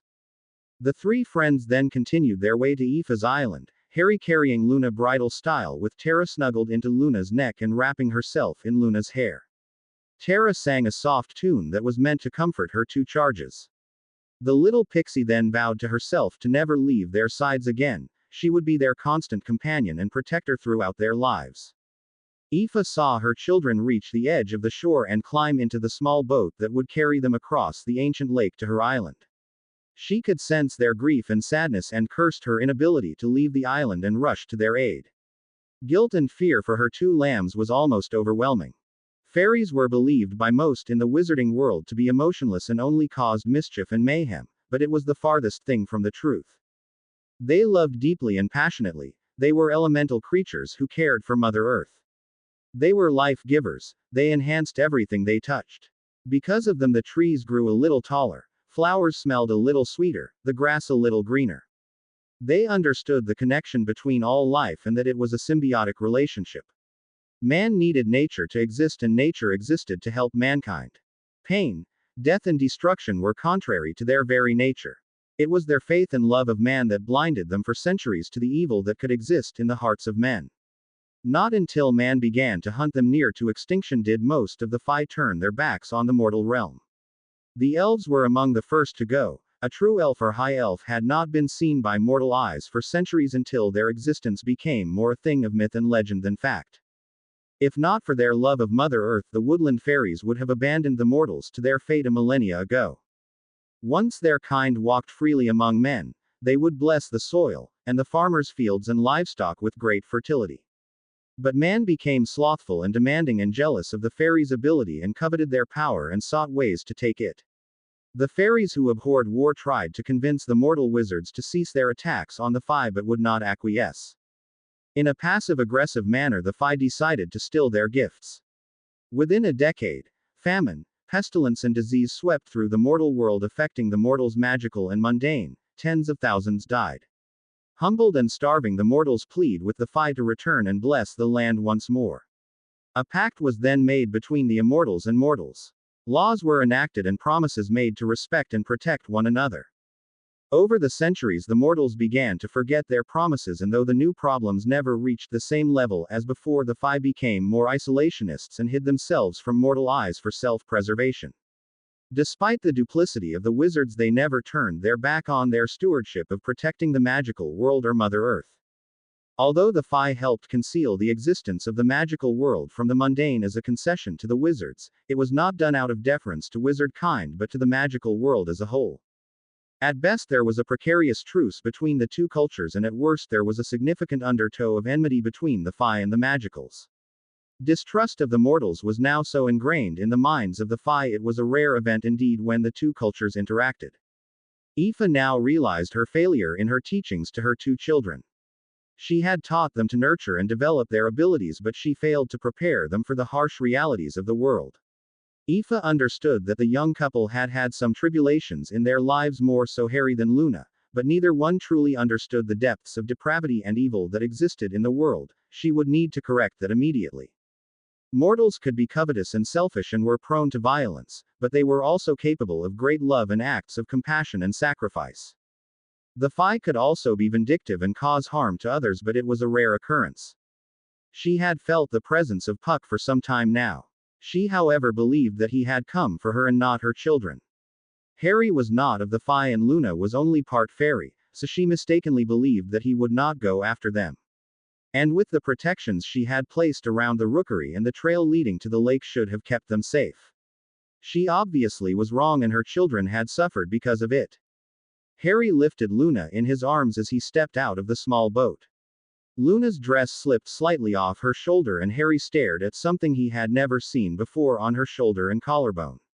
Before Harry could ask Luna about the markings, Aoife had swooped down and gathered the two children in her arms and held them both tightly to her. Aoife fell to her knees, clutching them to her. I'm so sorry, Harry. Luna, I didn't think he would. Sweet Bridget, I never imagined he would try and take you. Aoife cried, the tears flowing from her watery eyes. Harry and Luna looked bewildered at the rambling woodland fairy. They had never seen her any other way but poised and regal.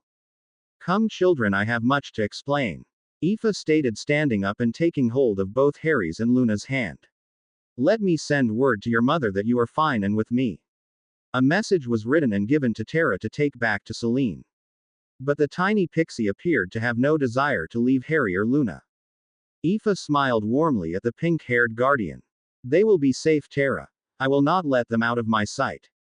Aoife reassured the pixie. Tara reluctantly nodded and took the message from Aoife. With surprising speed, Tara rushed to the rookery so she could return quickly to her charges. Aoife had been informed of the death of Daz, Huck, and Zara by the wood nymphs that were whispering to the trees, and had been told of the tragic incident. An hour later, Harry and Luna had been told of who their attacker was and Aoife's connection to the monster. It was difficult for the two youngsters to hear of the depths of depravity that Puck, who had been a confidant of the fairy court, to have fallen to. It also made them quite nervous to know that he was still at large. Luna, who had been listening attentively to her grandmother, could no longer hold her emotions back and began to sob again. Grandmother, my gift. Luna choked on her words, too overcome with emotion. I know, sweetheart. Aoife responded consolingly. Kneeling in front of the small bee, she opened up her arms to her. Luna fell into the waiting arms and was immediately wrapped in a warm hug. It's gone, Luna whispered sullenly. I wasn't able to give it to Harry. She sobbed as tears began to flow down her face. Harry didn't know what to say or do, so he just rested a soft hand on Luna's shoulder. Luna closed her eyes at the contact and could feel Harry's tender emotions fill her. She had never felt his emotions so strongly before, it seemed to fill her and warm her from the inside out. She stopped her sobbing and gently sat up from Aoife's embrace. She turned to look at Harry's worried face but felt the depth of feeling he had for her. She launched herself into his arms, her face buried into his shoulder. "How is it that you don't hate me for losing the gift?" Luna whispered. She only felt his love and concern flooding her senses and knew he held no anger or loss. It was surprising to her young mind. "Why would I be angry, Lou? It was not your fault. I'm just relieved that you were not hurt," Harry said honestly, giving her a warm smile. "Besides, we are still here and we have many years together," Harry offered, a small lump forming in his throat as he spoke, though in the depths of his heart he wished he had been able to receive the gift and be like Luna. Luna hugged him tighter, feeling a little better but still sad about the loss of her gift. Aoife watched the young couple interact carefully, noticing that both their auras had changed somewhat. Luna's was much brighter, indicating that her magical core had strengthened, and her species aura was now a vibrant green, indicating that her essence was now mostly, if not entirely, Phi. Aoife was at a loss to explain the sudden transformation but nonetheless was excited about the turn of events. Harry's aura was by far the most amazing. Not only had his magical core strengthened, which shouldn't have happened for another year being immortal, somewhere near to his 11th birthday, but what was the most astonishing was his species aura. It seemed to be in some kind of flux. There were now traces of green in the bright white that definitely should not be there. Was it possible that because his species aura and magic were unwritten that he could become Phi or any of the other magical species he wished? Aoife mused, stunned at the implications of the possibility. While in their embrace, Harry again noticed the strange markings on Luna's shoulders and collarbone. "Luna, what are these markings on your shoulder?" Harry asked, admiring the intricate patterns. "I don't have any markings, Harry, not unless I was hurt when that thing took me," Luna stated, trying to see what Harry was looking at. Harry shook his head. "I don't think it is an injury, Lou, it looks like a tattoo of some kind." Aoife's eyes widened and stepped toward Luna, broken from her thoughts about Harry. "May I take a look at these markings, Luna?" "Of course, grandmother." Luna replied, curious about the markings as well. Luna turned to face her grandmother. Aoife reached out and examined the tattoo-like markings. They were very pale in color on Luna's skin but were quite visible. Aoife grinned like a Cheshire cat as she recognized the strange markings. "I know exactly what they are, Luna," Aoife stated proudly. "They are your wings." The ancient fairy clapped in excitement. "My wings?" Luna asked with confusion. "They don't look like wings," Luna stated. With a wry smile, Aoife removed the long shawl she was wearing that uncovered bare shoulders and neckline. On her alabaster skin were similar markings that extended to just below her collarbone and then climbed up and over her shoulders. She turned slowly around and showed the two children her exposed back. Her dress was completely opened at the back. The material of the dress ran down the sides of her body and swooped down before swooping back up at her hips. Luna and Harry looked at the tattoo, which had continued over her shoulders and continued down her back, disappearing below the dress line. Aoife turned her head to look over her shoulder at the two children and gave them a wink. Harry and Luna gasped as the tattoo began to move and lift from her body and unfold. Within seconds, a pair of large and beautiful wings appeared in front of the gobsmacked youths. With a gentle beating of her wings, Aoife rose into the air and hovered for a moment before touching back down. Harry and Luna stared open-mouthed at the ancient fair, who smiled playfully at the pair. "Wow. Wings," Harry stated, looking more closely at Luna's markings. "Wings?" Luna gasped. "Yes, wings, love," Aoife smiled. "But not yet fully developed. If you noticed, my markings are darker in appearance while yours are more diffused. With time they will mature and your markings will become darker," Aoife told the young fairy. How do you get them to come out?" Harry asked shyly. Aoife chuckled musically. "It is as simple as breathing for me, Harry, but when I was first learning it took a little bit of concentration and focusing on what I wanted them to do. As her wings mature I will instruct Luna on how to call them forth," Aoife stated, smiling at her granddaughter. Luna beamed back at her grandmother. "Now it is getting late. Is there anything else we need to discuss?" Aoife asked, pointedly looking at Luna. The ancient fairy could sense that Luna still felt the loss of not being able to give her gift to Harry and knew that the young girl would have concerns. Grandmother, Luna began meekly. Is there any other way for me to give Harry immortality? Luna asked, though having the feeling she already knew the answer. No, sweetheart. Not until you reach your 100th birthday. Luna's shoulders slumped, having her suspicions confirmed. However, Aoife started. Luna looked up hopefully at her grandmother, praying for a positive response. If my assumptions are correct, Harry may not need your gift. Huh. Both Harry and Luna responded in unison. Aoife chuckled at the pair. I am not absolutely sure, but I think because of Harry's unique situation, it is not out of the realm of possibility that he already possesses or could possess that ability. He has already demonstrated he can use fairy elemental magic. Aoife stated pensively. What? You mean calling the stone the other day as fairy magic? Harry asked. It is Harry, and when you called forth the tree roots from the earth to free Luna. Aoife told him. Well, that wasn't really me. I mean, I used the medallion that Luna gave me that was infused with fairy magic. Did you now? Aoife smiled with a mischievous look on her face. Yeah, Harry stated. That medallion, Harry, had only enough magic to perform one calling. Aoife stated. Uh-huh. Harry stated, thinking the debate was over. I can still feel the magic in the medallion, Harry. That means it was not used. What you did was to call to the trees yourself and they responded to you. That is fey magic, Harry. No simple witch or wizard can call to nature or the elements and have them respond in that manner. Harry still looked confused, but Luna was smiling and almost jumping up and down at what this could mean. Harry, when I was observing you and Luna moments ago, I saw traces of fairy in your species' aura. It is small, but it is there, and I know without doubt that it was not there prior to today. I think magic is allowing you to pick what you want to be, or maybe to be all things at once. I don't know for sure and only time will tell, but I feel that it bears observing and exposing you to other magical species to see if you can learn to use their unique abilities as well. Aoife stated excitedly. Harry was at a loss for words.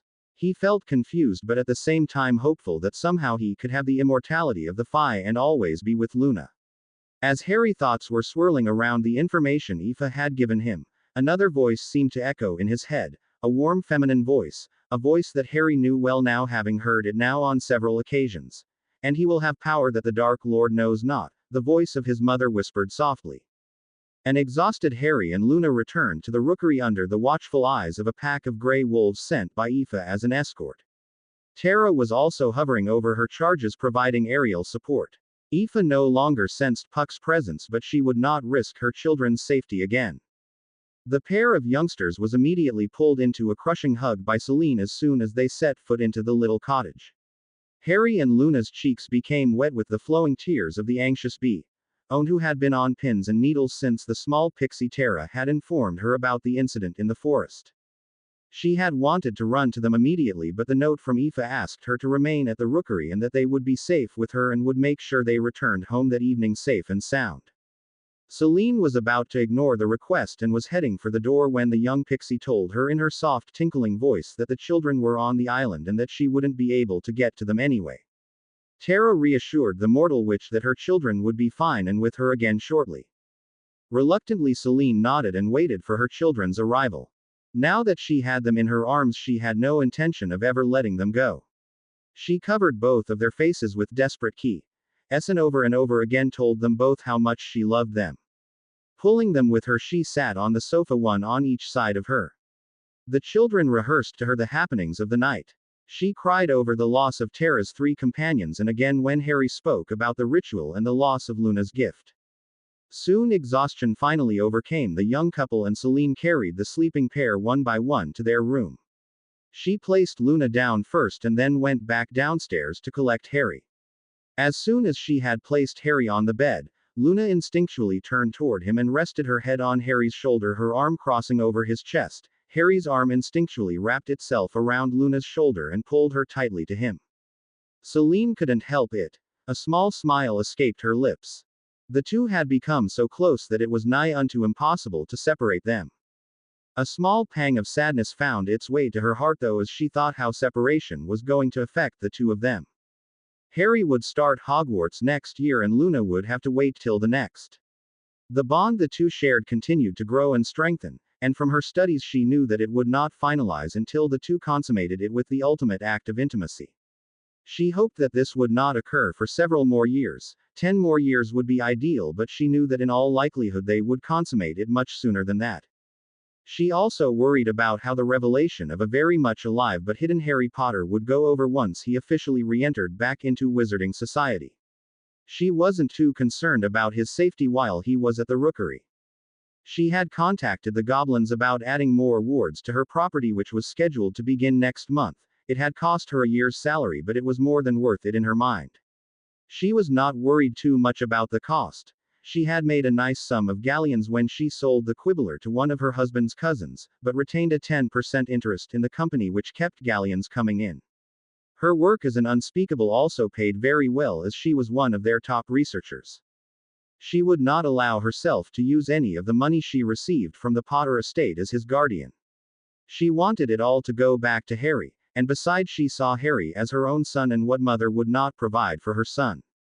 The Lovegoods lived modestly, but they never went without. She believed that teaching her children the value of simple living would ground them and teach them to appreciate all things in life. She knew that she would not need to worry about her children when it came to their sense of morality and equity. They both had a reverence for nature and of all living things. Luna was extremely in tune with the world around her. Her gentle nature seemed to resonate with all creatures mundane and magical, and they seemed to sense in her a kinship that went beyond the physical. This could be due to her Phi heritage asserting itself so strongly within her. Luna's fairy magic was also strengthening. She had become quite proficient at calling nature to her aid and using her gifts to enhance the environment around her and strengthening the ambient magic which it gave off. The art of healing was almost second nature to the young girl. Many times injured animals would find their way to her and she would heal them with a touch or incantation. She also had refined her illusory ability. It was a skill most fairies had. She could send false images to a person's mind to misdirect or confuse them, much like a confundus charm. It was a defensive ability that fairies used to escape or to not be seen. She still had not mastered the ability to enter or influence another's dreams. This was also a skill of the Phi. They used this ability to create harmless yet lifelike and vivid dreams in mortal minds, mostly out of a sense of mischievousness and to cause a little mayhem at times.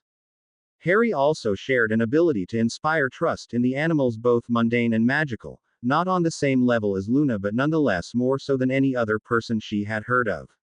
His innate talent for potion making rivaled even that of his mother's, who became one of the youngest potions mistress ever bestowed with that title.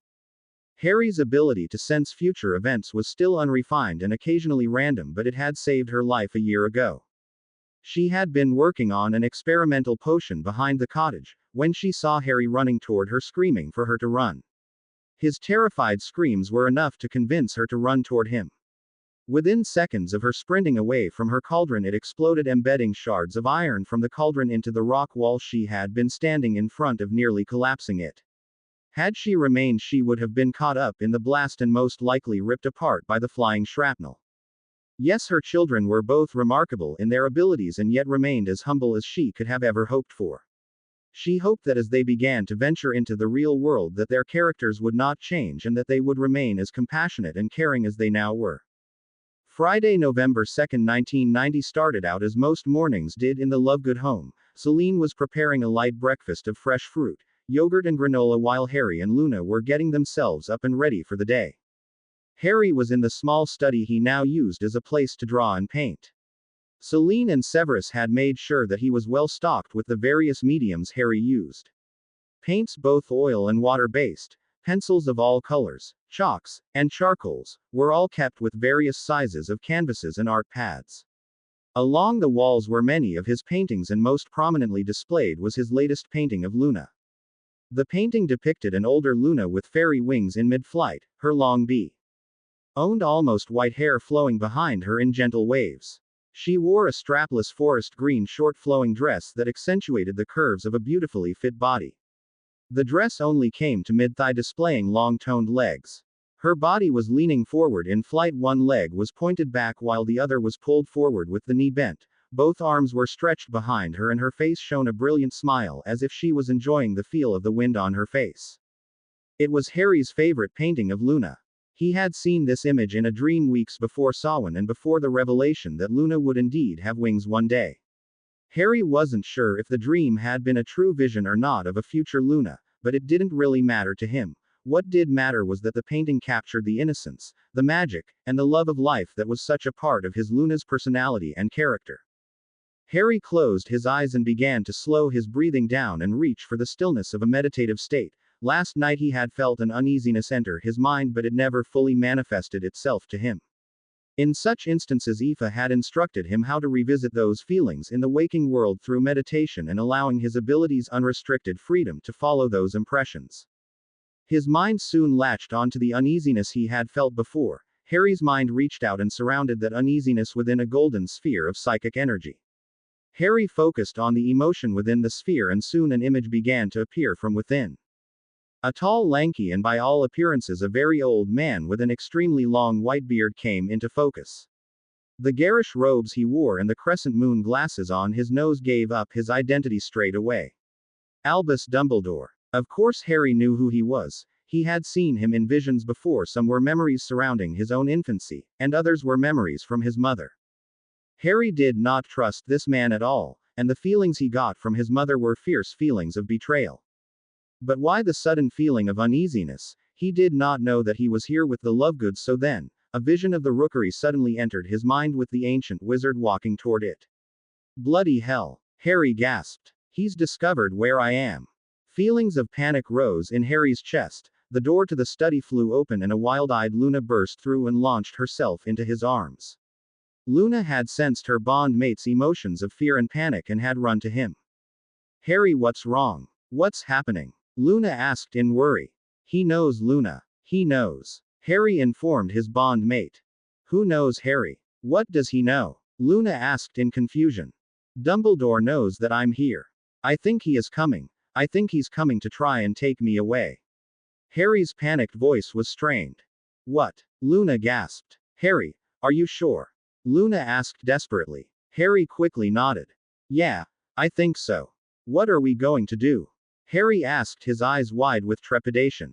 We have to tell Mom. She'll know what to do. Luna replied, grabbing Harry's hand and dragging him down the stairs. Thank you for the warning, Severus. I'll go and tell the children. Oh, here they are. I think Harry already knows. Celine said to the floating head of Severus Snape in the family hearth as she saw the look of fear on Harry's face. Harry looked at Celine and then down to Severus and whispered, he knows and he is coming. He does, Harry, and he is. Severus answered forlornly from the fireplace. I just learned a few moments ago. He told me he has found you and was going to retrieve you. Severus replied morosely. I got to the flow as soon as I could to warn you. Celine straightened immediately as she felt the wards flare, a warning that someone had crossed them. He's arrived, Severus. Celine whispered.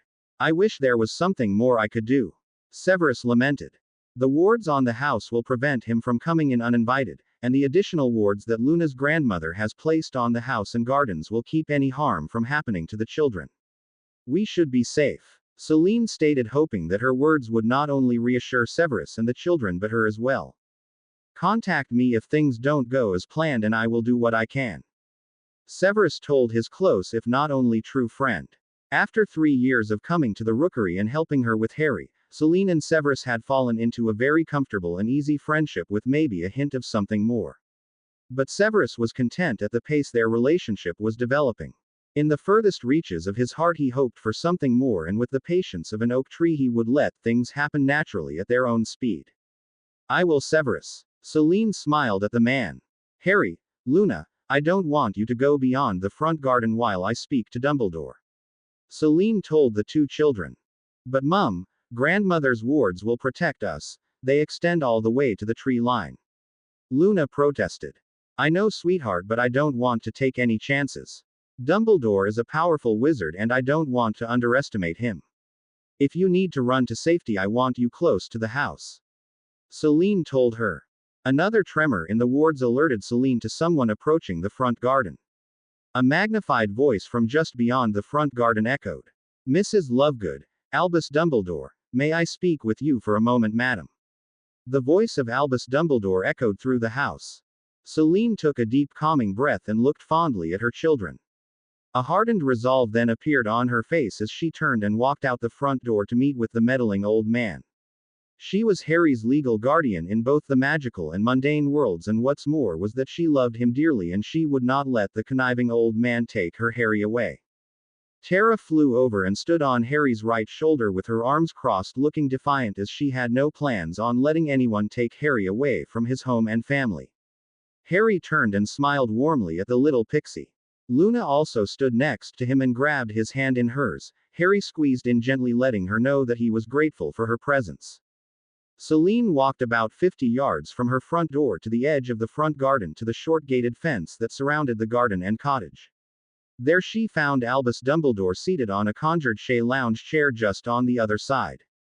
His fingers were steepled in front of his face, a crooked smile and a look of triumph in his eyes. Celine's blood began to boil at the pompous windbag. "Ah, Celine, so good to see you again." Albus began. "I must say I am quite impressed with your ward's scheme. I recognize some of them as being goblin, but I must admit the others escape me. I have never seen the like before." Albus stated, intrigued that he couldn't determine the origin of the wards. Celine inwardly smirked. She would have to thank Aoife for the fairy and elfish wards that surrounded her home. "What can I do for you today, headmaster?" Celine asked coolly. "Come now, Celine. Please call me Albus. You have not been a student for many years now." Albus replied with a smile. "May I come in so that we may speak? The cold November air causes an uncomfortable chill in these old bones." Albus asked. "Not to be rude, Albus, but I don't feel much like entertaining company today, much to do and all that." "I'm sure you understand." Celine smiled tightly. Of course, but I'm afraid it is rather important that I speak to you." Albus asked undauntedly. Celine simply stared at the old man, waiting for him to continue. Albus cleared his throat. "Yes, well, I would like to speak to you about your godson." Quote. Harry Potter to be exact." Albus stated, watching Celine carefully for any kind of reaction, but the woman stared back blankly at him. "Come, Celine, I know that he is here, and what is it you want exactly, Dumbledore?" Celine asked in a clipped tone. "Then he is here," Dumbledore stated, his eyes twinkling. "I would very much like to see him, if you please." "No," Celine responded. "No?" Albus asked incredulously. "What possible reason do you have for wanting to see him, Albus?" Raising his hands up in a gesture of peace, he responded. "Only to check on his well-being, my dear. He has been missing for these last 3 years and presumed dead. As his magical guardian, I have a right."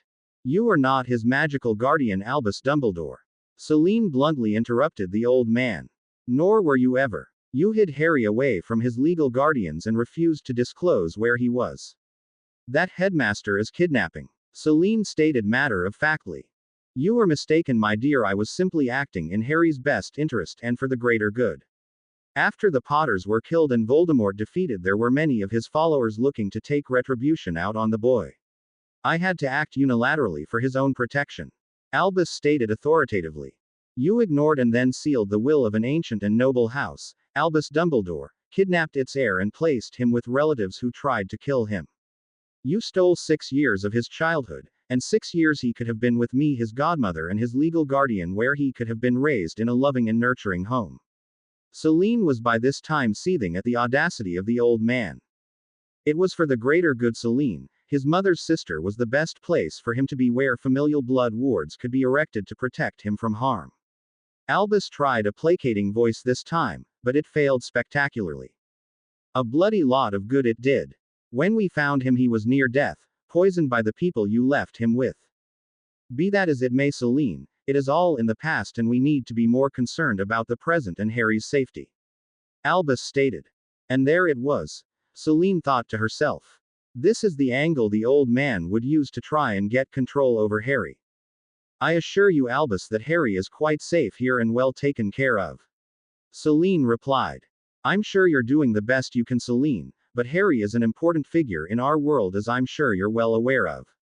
It is imperative that he receive the best protection and the right kind of upbringing." "Exactly what are you implying, Dumbledore?" Celine asked scathingly. I'm merely suggesting that a single working mother with 2 children to take care of can be a daunting task, and that Harry would benefit from a more stable environment. Albus stated in a grandfatherly way. I will not leave my home.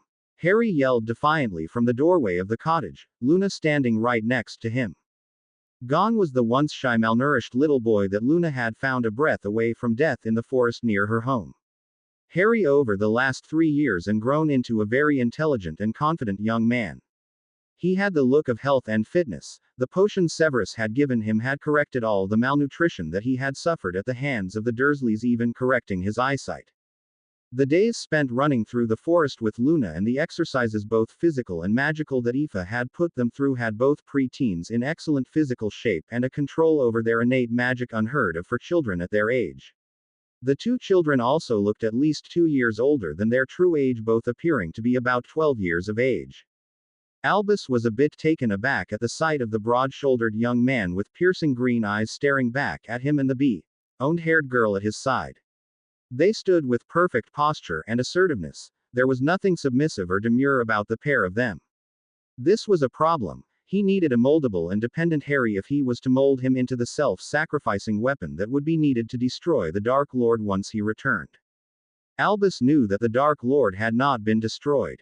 He had been there after all and saw the wraith-like mist flee the destroyed home.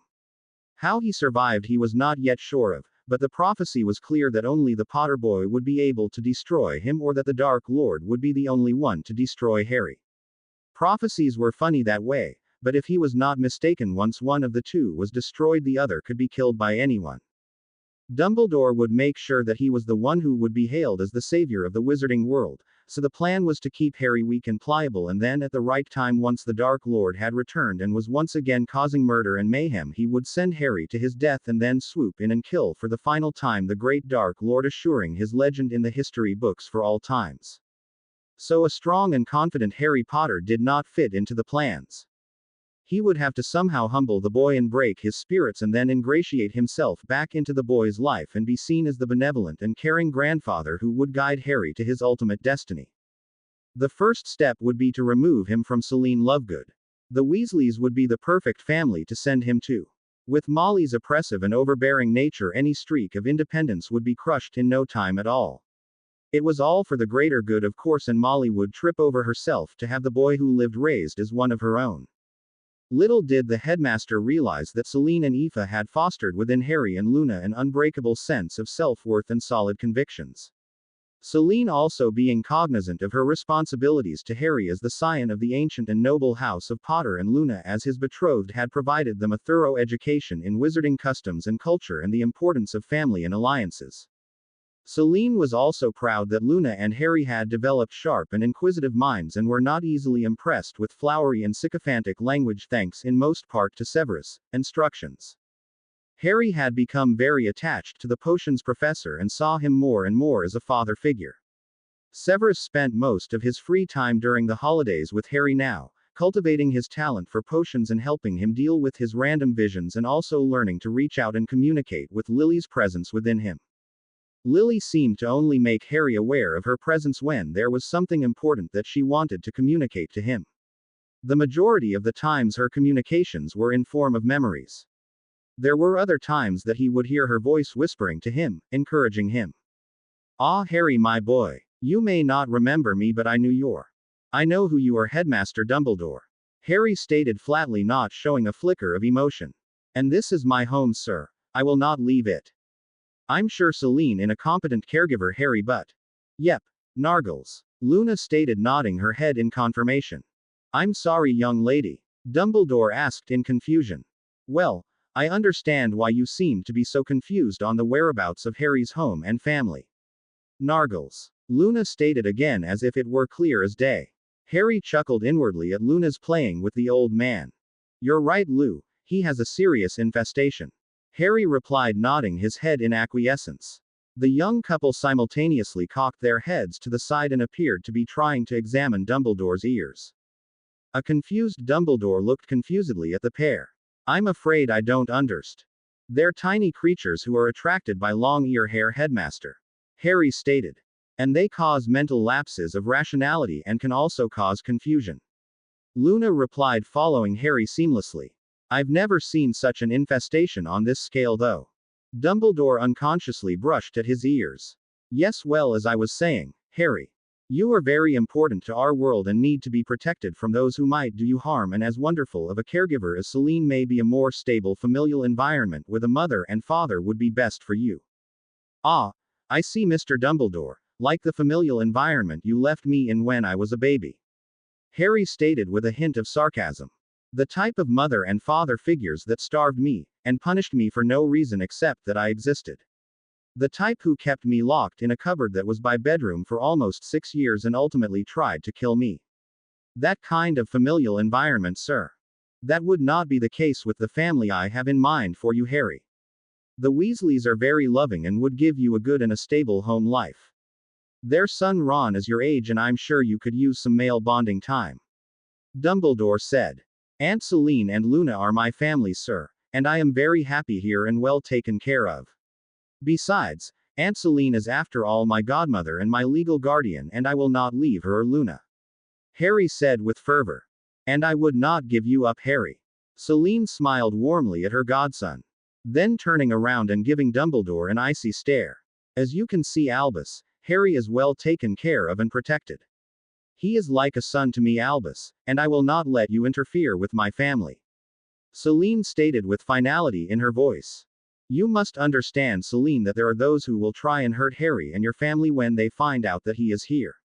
You here alone would not be much of a deterrent for someone with nefarious plans. Albus continued to press his point. And the Weasleys could provide better protection.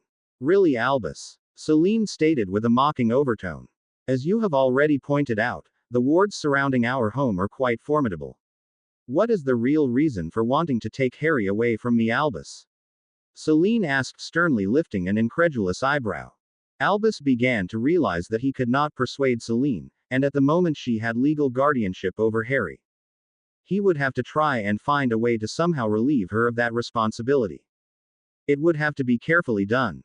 Either way, Harry would be coming to Hogwarts next fall and be away from Celine influence. If he could get Ronald Weasley to befriend the boy and somehow get the rest of his schoolmates to ostracize him, he would come to see the Weasleys as his only friends and by extension a surrogate family while at Hogwarts. And with his influence over the Weasleys, they could gently maneuver Harry in seeing himself as a mentor and friend. For that to happen, he would need to make sure that Harry was in Gryffindor. Every Weasley for the last several generations have been in Gryffindor, and no doubt the 2 youngest Weasleys would wind up there as well. He would need to convince the Sorting Hat of the necessity of placing Potter in Gryffindor. After all, his father had been placed there. His mother, on the other hand, was a Ravenclaw, and that could pose a problem in the House of the Learned. Ravenclaws were notoriously curious, and Filius encouraged independence and critical thinking. He needed Harry in the House of the Brave but Foolish. Rushing in where angels fear to tread was the trait he needed to inspire in Harry if his plans were to work. There are no nefarious or clandestine motives behind my concern for young Harry, I assure you, my dear. It was merely a suggestion, but I see that Harry seems to be safe here at the moment. So I will bid you an adieu. Albus bowed slightly to the Lovegood matriarch. It was so good to see you again, Harry, and looking so well. I look forward to you coming to Hogwarts next fall. The old man smiled at the boy, who only glared back at him. Within Harry's mindscape, his mother was fuming, and it took all of Harry's self-control to not show the raging emotions that were coming from the fiery redhead. It had taken ages for him to differentiate his own feelings from that of his mother's and also from Luna. Their mental connection had fully formed, and both had learned to minimize hearing the stray thoughts and feelings of the other. However, stronger emotions always bled through. Luna could feel Lily's rage through the link, and also the unrestrained feelings of distrust that the disembodied echo of Lily Potter felt for the headmaster. Interesting. She mused as she stared at the headmaster, looking at his aura. Harry was much better at reading people's aura than she was, but there was no mistaking the color of deceit within it. This was not a man to be trusted. Well, Dumbledore began a bit uncomfortably. I will bid you all a good day. The ancient wizard then turned and walked away from the Lovegood home. There was much still to plan and a short time to do it in. Holy cricket, you're really Harry Potter, Harry? Penelope Clearwater asked a bemused Harry. Penelope, or Penny as she preferred to be called, had come over to the rookery to spend time with Harry and Luna and catch up now that the summer holidays had begun. Does Cedric know? Penny asked. Yeah, he came over the other day to take me flying on his new broom. Harry told his older friend. How did he take it? I mean, how did he respond to finding out?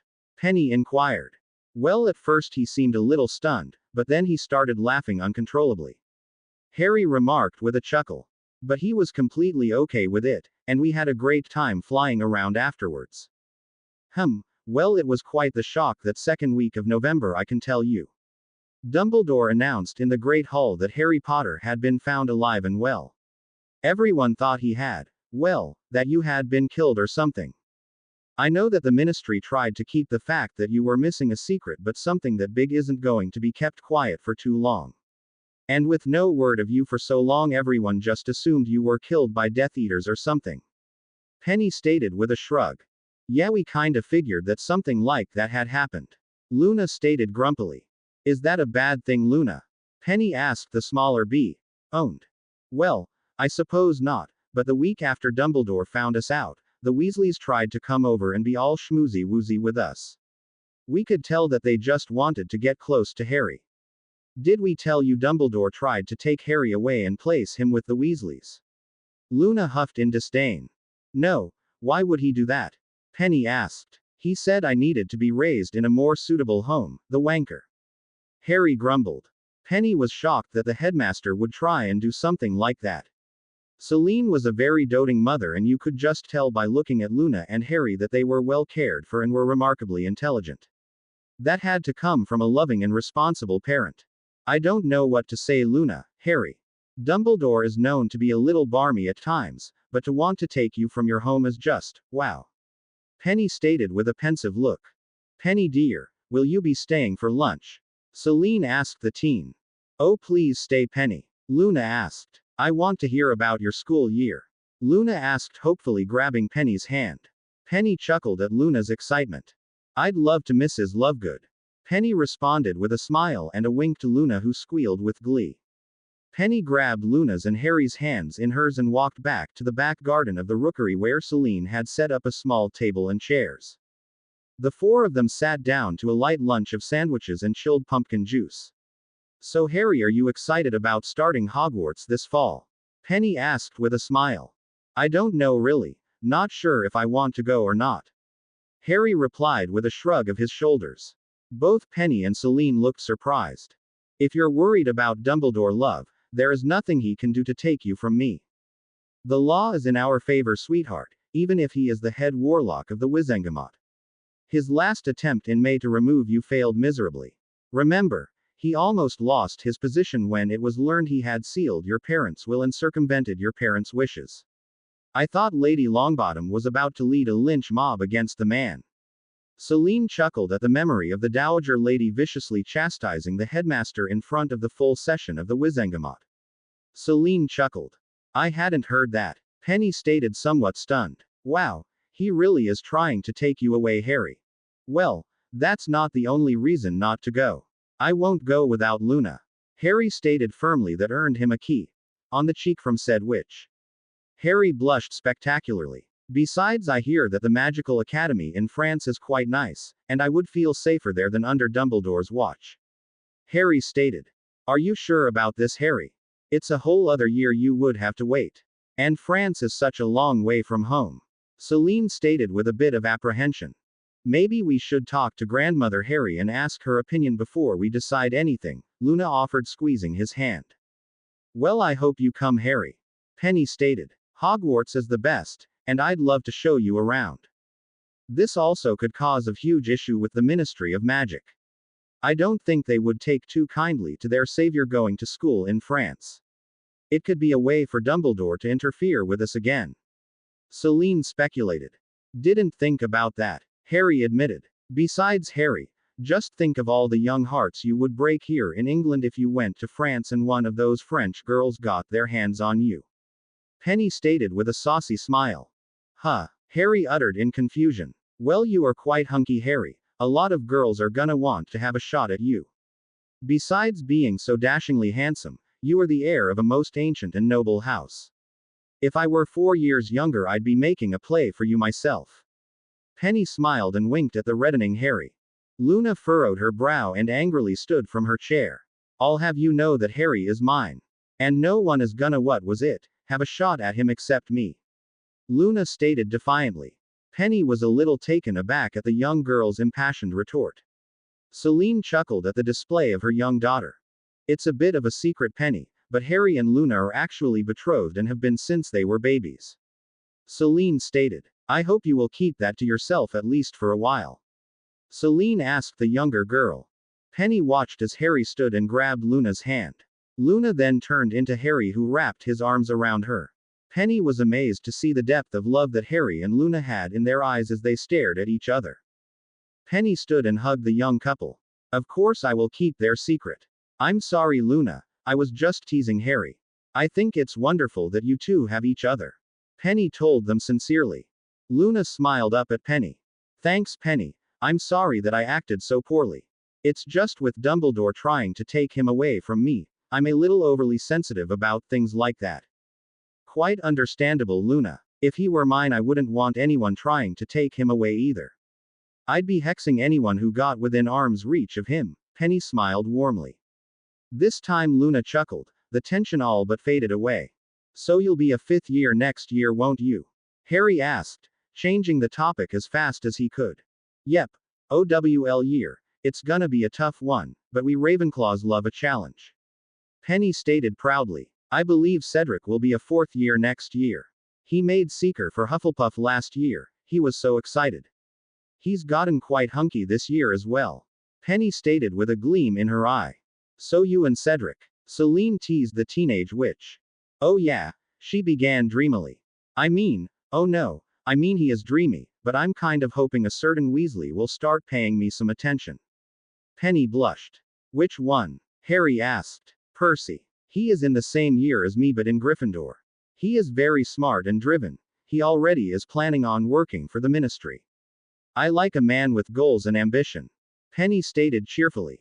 Harry grimaced, recalling the vision he had of Penny the first time they met, and the heartbreak he witnessed as Percy discarded her for his own aspirations. Penny, goals and ambition are nice and all, and knowing what you want is good too, but what about sensitivity and loyalty? What about someone who loves you more than he loves himself or his work? Harry asked carefully. Well, yeah, those things are important too. Penny replied, not sure where Harry was going with this. Well, I'm just saying that. Don't restrict your options, look at the whole package and then decide what is most important to you in a boyfriend and husband. Is kindness and generosity more important than being driven? Can you live with ambition but not affection? Harry asked. I see where you're getting at, Harry. You're pretty smart for an almost 11-year-old. Ravenclaw for sure. Penelope said, then ruffled his hair and kissed him on the cheek. You sure you don't want to share, Luna? Penelope grinned. Positive. Luna replied, giggling at the older girl. Just checking. Penny winked. You know, I just recalled that there was a 7th-year Ravenclaw last year that mentioned she got into Hogwarts early. In fact, she didn't turn 11 until December of that year. I remember it had to do with her magical core being stable enough to handle using magic regularly. You should look into it, Luna. You only miss the cutoff by 2 months. If your core is mature enough, you might be able to go with Harry. Penny told the stunned-faced girl. Really? Luna asked. Who do I need to talk with to find out? Luna was vibrating with excitement. Well, Professor McGonagall is in charge of meeting all incoming first years, so I would start there. Penny stated. Luna launched herself at Penny, giving her a bone-crushing hug. Luna grabbed Celine's hand and began to drag her into the house. She wanted to send an owl to McGonagall without delay. Bye, Penny. Luna yelled out as she disappeared through the back door to the cottage. Penny laughed at the exuberance of the smaller girl. When Luna and Celine entered the house, Penny sat back down and looked at Harry. So tell me, Harry, why don't you like Percy? The question caught Harry off guard. Well, I don't know what. Come on, Harry. Penny asked, cutting him off. I am a Ravenclaw. I can tell when somebody is trying to say something without trying to say something. So tell me, why is it you don't like Percy? Penny asked, staring down the boy. I didn't mean to upset you, Penny. Harry began. I'm not upset, Harry. I'm just curious. I've been around you and Luna enough to know that you both are very perceptive, and can read people. Penny replied warmly.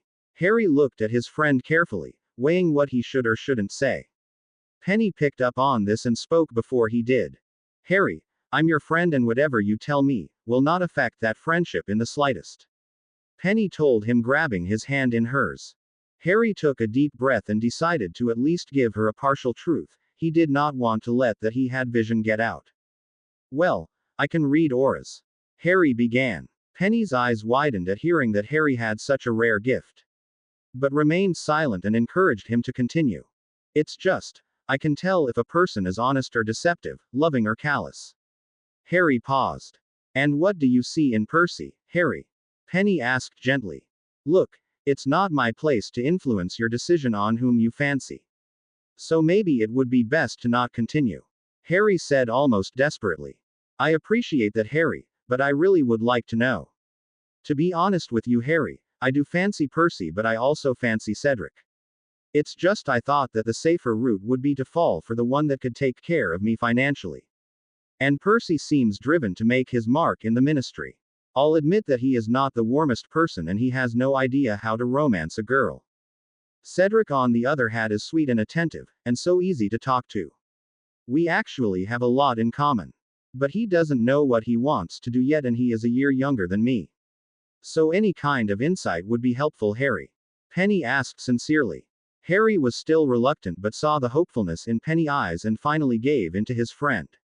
Penny, I see in Percy a very selfish person. He will only look out for his own best interest and will not hesitate to step on or hurt others in his effort to get what he wants. Harry sighed deeply, collapsing heavily into his chair. I'm afraid if you get involved with him, you may end up rather hurt. I hope that I'm wrong about him, Penny, I really am. But what I've seen of his aura, it is not hopeful. Harry finished. He wondered if he had just hurt his friend. He had so few and he cared for Penny and didn't want to hurt or offend her. Penny did not say anything for a few minutes. She seemed to stare off into space or maybe into the near future. Either way, when she looked back at Harry, it was with a watery smile. Thank you, Harry. I've noticed the same things about him, but I wanted to believe that it was just a temporary thing. But looking at it from another perspective, and I see that that's just who he is, and I don't think I would be happy in a relationship where I don't come first in my husband's life. Penny stated, sitting up straighter and taking a cleansing breath. Thank you, Harry. You've given me a lot to think about. She stood and kissed Harry on the cheek.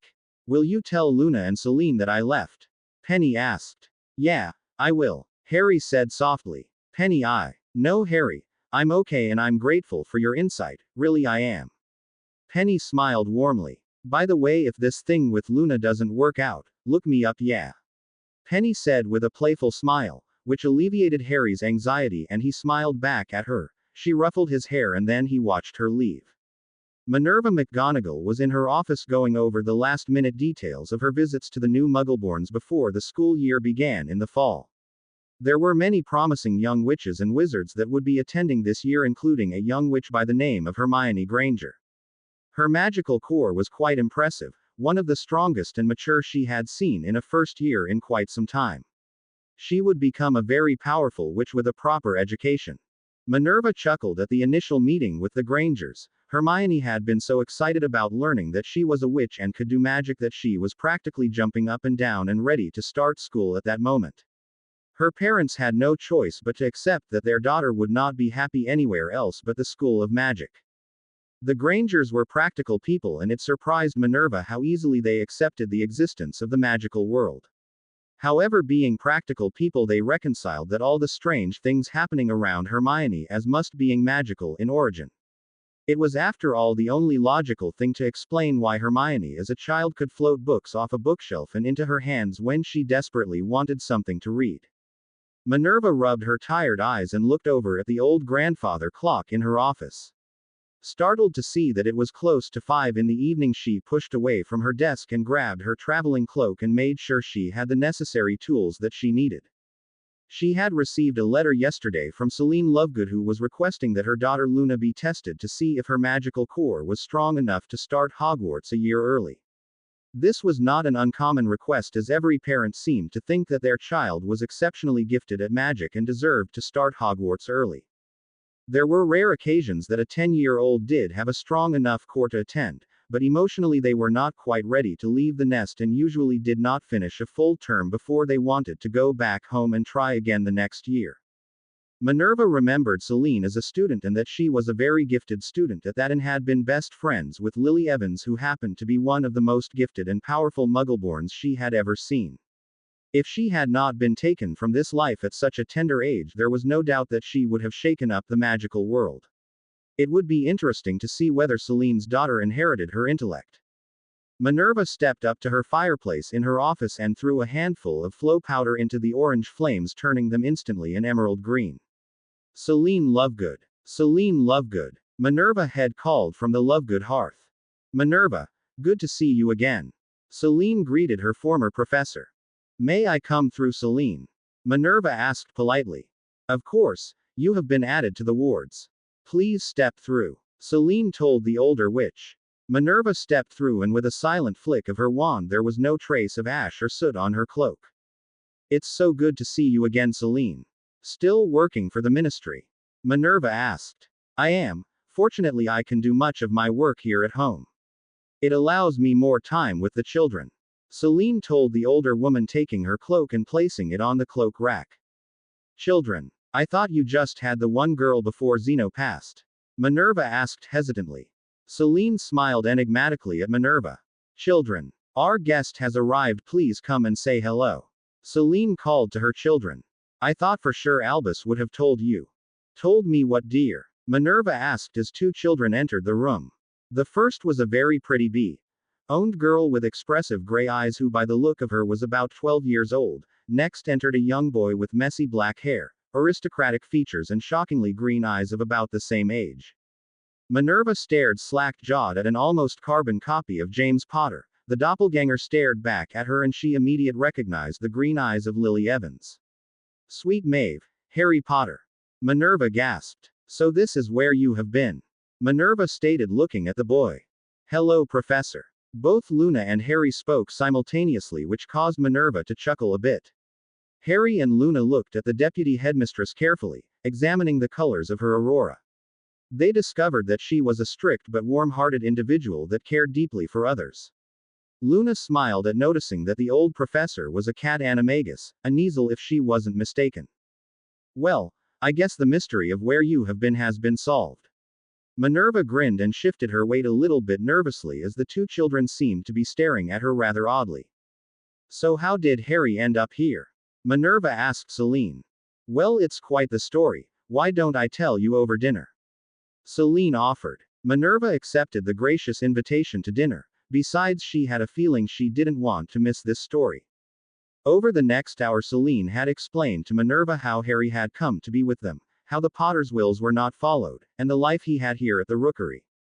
Minerva had never experienced such a whirlwind of emotions as she had just experienced listening to Harry's story and how his life had been, up until Luna had found him. She was ready to hang Dumbledore from his toes from the astronomy tower for all he had put the boy through and the attempts to remove him from Celine's care. So Harry, Minerva began. Are you looking forward to coming to Hogwarts this year? She asked with a smile. Only if Luna is coming with me. I won't go without her. Harry said firmly. Well, that is why I've come. Celine asked if I could test Luna's core to see if she is developed enough to attend. You see, Harry, a young witch's or wizard's magical core goes through a maturation process as you get older. A core that is not mature enough will have problems learning and casting the spells taught in first year. In fact, it could do damage to a core that is not ready. We have found that a child of at least 11 usually has a mature enough core to exercise their magic. There are of course exceptions, and some students have entered Hogwarts early and some even late. Minerva told the young man who was listening carefully. I think you'll be surprised by Luna. She is very smart and knows she is as ready as I am to use magic. Harry stated with all seriousness. Well, let's find out, shall we? Minerva stated, motioning for Luna to stand and come stand by her. Luna got up from her seat and approached the older witch. Minerva pulled out what looked like a long silver rod that seemed to pulsate with energy. This is a core detector for lack of a better word. What it does is measure if your core is strong enough to use magic. It does not tell me precisely how strong or mature your magic core is.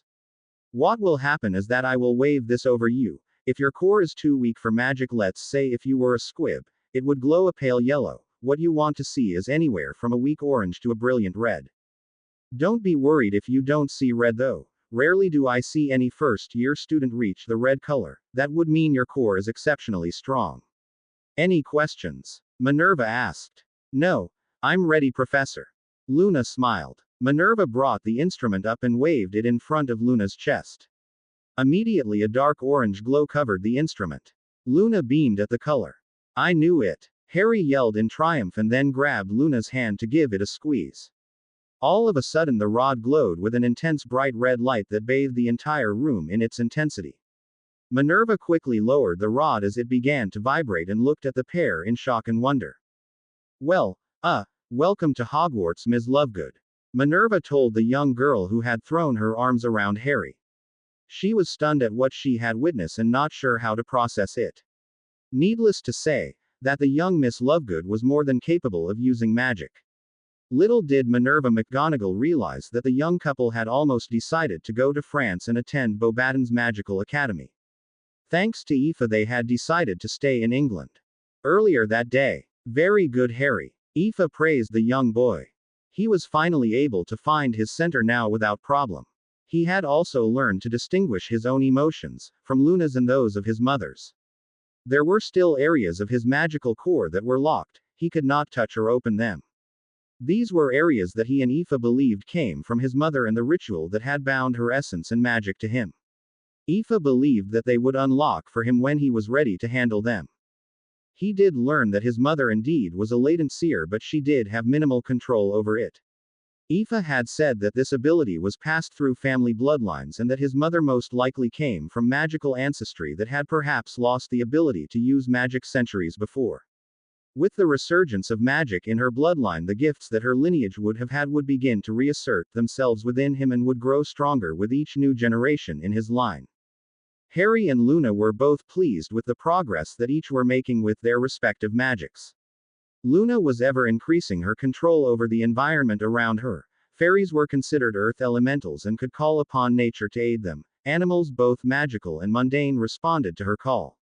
Aoife believed that within a few more years of training, Luna would have full control of all her abilities. She still marveled at Luna's transformation. She was becoming more fairy than human, something she had thought impossible coming from mixed parentage. The appearance of her wings was just the beginning of her transformation, incredible as it was. Although the ability to call them forth would take another year or two to learn, it was still remarkable. Luna's features were also becoming more elfin. Her ears had becoming a bit more elongated and pointed. Her skin was like porcelain and would sparkle in the right light, and her body had already begun to lose its baby fat, and she was becoming lean and fit and now nearly as tall as Harry. Grandmother. Luna interrupted Aoife's thoughts. Yes, my child. Aoife asked warmly. As you know, Harry turns 11 soon and will be getting his letter to attend Hogwarts. Luna began. Well, I don't want to go without Luna, and I don't think I want to go to Hogwarts. Harry stated. I can understand not wanting to go without Luna, but why wouldn't you want to go to Hogwarts? The ancient fair asked. I don't trust the headmaster. We've told you what he's tried to do. I just think it would be best to go somewhere else. Harry replied, Luna nodding her head in solidarity. I don't think you will need to worry much about the headmaster, children. You will have Harry to protect you and Lady Hogwarts herself. Aoife answered with a grin. Lady Hogwarts? Luna asked. Yes, Lady Hogwarts. Well, that is what she goes by now, but a millennia ago she was known as Rowena Ravenclaw. Aoife stated. She was one of the founders of Hogwarts, right? Harry asked. Was. No, my children, is. A confused Harry and Luna looked at each other.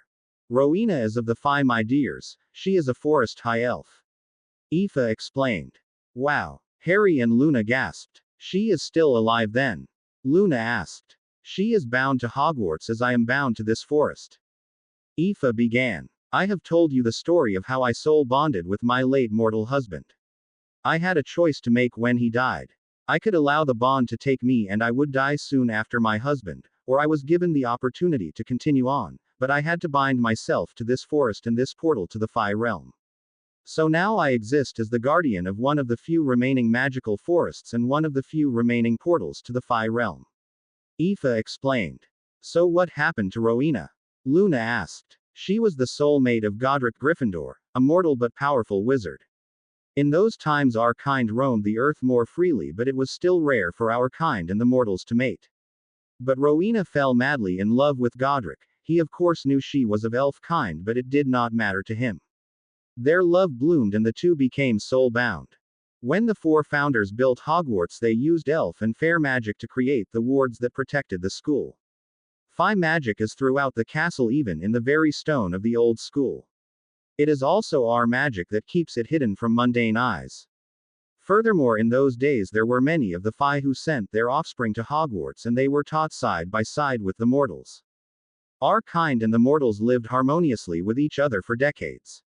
But then, jealously of our abilities and immortality began to poison the mortal heart against us. Soon our kind was forced to flee from the halls of the great school. But Rowena had hoped that one day our kind would return and be welcomed back to the school she loved. When Godric died, Rowena was faced with a decision. She could follow her soulmate in death or remain and bind herself to the castle as its guardian and protector. Because of her love for learning and the students, she decided to remain. But more than that, Hogwarts needed the presence of one with Phi ability to keep the castle protections from failing. With our kind being forced to flee the school, it left Hogwarts vulnerable. Aoife explained. So she is the only person keeping the castle protected? Harry asked. For the most part, yes. There have been others of mixed blood like Luna who have entered throughout the centuries, and the castle has been able to draw a bit of power from them. But there has not been one with power like Luna to enter in quite some time. Aoife told the pair. So you want us to go there to help Lady Ravenclaw? Luna asked. In part, but I also hope you decide to go there because she will be able to continue your training, Luna, and you as well, Harry. How will we find her, if we go? Harry asked. As soon as Luna passes over the ward line, Rowena will feel her presence and recognize her as Phi. She will then make herself known to you at some point. And I have ways of communicating with her as well. Aoife explained enigmatically. Going to Hogwarts and having Rowena teach and mentor you will help you tremendously as you discover more of your powers and abilities. And Harry, she will undoubtedly find you as fascinating as I have. The likes of your unwritten magical core has never been seen before, and I'm positive she can help you discover all your possibilities. Aoife grinned with a twinkle in her eye. You mentioned being bound to this place before. What does it mean for you to be bound to this place? Harry asked. Aoife for a brief moment looked regretful, but it only lasted for a split second before replacing it with a tender smile. When a fair binds him or herself to a certain place, whether to avoid death or simply because they feel a real need, his or her magic and essence is absorbed into the ambient magic of that location. You see me as a physical being before you, and while I am here on this island I am. However, if I try and leave this island, my magic goes back into the ether and I cease to have form. If I am away for too long, I will cease to exist. Rowena has the same restrictions. Within Hogwarts she can take corporeal form if she so desires, but beyond the grounds of Hogwarts she will become incorporeal. Too long beyond its protective wards and she will cease to exist. It is the price we pay for remaining in the mortal realm in lieu of moving on. Aoife finished. Do you regret staying, grandmother? Luna asked. Not since meeting you, my child. Aoife told her warmly. You have rekindled my desire to stay and protect this lake and forest for yours and Harry's future children. Luna and Harry blushed at the remark. And I believe that Rowena has not regretted her decision either. I know she will love you too. Harry and Luna looked at each other and silently agreed that they would attend Hogwarts. Whether this year or next they would go, but they would not go without the other. Today they would find out for certain, and they prepared themselves for either outcome. Diagon Alley was alive with excited Hogwarts students and their parents, all getting their odds and ends for the upcoming school year. A group of young wizards had their faces pressed against the large window of quality Quidditch supplies, admiring the new Nimbus 2000, Further down the alley, a noisy group of young witches could be heard chatting and giggling loudly at the various products at Madame Pimpernel's beautifying potions. Luna and Harry had twin grins on their faces as they took in all the sights and sounds of the ancient wizarding shopping district. Celine was a bundle of nerves, however, trying to keep track of the two excited children in her care. The first stop, of course, would be to Gringotts Wizarding Bank, to withdraw enough money for the young couple's school supplies. This was Harry and Luna's first visit to the Goblin-run bank, and the pair were somewhat nervous about being here, especially after the warning that Aoife had given them. Flashback. Beware the goblins, children, for there exists a great enmity between the goblin clans and those of our kind. Aoife had told them. Why is that, grandmother? Luna asked. They were, centuries ago, members of the Fey realm and its councils. But they were exiled from our world for betraying our kind to the mortals. Tempted by their gold, they aided the mortals in locating our sacred ritual places and provided them with the locations of the doorways between our worlds. Much like Puck's betrayal, it led to the capture of many of our kind, where their unspeakables conducted experiments and various rituals on our kind, trying to learn the secrets of our magic. For this betrayal, magic itself stripped them of their immortality and their magical connection to all elements but Earth, and as further punishment can no longer access the Fey realms of Mag Mell, Emain Audic, and the fairies, home of Tir na Nog. They are not to be trusted children, even their alliances with the mortals are tenuous at best, and their greed is only matched by their cunning. There have been many wars between goblin and wizard kind. The goblin clans even asked for help from the Fey realm in defeating the mortals, but we remembered well their treachery against us, so we refused to aid them. Goblins also have long memories, and they will be less than friendly with you, Luna, if not completely hostile if they discover your true nature. End flashback. Celine approached the next available teller, while Harry and Luna stood behind her trying to be inconspicuous, which was not too hard to do with the amount of people that were patronizing the bank this morning. Yes. The goblin at the counter asked tersely. I wish to visit the Lovegood Vault and the Potter Trust Vault. Celine stated, keeping eye contact with the goblin and placing the two vault keys on the counter. The goblin inspected the keys and nodded. Griphook. The goblin at the counter called out. A small goblin with large watery black eyes and large pointed ears quickly approached the group. You called Senior Clerk Sawtooth. Griphook bowed to the higher-ranked goblin. Escort Lord Potter and his guest to their vaults immediately. The older goblin commanded. Goblins always deferred to the highest in social rank, whether amongst themselves or when addressing witches and wizards. Of course, sir. Griphook bowed and took the presented keys from his superior. Follow me. Griphook sneered as they headed to the carts that would take them deep into the bowels of the earth below the bank's floors. The ride down to the vaults were exciting for the young witch and wizard, but not so much for Celine, who was trying valiantly not to empty the contents of her stomach in the fast-moving cart. The cart stopped at the Lovegood Vault first, being a much younger family than the Potters, whose vaults were much deeper underground. The oldest vaults were more than a mile down. Free from the large number of people in the Gringotts lobby, Griphook stared at the young bee-owned girl still sitting in the cart. Goblins, amongst their other abilities, could also detect the magic of others, and this young witch was giving off an odd magical signature that he could not feel before, with the dozens of other witches and wizards in the bank cluttering his senses. Luna felt the stare of the small goblin upon her and squeezed Harry's hands nervously. She could tell by looking into the small creature's inquisitive eyes that he was trying to piece something together. Griphook growled low in his throat, berating himself for his struggle in identifying the child's magic. Luna was nearing a state of panic, and Harry felt that he needed to do something to distract the nosy goblin. He knew any kind of magic used against the goblin was out. He felt getting on their bad side might not be good for his long-term health. But what would happen if he discovered Luna's heritage? Would they harm her or just throw her out of the bank? It was a risk that Harry did not want to take. A thought then came to Harry's mind. If the goblin could sense her magic, maybe he could flood the goblin's senses with his own magic to mask Luna's. Harry concentrated on his magical core. He had learned from Aoife that most magic was intent-based, and all he needed to do was focus hard on what he wanted to do, and magic would heed his call. With that thought in mind, he concentrated on expanding his aura around Luna. He hoped that by doing so the goblin would not be able to get a clear read on Luna. Luna sensed what Harry was attempting and began to aid him by trying to suppress her own magical aura. Within moments, Harry knew it had worked when he noticed the small goblin's confused expression. What he had not thought of and therefore had not anticipated was that the focus was now on him. Luna's magical aura would have identified her as a fair, but Harry's aura was something completely unseen before, and this fact more than anything else had the goblin looking as confused as he was. Celine exited her vault and stopped suddenly as she saw the goblin staring in fascination at Harry. She cleared her throat, which jolted the goblin from his thoughts.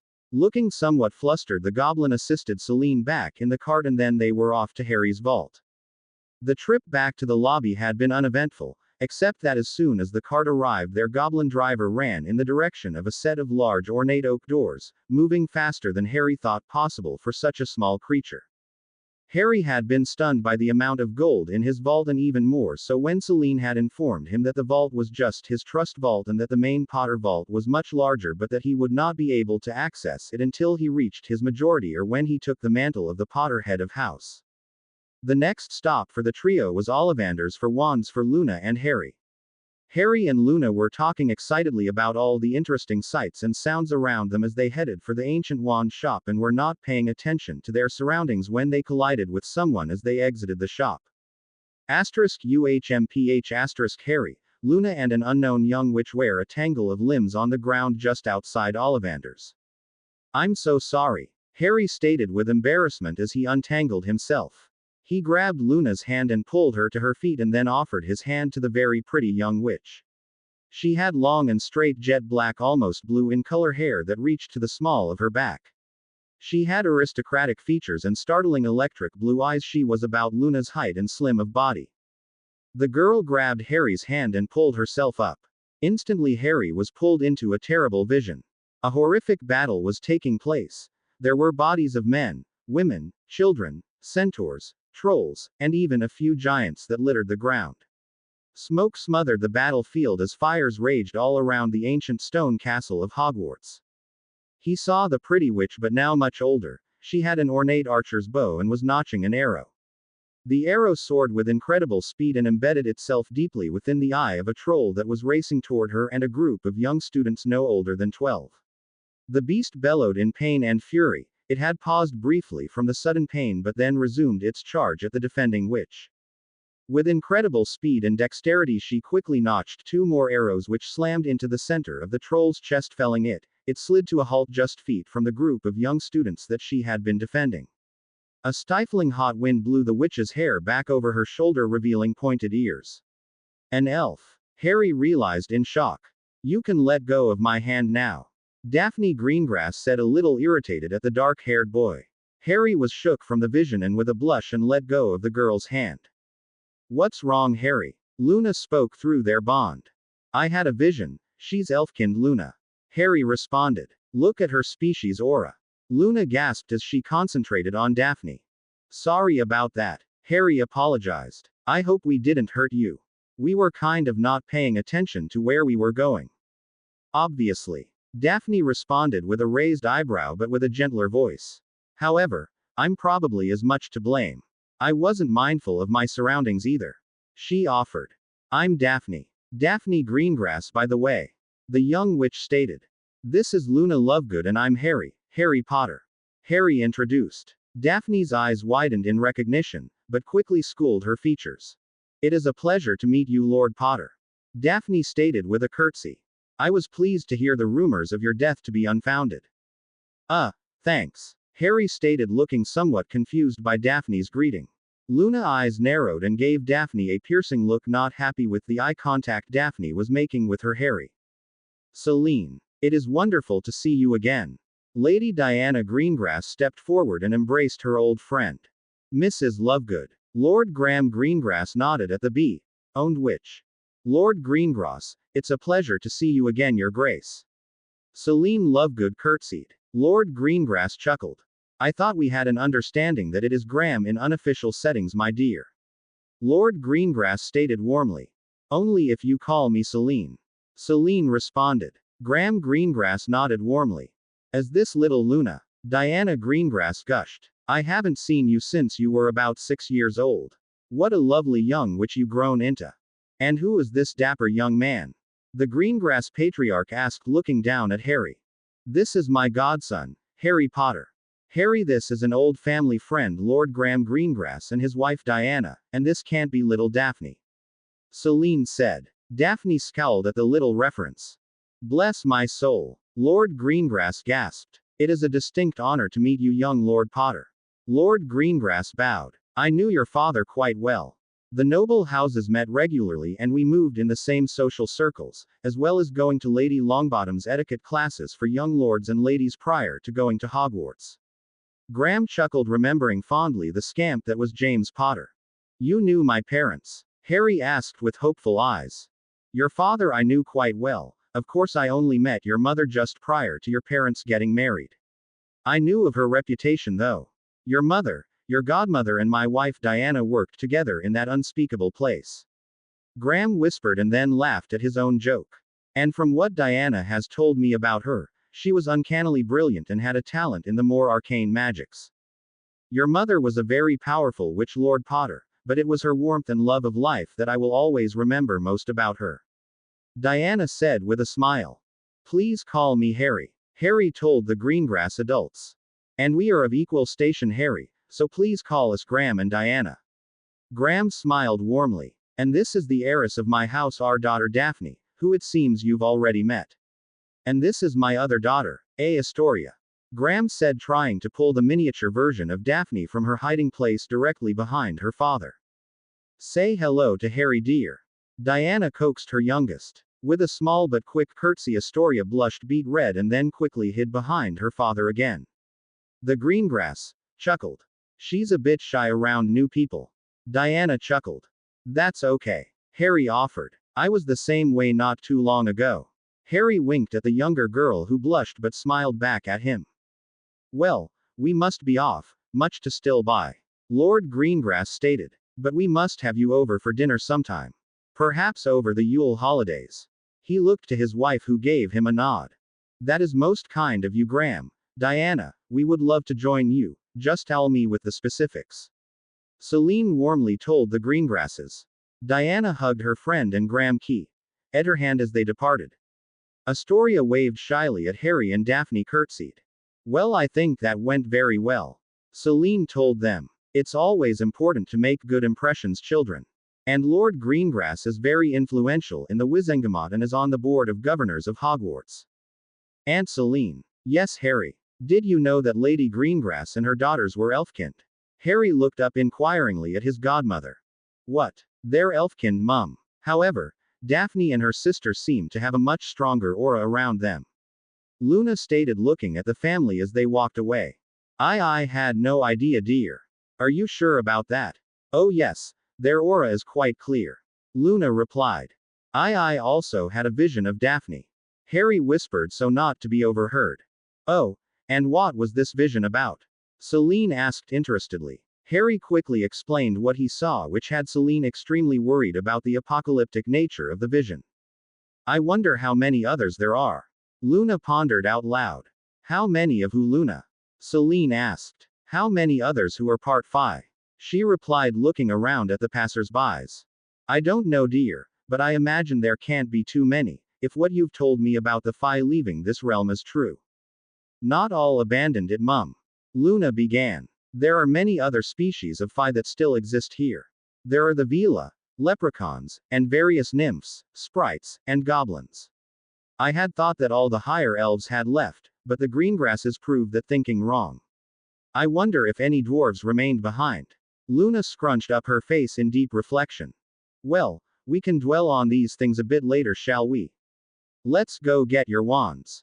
Celine stated excitedly as she pushed open the door and entered the ancient wand shop. A small bell at the top of the door chimed as the three of them entered. A strong swell of wood suddenly assaulted their noses. The strong smell was just like mother's milk to the woodland fairy within Luna. Her magic tingled within her as the magic within the various wands of wood seemed to reach out and caress her, sensing the kindred spirit within her. Luna closed her eyes, reveling in the song-like echoes she was hearing from the magic-infused wood that the wands were crafted from. Well, I've never seen that kind of reaction to my store before. An old man with pale yellow eyes said, startling Luna out of her trance-like state and causing Harry and Celine to jump. Garrick Ollivander inwardly smirked to himself. It was one of his guilty pleasures. He just loved to spook his customers. Seeing them jump was one of the few means of entertainment he had in an otherwise boring day. Welcome to Ollivander's. Ah, Mr. Potter, I wondered when I'd be seeing you. The creepy old man spotted the lightning bolt scar over Harry's right eye. And Mrs. Lovegood, ash 11 inches with an unusual core combination of unicorn hair and primrose collected from a fairy mound. Ollivander stated, looking at Celine, who nodded in affirmation. I remember every wand I've ever sold, my dears, sort of a family curse really, but there you are. Well, let's get on with finding a wand for these two. Of course, it is the wand that chooses the wizard and not the wizard the wand. It is not known why exactly, but we do know that the magic within the wand must be in tune with the magic of the witch or wizard. Ollivander spoke in a rehearsed manner. Let us begin with Miss Lovegood, shall we? After all, ladies first, yes. He grinned in a creepy manner. Ollivander began an exhaustive search for a wand that would choose the young bee. But wand after wand had a negative result. The old wand maker became more and more excited as one wand after another refused to work for the girl. I wonder, could she be another one? What are the chances that she could be the sixth one to be chosen by the Forgotten this week? The Greengrass girl had been chosen by a Forgotten wand just moments before the Lovegoods entered. What are the odds? Ollivander mused, his yellow eyes contemplating the young girl in front of him. He spun around and headed for the counter. Pardon me, Miss Lovegood, but I have a feeling that the wands I have in this part of the store will not match you. But not to worry, Ollivander hurriedly replied, seeing the look of apprehension in the young girl. I have a collection of other wands at the back of the store. I think that we shall find a wand for you from those. If you and your mother and of course young Master Potter are welcome to come back as well. With a look to her mother and receiving a nod, Luna, Harry, and Celine followed Ollivander to the back of the store after he flipped the "Be right back" sign on his door. The group came to a spot in the far left-hand corner of the store where a large shelf of dusty rectangular boxes stood. These are what I call the Forgotten Wands. They were made by my forefathers for a specific type of magic user. You see, the combination of woods and magical cores within these wands do not work for the average witch or wizard. In fact, it has only been in the last 6 years that any of these Forgotten Wands have been sold. Before 6 years ago, it had been several centuries since one of these wands had been sold. Ollivander related, looking at the boxes with a sense of reverence.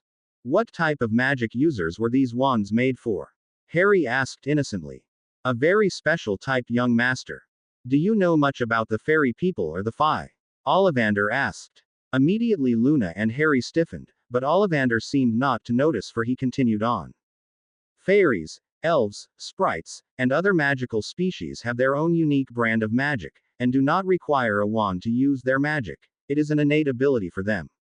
But, on occasion, there were those of the Fae who had the added ability to use a wand and use the same magic as a normal witch and wizard. These were mostly half-breeds, or in other words, a child born of a Fae parent and immortal, not always the case but more common than not. Ollivander continued. So these wands were made for them? Luna asked cautiously. Yes, but what is strange is that the Fae left this realm centuries ago, so it is odd that in the last 6 years have sold about 30 of these wands. Curious. Very curious indeed. Ollivander became lost in thought and remained silent for almost 3 minutes until Celine cleared her throat. Wah. Oh, I am sorry, I was a little distracted for a moment. Let's see if we can find you a wand then, shall we? He stated. Come closer to the shelf, my dear, and let's see what we can find. Luna approached the dusty shelves and jumped when all the boxes began to vibrate, causing small particles of dust to be sent up in the air, causing a cloud of dust in the air. Boxes began to move and restack themselves as an opening formed between 2 large piles of the rectangular boxes. A warm golden glow seemed to be forming around one box. It slowly began to rise on its own accord, surrounded by the golden aura. It slowly moved forward until it came to float in front of Luna. The lid effortlessly opened and an ornately decorated wand rose from the velvet-lined box and moved toward Luna's right hand. Luna opened her hand palm up as the wand came to rest on it. Luna closed her fingers around the wand and instantly a warmth flowed through the young witch, the wand humming with power within her closed hand. Never in all my days have I seen such a reaction before. Ollivander said in obvious glee. Incredible. Simply incredible.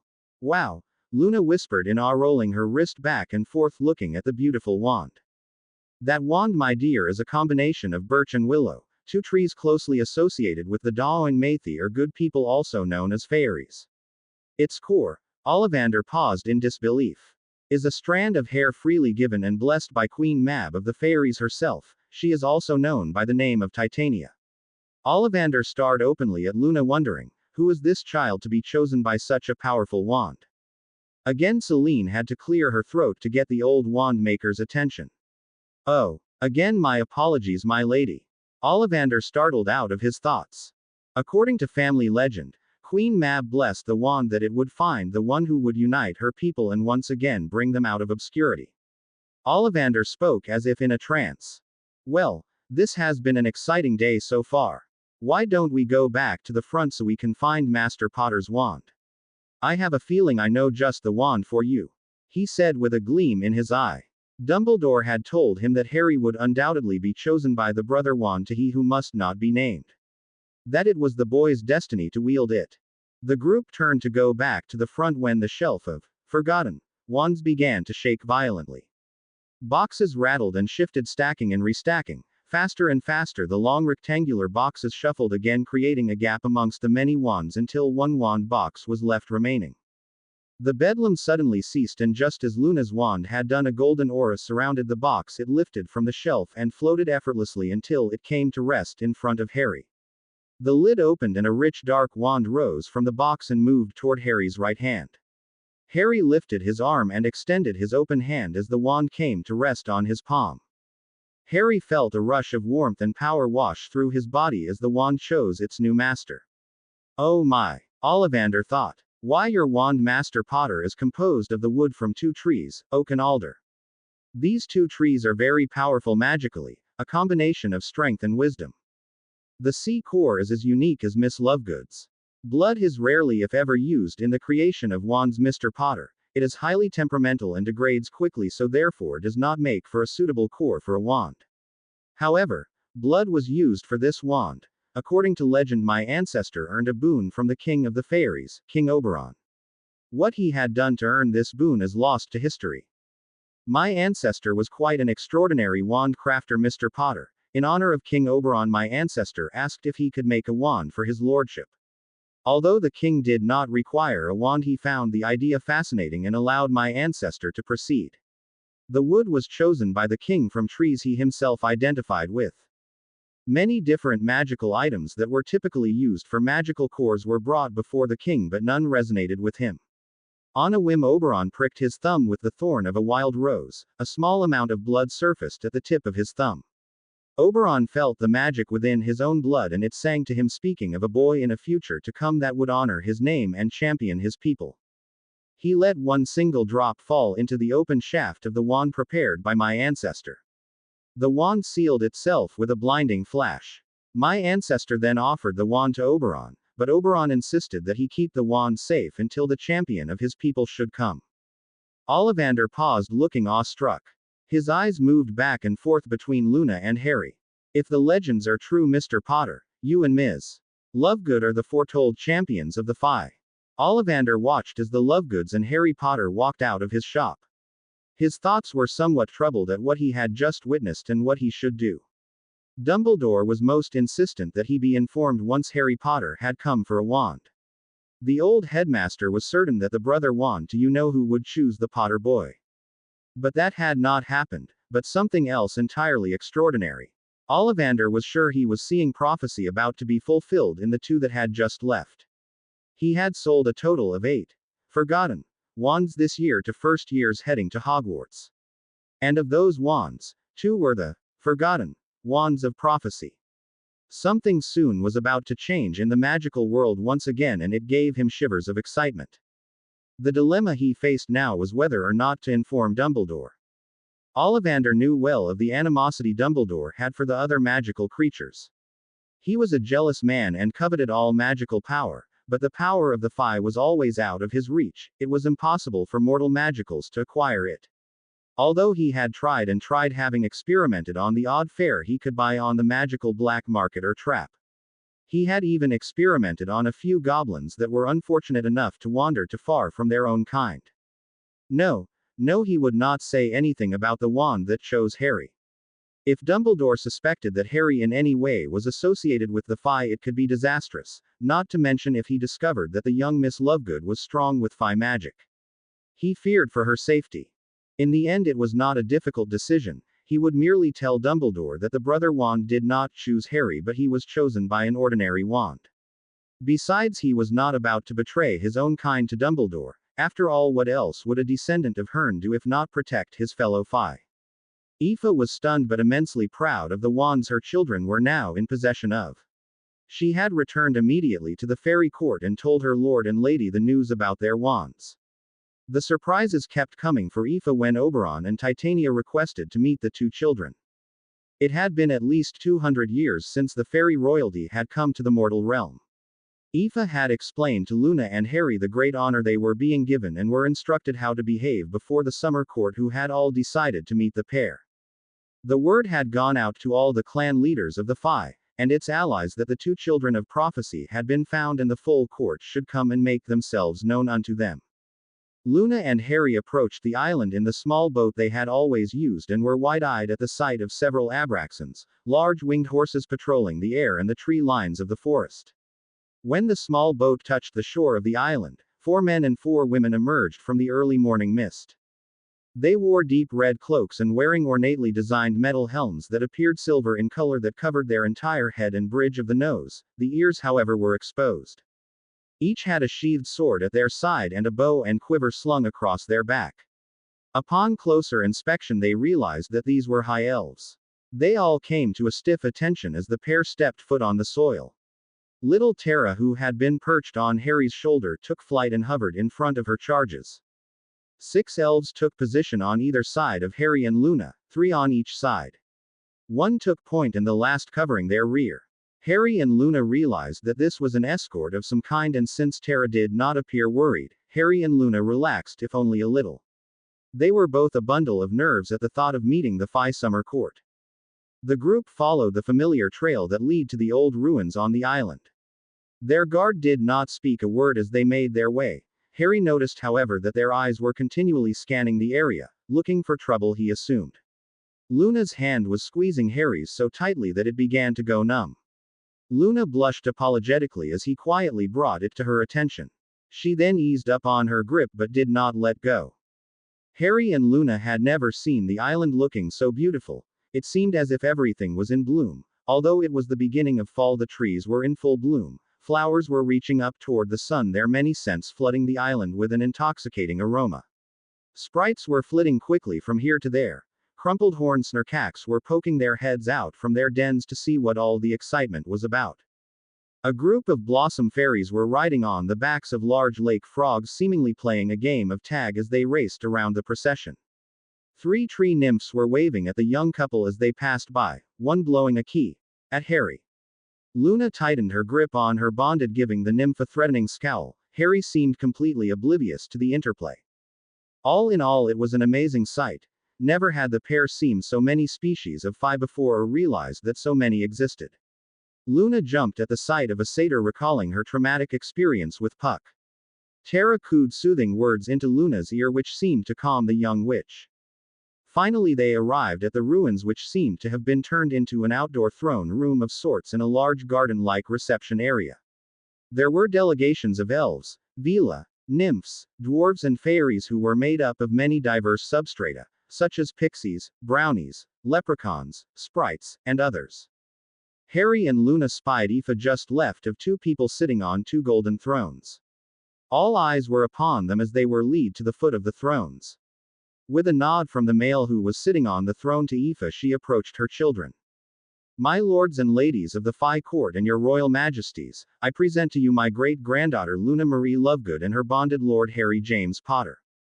Aoife introduced, giving Harry and Luna a slight nod which was their cue to genuflect.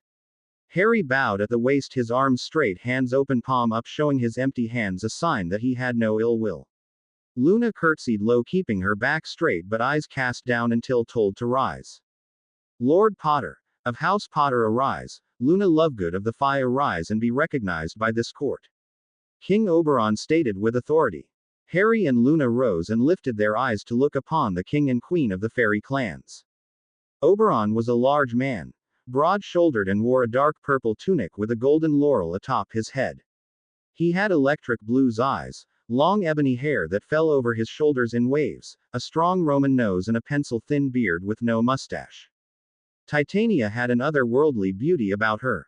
She had long flowing hair of the loveliest corn silk gold. Her eyes were large and almond-shaped, they were silver with a hint of blue much like Luna's eyes. Her face was elven in nature with sharp features but her expressions were warm and inviting. Oberon and Titania arose from their seat and approached the two small children. The royal pair were silently appraising the two children. Titania was the first to speak as she smiled excitedly at Luna. It's true. The Queen of the Fairies remarked, studying Luna's aura and feeling her magic. She has the full measure of our gifts. Remarkable and how wonderful, she is one of us. Excited whispers were heard through the members of the court. Forgive me, Luna dear, it is quite a wonder for us. Never has a halfling been born with all the gifts of the Fae. You are truly unique, and that my wand has chosen you is even more remarkable. The beauty said. Yes, I can see it, you will be the one to unite all the Fae once more, to bring back those who are lost to us. Titania smiled radiantly. Luna's cheeks pinked at the odd compliment. Thank you, Your Majesty. Luna curtsied. Grandmother has taught me so much about my heritage and I am so very proud to be of the Fae. Titania was very pleased with Luna's comments. Your education of our ways will continue for many more years to come. I myself plan to have a hand in your training as well. The Fairy Queen told Luna. I would be most honored, Your Majesty. Luna smiled exuberantly. Oberon stood in amazement as he stared at Harry's aura and felt the power of his magical core. His stunned silence caught the attention of others as they too began to stare at Harry in awe. Whispers of changeling began to be murmured through the invited guests. Titania turned her head toward Harry as was momentarily breathless as she saw what they others were looking at. See that her husband was still rendered speechless. Titania spoke. My dear child, who were your parents? The ethereal beauty asked. Harry turned toward her, with a confused look on his face. He was beginning to feel uncomfortable with all the staring faces. My father was James Potter and my mother was Lily Potter née Evans. Harry answered after a second prompt from the woman. Titania smiled. I mean, what were they, dear? What do you mean? Harry asked, a bit confused. What was their heritage, my dear child? Titania clarified. Oh, well, my father was a pureblood wizard and my mum was a muggleborn, a first-generation witch. I see the aura of his father and it is of a strong wizard connection, but I do not see the signs of mundane ancestry within him.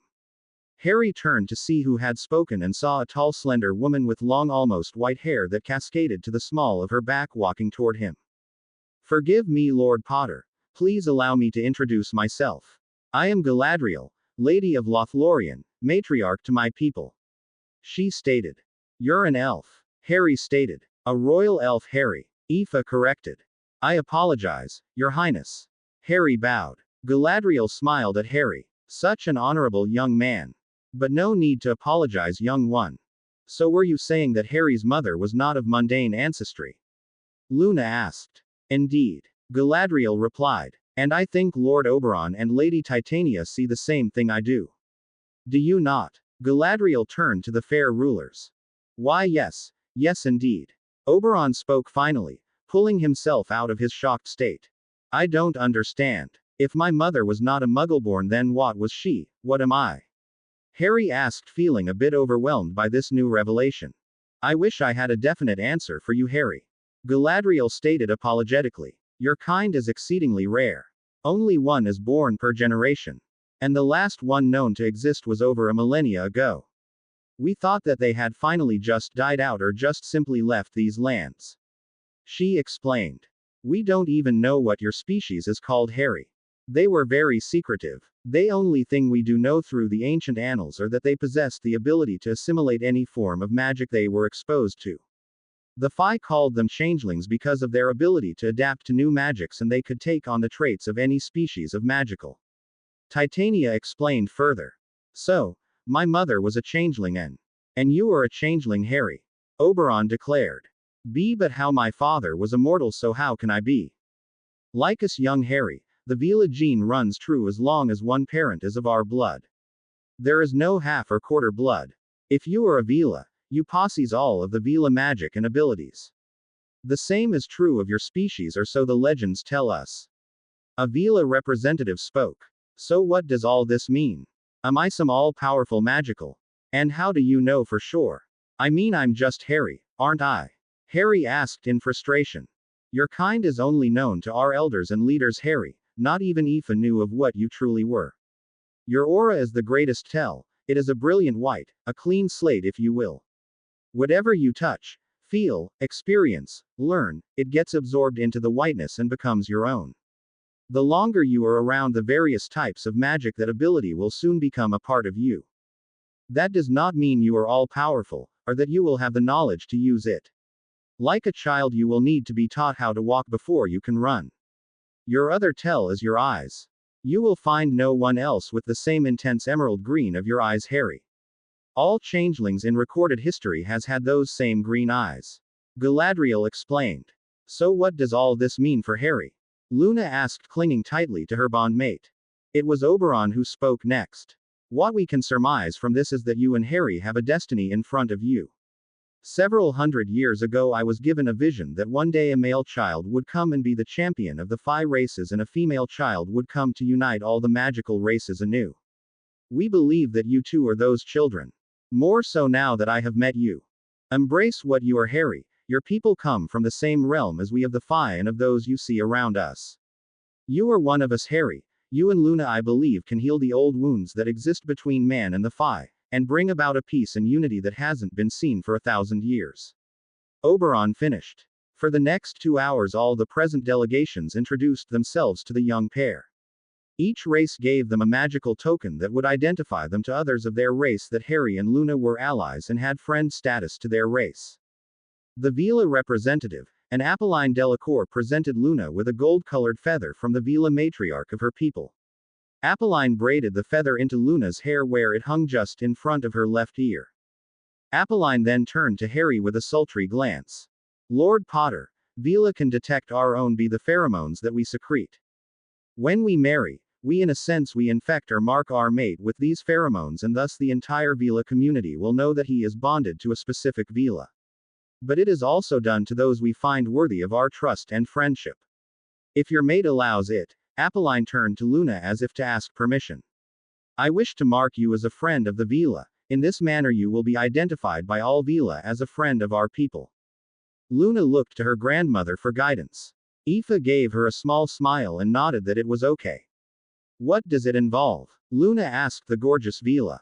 Just light physical contact, and then I will release the pheromones, which will be immediately absorbed into Harry's skin. Luna looked at Harry, who shrugged in response. Luna then nodded to the Vila. Apolline closed the distance between Harry and herself. She cupped his face with both of her hands and bent down and pressed her lips to his forehead. Harry felt a warmth spread across his body as the Vila pheromones permeated his skin. To the outside observer, Harry seemed to glow gold for a moment before returning to normal. Harry, who had closed his eyes at the unexpected feeling of bliss, opened them and immediately blushed as Arlette read from the sensations going through his body.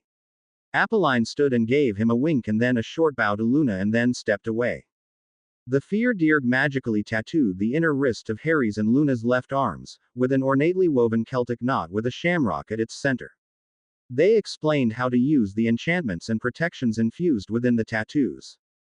Galadriel presented to Luna a phial filled with the light of the star Arendelle that was on a thin mithril chain necklace. Use it in a time of great cold and darkness and it will protect you and lead you to safety. She counseled Luna. Luna nodded solemnly.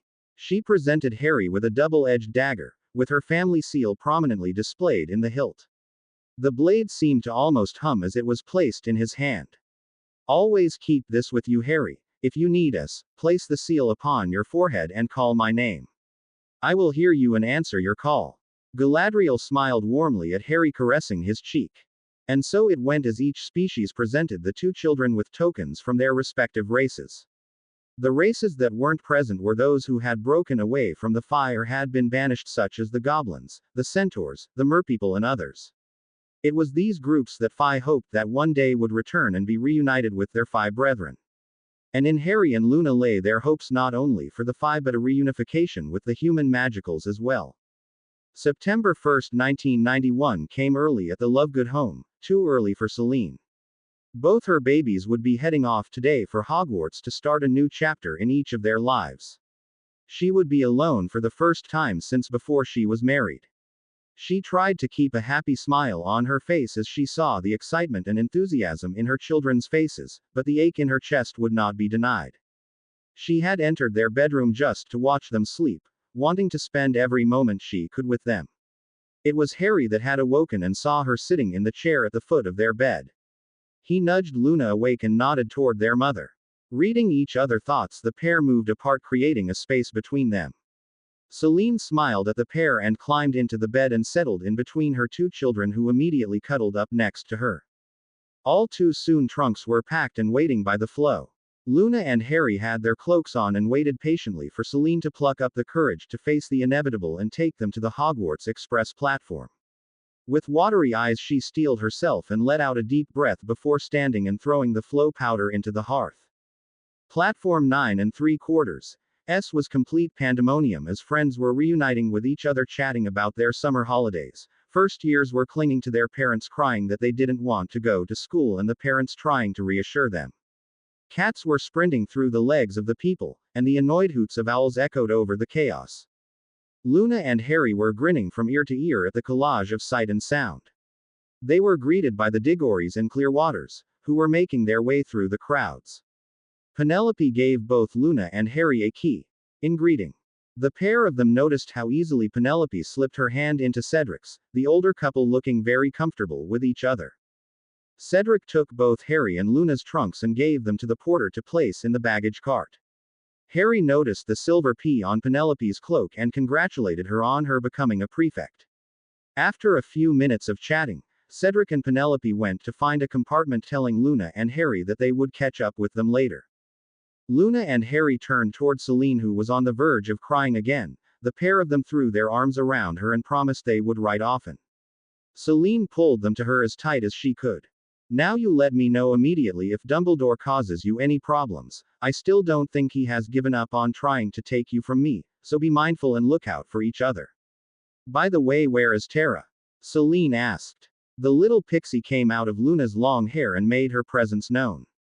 You keep them safe now. I'm entrusting my babies to you. Celine told the miniature bodyguard. Tara stood straight and sharply saluted Celine. Harry and Luna giggled at her actions, but Celine knew that the little pixie was extremely protective of the two children. Now I expect at least a letter a week, and for the Yule holidays we have been invited by Lord and Lady Greengrass to spend the Yule with them. So think of gifts you two can buy for Daphne and Astoria. Celine told them. Yes, Mum. They chorused. Well, you better get on board.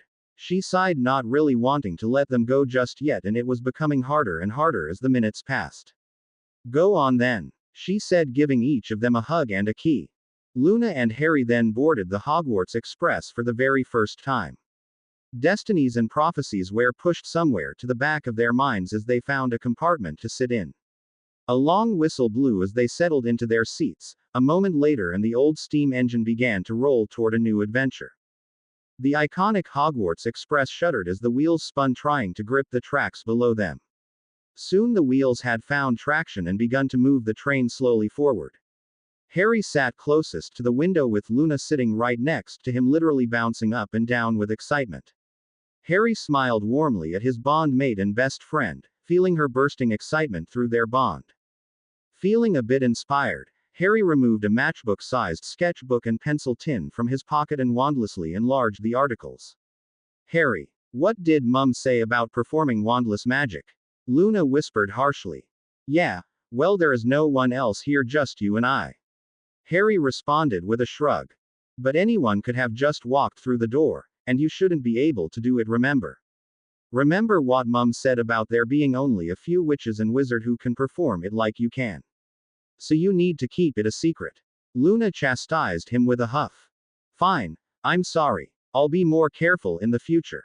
Harry half-heartedly scowled and then turned his attention to his sketch pad.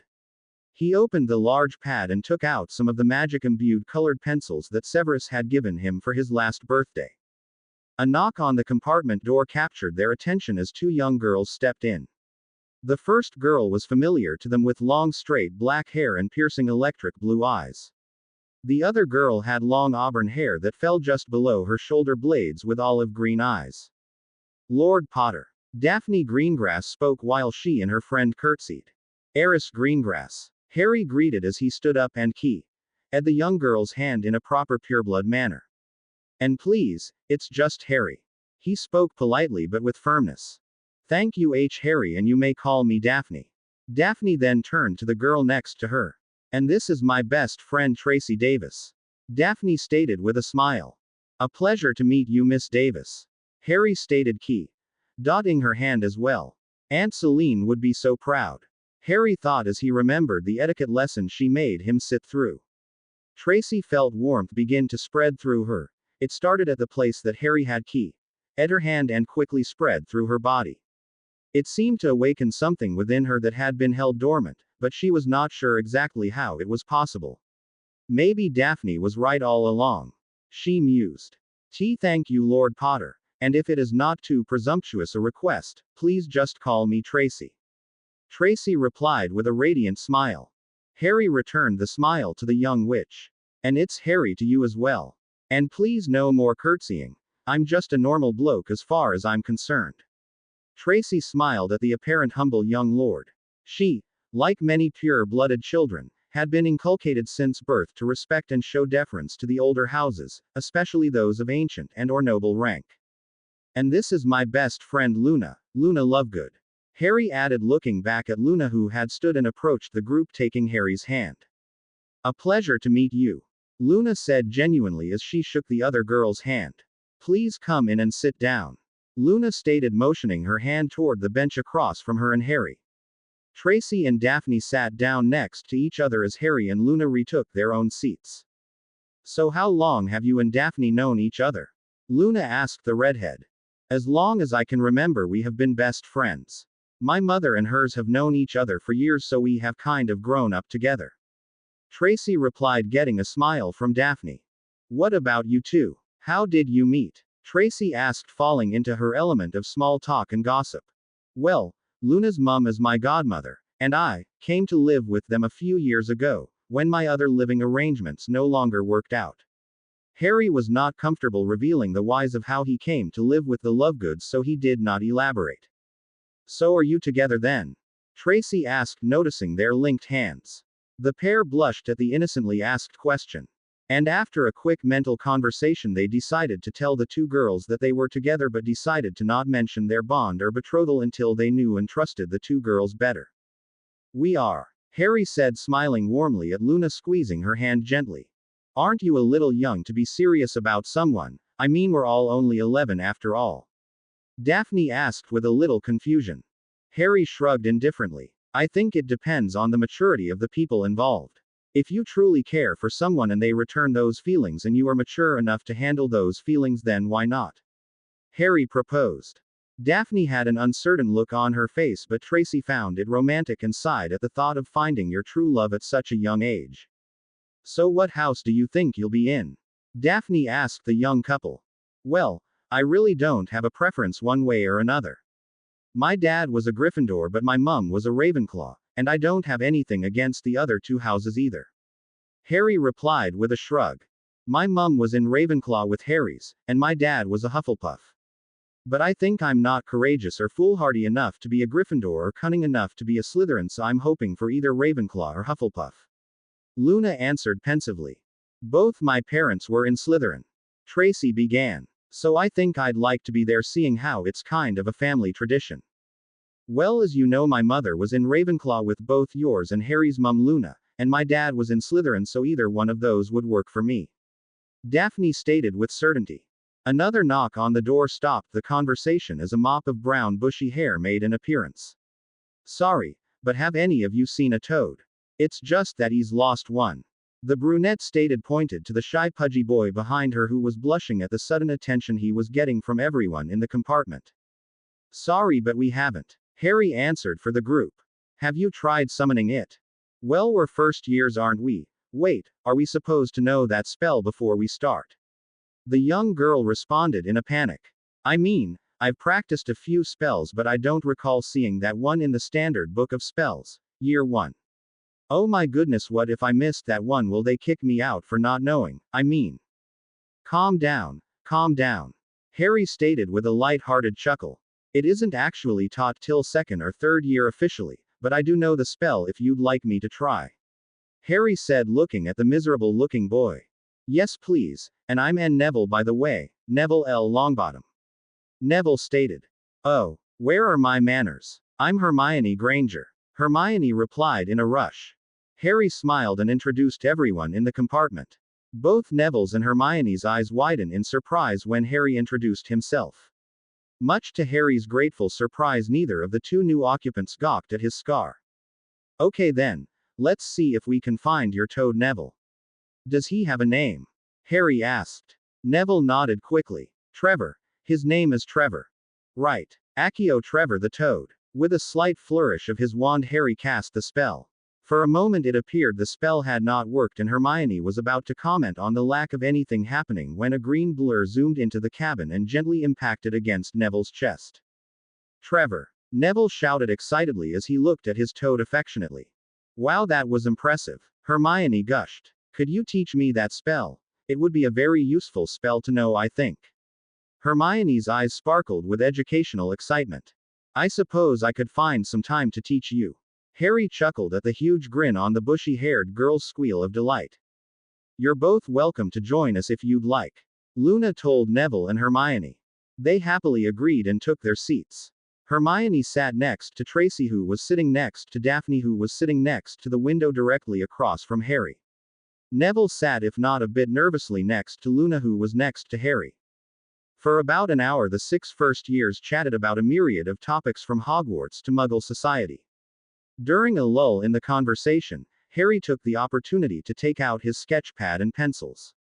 With a pencil in each hand he began to draw. Each hand seemed to work independently of the other and at an incredible pace that caught the attention of all the occupants of the compartment. Harry's eyes seemed to be unfocused as his hands continued their dance across the large sketch pad. Vertical swipes, horizontal flourishes, diagonal lances, and a cacophony of swoops, swirls, and waves slowly became a portrait of 15 young people of various ages, genders, and ethnicities. The detailed faces showed determination, strength, and showed a depth of maturity and sobriety beyond their years. In large beautiful script above the 15 people was elegantly written 2 words, "The Forgotten."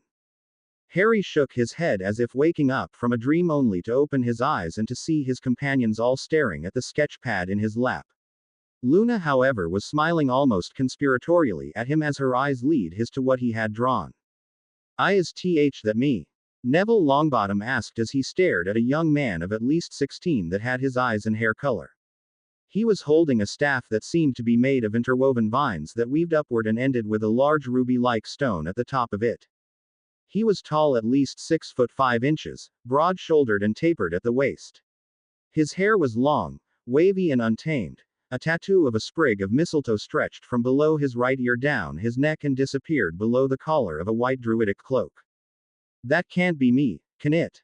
This time it was Daphne, looking at an older image of herself wearing robes that were form-fitting around her torso with a provocative plunging neckline. At her hips the robes flared out as it went down to her feet, allowing her the freedom of easy movement. A long looped belt of interwoven green and gold stitching hung down from low on her hip to just above her ankles.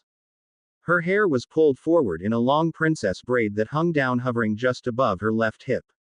Her ears were uncovered, showing the heritage of the Greengrass heiress. She wore leather archer's gauntlets that covered her hands and forearms. She was loosely holding onto an ornate archer's bow and had a quiver of arrows on her back. Another girl who looked almost identical to her sister Astoria was dressed similarly with a bow in her hands as well, with her elven heritage clearly visible. Tracy Davis stared in awe at the drawn young woman in the portrait that had her hair but much shorter, exposing her family secret as well. A bandolier of a dozen or more double-edged throwing knives was slung diagonally across her chest. A double-edged, glistening rapier with a beautiful swept hilt that ended with what looked like an emerald was in her right hand.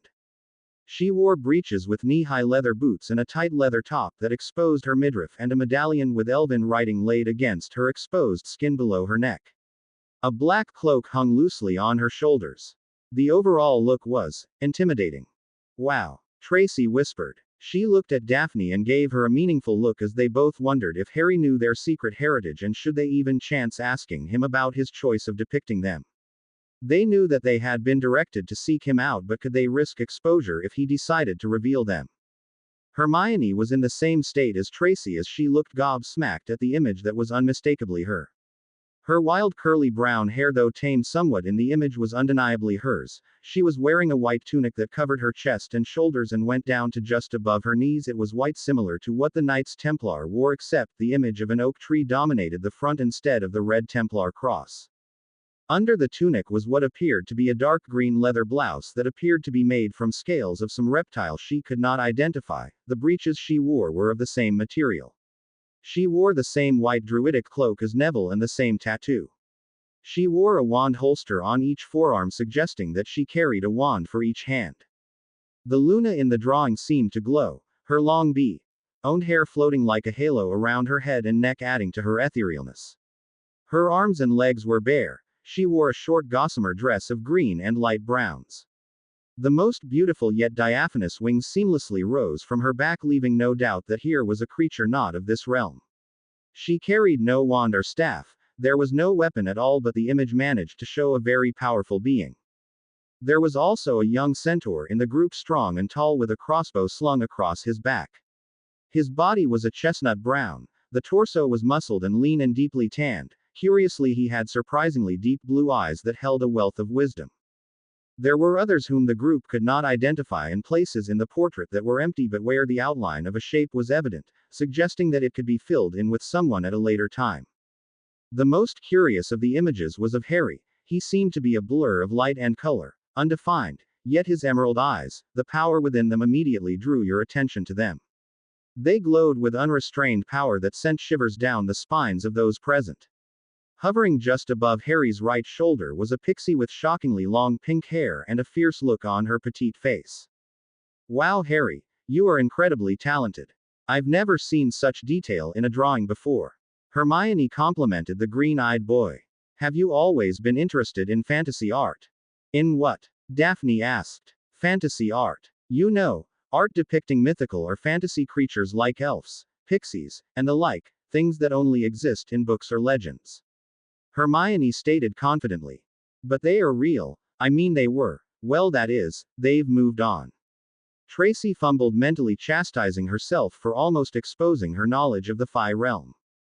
Hermione scoffed slightly. They just come from stories and the minds of people. Oh, really? Daphne scowled at the Muggleborn witch. And just how long have you lived in the magical world? Harry could sense an argument coming and decided to try and cut it off before it damaged the budding friendships. Hermione, a year ago, did you believe that there were real witches and wizards who could perform real magic? Well, honestly, no. But I read the magical history of Great Britain and it didn't mention the existence of any such creatures. At the word creature, Daphne, Tracy, and Luna stiffened with annoyance. One thing you should learn right away is that books only contain what the writer wants you to know, what his opinions are. It does not mean that what they have written is entirely true. Because of oversight or ambivalence or racism, many books are skewed to the author's personal agenda. Harry tried to educate the young Muggleborn. Hermione wanted to argue the point but held her tongue. This was why she had no friends growing up. She forced her own beliefs on people and relied on written facts or opinions to make her point. All this did, however, was to drive people away. She had promised herself that with this new opportunity to attend a new school, she would not be so forceful or unwilling to listen to other people's opinion and give them serious thought. I understand what you're trying to say, Harry, but I mean, do you really believe there are such things as Tinker Bell? The purebloods in the compartment did not understand the reference, but Harry did. Tinker Bell? Neville asked in confusion. A pixie, Neville. It from a Muggle movie called Peter Pan. Luna replied. Mum took me and Harry to see a play of it in Muggle London. Oh, okay. Neville shrugged. In fact, I do believe in Pix Hermione. Harry looked at Luna. The mental conversation was quick, but they had agreed to let the others in on one of their secrets. They are very private beings, Hermione, and do not trust humans very much. HMPF. Hardly at all, honestly. Harry stated. But if I have your word that you can keep a secret, all of you that is, I think I can offer you proof. The three other purebloods quickly nodded their heads and had begun to take out their wands to give an oath, but Harry told them that it was not necessary. Hermione was reluctant at first. She did not like the idea of keeping secrets, especially from adults, but her curiosity got the better of her and she made a promise not to tell anyone about what she was about to be shown. Harry looked at the aura of each person in the room and saw no deception in their promises. Feeling better about what he intended to do, he gave a nod to Luna. Tara, would you come out please and introduce yourself? Luna asked softly. The four other young people stared at Luna as her hair seemed to begin to move and part on its own. Soon there were gasps as a 6-inch winged pixie came out of Luna's hair and stood with her arms crossed standing on Luna's shoulder. The girls immediately squealed as they saw the pretty pixie with long pink hair and silvery eyes. It was obvious to all the girls that this was definitely a female and had the curves and assets of the gender. Neville blushed at seeing the nearly nude fairy but refrained from making any comment. Tara began to vogue as the girls were telling her how beautiful she was. A sure way to ingratiate yourself to a pixie was to play upon their vanity. So how is it that you have a pixie? Tracy asked. It's a long story, but the short of it is that she is our bodyguard, but beyond and more importantly is that we see her as family. Harry told his new friends, earning himself several keys on his face from Tara, causing him to blush. Well, she seems very affectionate. Daphne giggled as she watched Tara, almost purring as she snuggled against Harry's cheek. Why would you need a bodyguard, Harry? Hermione asked in confusion. Another long story, for perhaps another time. Harry said apologetically. So why did you draw Daphne and Tracy as elves? Neville asked, looking at the drawing again. Daphne and Tracy immediately stiffened and glanced at Harry, who was staring back at them with a knowing look on his face. Harry turned toward Neville to answer his question. Not sure, Neville. I guess that's just how my subconscious saw them. Harry offered, giving Daphne a sly wink. Daphne was now sure that Harry knew hers and Tracy's heritage. It was an odd thing when she reflected upon recent events. Her mother had told her from an early age about their true heritage. She learned that her grandmother, who had always been a part of her life, was actually her great-great-great-grandmother and was also the great-great-great-grandmother of her best friend Tracy. But beyond that family knowledge of who or what her grandmother was, she had not felt the stirrings of elfish magic within her until the day she had met Harry and the Lovegoods. She had pinpointed that day when she first began to notice the changes within her magic and her physical features. She didn't know how then, but she was sure that it had something to do with Harry. That was partially the reason she had sought him out on the train and had brought Tracy along as well. Since they shared the same heritage, maybe what happened to her would happen to Tracy as well. Diana Greengrass had been overjoyed and at the same time terrified that her daughter was experiencing this change. Her great-great-great-grandmother, Alethea, had been stunned and immediately had gone to speak with the Lady Galadriel. After she had returned, she seemed bursting with pride for her granddaughter and told her to seek out Harry Potter, that her destiny and that of her cousin was intertwined with his and his bonded. Although Tracy had not shown the change, Daphne was sure that by introducing her to Harry, it might spark that something within her. After all, Astoria had gone through the change as well after meeting Harry. Now looking at the drawing, she was more convinced that somehow it was Harry that caused the change. Harry closed the sketch pad and pencil case and set them aside. He could tell that Daphne and Tracy were feeling uncomfortable and did not want to scare them off. A knock on the door again stopped any further discussion from continuing and gave a needed respite from the uncomfortableness he saw in the two cousins. Tara jumped off Harry's shoulder and disappeared within Luna's hair. Something from the Trolley Dears? A plump middle-aged woman asked when Hermione had opened the door. When enough treats for about a dozen people were bought and paid for, the conversation was again toward the upcoming school year and the classes they would have. The small group of first years found that they all got on quite well. Hermione in particular was enjoying herself immensely as the group seemed to accept her unconditionally despite her being a Muggleborn. Daphne shared her same love of learning and the two found that they had other things in common as well. Neville, who had been a bit shy and very reluctant at first to participate in the conversation, found himself continually included by Luna asking him direct questions. The group was laughing and enjoying themselves when their door was pushed open again. A short thin boy with white hair and a pointy chin stepped in, bookend by two much larger boys who looked to have vacant expression. "So I hear Harry Potter is in this compartment," the boy slowly drawled. He looked around the compartment sneering as he did so. "Get lost, Malfoy. You weren't invited in," Daphne said with an irritated voice. "Watch your tone, Greengrass. Need I remind you that my house is superior to yours?" Malfoy sneered. "I might have to tell my father to have your house voted out of the Wizengamot." "In your dreams. Only an ancient and noble house can call for an expulsion of a great house from the Wizengamot. And yours has neither status." Tracy mocked. "How dare you talk to me like that, you who?" However, Harry stood from his seat, interrupting the Malfoy heir in mid-sentence. "Do come from an ancient and noble house. And I do not take kindly to your attempts to intimidate my friends. Malfoy is it?" Harry stated, glaring at the young wizard who involuntarily took a step back. Regaining some of his courage, Malfoy stepped closer to Harry. "You don't want to get on the wrong side of a Malfoy, Potter. If I were you, I'd choose my friends a little more carefully. If I were you, Malfoy, I'd realize that threatening the heir of an ancient and noble house could see my own house stripped of its status and wealth. I'm sure Daddy wouldn't be very happy with you for doing so." Harry growled as he stepped toward the Malfoy heir, who tripped over his own feet trying to back away, falling flat on his backside. Red-faced, the young wizard got to his feet and stormed out of the compartment. "Well, that was unpleasant," Hermione stated. "Well, it was to be expected. His head was swarming with nargles," Luna commented offhandedly, which elicited a chuckle from Harry and confused looks from the others. "Hogsmeade Station, 15 minutes. A voice announced throughout the train. "Okay, boys, out while we change into our robes." Daphne shoved Neville and Harry out of the compartment door. Harry pulled out what appeared to be a black handkerchief from his pocket and with a prod from his wand restored his school robes to their normal size before he had shrunk them. "That was wicked, Harry. How did you learn all these spells?" "I mean, we haven't had any training yet," Neville asked. "Oh, well, Aunt Celine has a large number of spell books at the cottage and I took advantage of them. I only learned a few useful spells though. Aunt Celine refused to let me practice anything more, saying that my magic wasn't mature enough to handle the more advanced ones." Harry told his new friend. "My gran wouldn't let me practice any magic. I think she was afraid I would blow up the house or something.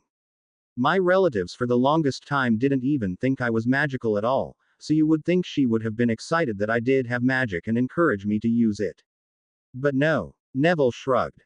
"That image you drew of me, Harry." Neville trailed off, not knowing how to ask the question he wanted to.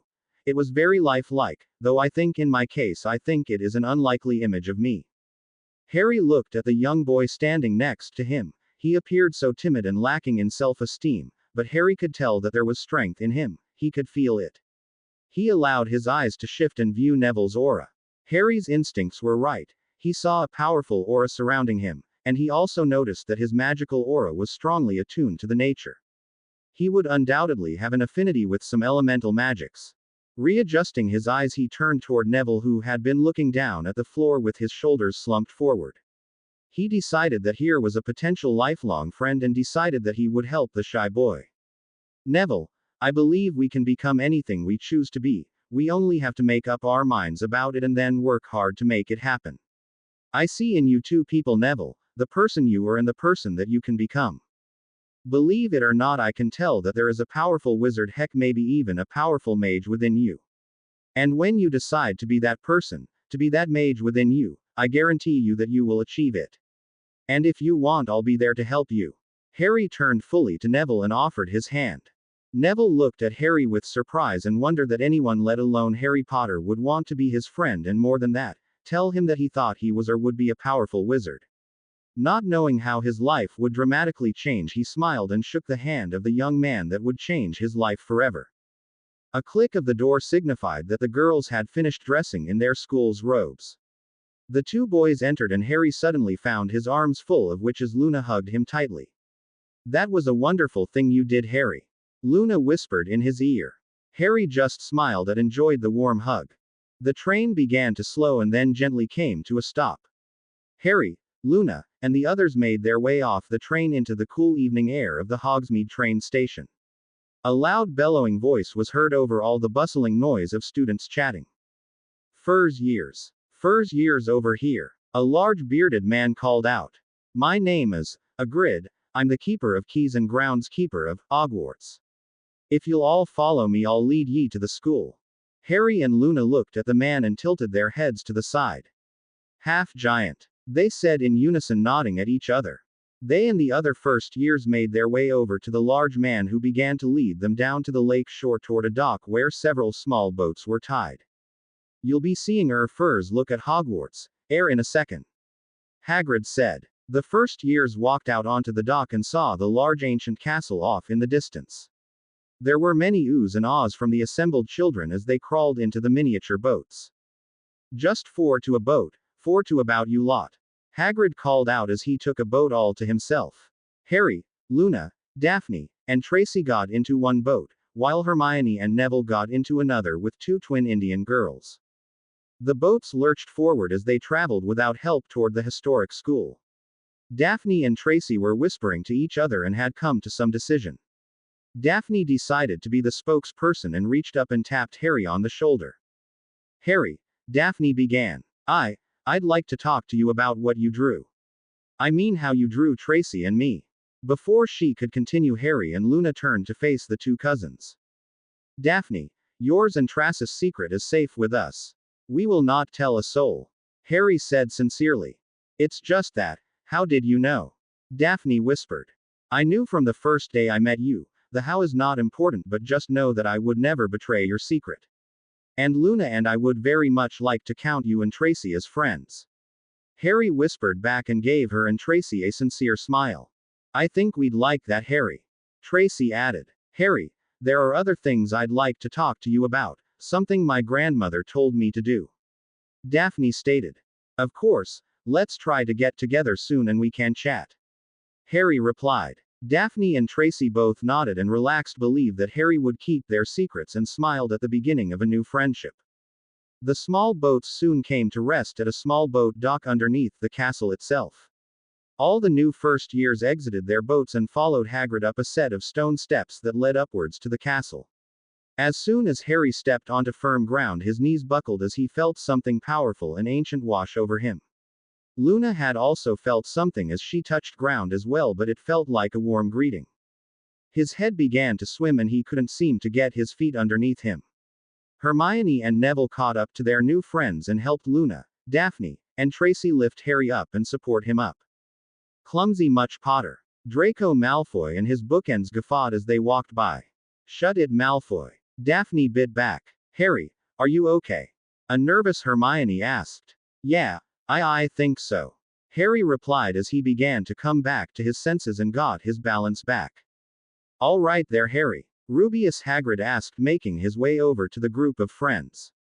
Just fine, thanks. I think the boat ride made me a little motion sick is all. Harry told the large man. Well, if sure. I am, thanks. Luna gave Harry her we'll be talking later look and grabbed his hand and continued to follow the group of first years following Hagrid. They soon came to a set of large English oak doors. The half-giant knocked 3 times on the huge doors with his meaty fist. The door actually seemed to shudder at the impact. The door soon began to open and the group of first years was introduced for the first time to a very stern-looking witch in emerald green robes who was introduced as Deputy Headmistress Minerva McGonagall. Harry and Luna of course knew the stern-looking witch but were not intimidated in the least. Having met her once already, and knowing after seeing her aura that she was really a very kind and caring woman that loved children, they were not fooled by her strict demeanor. After a brief orientation about the sorting, the house system and how points were earned or taken, Professor McGonagall led the group of first years into the Great Hall of Hogwarts. The new first years huddled tightly together as curious eyes from all around the large hall were glued upon them. Hermione was telling Neville about the enchantments of the ceiling above them that appeared to be the night sky. The group was brought to a halt near the head table. McGonagall placed a three-legged stool in front of the head table and placed an ancient-looking hat on top of it. The hat, to the surprise of the first years, began to sing. It sang of the founders and the houses that were named for them. How each house sought and admired different qualities and characteristics to be sorted into their respective houses. Harry was a little put off by this, thinking that how can you pigeonhole a child at such a tender age? Time and experiences were the crafters of a person's personality and traits, and frankly, children at this age were not set in stone. But he figured it was the tradition as dense as it was he would have to go along with it. Now, as I call your name, you will come up and sit on the stool. I will then place the sorting hat on your head and he will sort you into the house that will best suit you. Abbott. Hannah. Harry's mind began to wander as another student was sorted into Hufflepuff and then another to Slytherin. Harry felt a sense of familiarity with the castle as the presence of his mother asserted her presence within his mind. Memories and feelings that weren't his began to flood his mind and stir his emotions. Mum, this is not the time. Harry stated mentally. Sorry, love, but there are so many memories here, both good and bad. She responded. Davis. Tracy. Harry brought his full attention back to the sorting as one of his new friends approached the chair. The hat seemed to take a long time in deciding where to place her before finally deciding on Slytherin. Tracy stood and made her way to the Slytherin table, who were clapping politely. Harry noticed Daphne giving her a warm smile. A few more students went through, then McGonagall called out. Granger. Hermione. Hermione took a deep breath and let it out slowly to calm her nerves. She sat down and waited for the hat to be placed on her head. Harry could see her lips moving quickly as the hat was placed on her head. He wondered what she had been saying to herself. He'd have to ask her later. The hat seemed to take just as much time with Hermione as with Tracy. Hermione seemed to be talking again, but Harry couldn't make out what she was saying. In the end, the hat declared her Gryffindor. A huge smile graced her face as she made her way to the Gryffindor table. Greengrass. Daphne. Daphne walked primly toward the stool and sat down on it, demurely crossing her legs and holding her head up straight. She was the perfect picture of a polished young woman. The hat was only on her head for about a minute before deciding to place her with her cousin in Slytherin. Several more students were sorted and then, Longbottom, Neville. Neville strode forward with a confidence that Harry had yet seen in the shy boy and wondered what changed.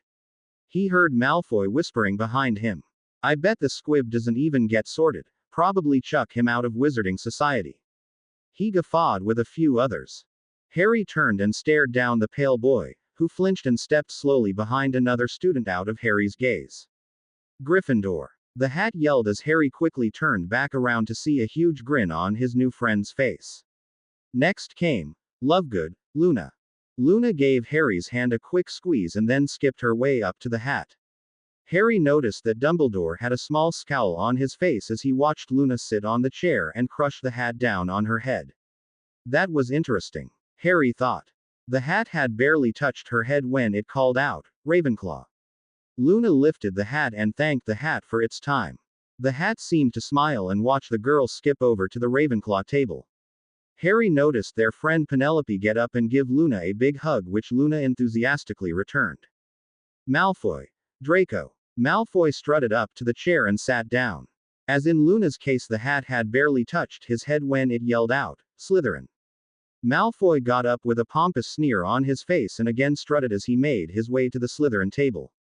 Morag McDonald was also sorted into Ravenclaw, a Pansy Parkinson into Slytherin, then one of the Indian girls that had been in the boat with Hermione and Neville was sorted into Ravenclaw, while her sister had been sorted into Gryffindor. Potter. Harry. The whole all seemed to quiet as Harry made his way to the chair. It made him a bit uneasy at all the eyes that were on him. He looked up at the staff table and saw eager eyes as well. He noticed Severus, who gave him an almost imperceptible nod and a quick small smile. Dumbledore had been trying to make eye contact with Harry as he walked toward the small stool, but Severus had warned him not to make prolonged eye contact with the headmaster. Harry sat down and faced the house tables. It seemed everyone had simultaneously decided to hold their breaths as Professor McGonagall lowered the hat onto the raven-haired boy's head. Darkness covered Harry's eyes as the hat was lowered on his head. A voice that seemed to come from within his head spoke. Now this is very interesting. Albus Dumbledore was not a happy old man as he sat from his lofty position at the head table within the great hall watching the sorting ceremony. He would have words with Minerva about the appearance of the young Lovegood girl. He knew she was not quite 11, and although it was not unheard of for a 10-year-old to be strong enough magically to attend Hogwarts, however Minerva had failed to mention to him that she would be attending. His plan revolved around keeping the Potter boy isolated and having the Lovegood girl Heregood disrupt his strategy. When he had first met Harry at the Lovegoods, he was bitterly shocked to see a confidant and intelligent young boy. This would not do. Albus needed the boy weak and pliable and under his control. He needed the boy to accept him as his de facto mentor and guardian. The greater good depended on a self-sacrificing martyr, and he needed the Potter wealth to advance his agenda. Legally he could do nothing to wrest the Potter boy from Celine Lovegood, but legal means were for people beneath the law. He, Albus Percival Wulfric Brian Dumbledore, was above such menial regulations. One way or another he would regain control of the Potter boy and his wealth. He had already made plans to isolate the boy at Hogwarts by putting him in a hostile environment. It might take a little time, but eventually the constant pressure, antagonism and antipathy would break the boy. And when he did finally break, Albus would offer him the kindness of a loving grandfather and a benevolent mentor. Albus inwardly smirked at his own brilliance. With an army of house elves at his commands and his authority over all the portraits of Hogwarts as headmaster, he had a network of spies within the castle that rivaled any government's. Nothing went on in the ancient castle that he did not know about. True, there were certain areas that there were no portraits, but the ghosts that inhabited the edifice were usually helpful. When all else failed, he had made liberal use of tracking charms and in the odd case legilimency for those he did not trust or otherwise had been able to avoid his other methods. The younger students by far were the easiest to read. Their young minds were open and defenseless, and their true emotions so close to the surface that it took barely any effort to read their thoughts. Albus pulled himself from his thoughts as the name of the object of his obsession was called. Potter, Harry. He sat back waiting for the sorting of the boy. Not that there would be any surprises here. He had been most insistent to the sorting hat where the boy would be placed. Originally he had thought to put him in Gryffindor. However, now he believed that another house would do a better job at breaking the boy. "Excuse me," Harry asked the hat, which to his surprise was speaking to him. "But what's interesting?" "I have been sorting students for close to 1,000 years, Mr. Potter. I have been placed upon the heads of the greatest wizards and witches in our history.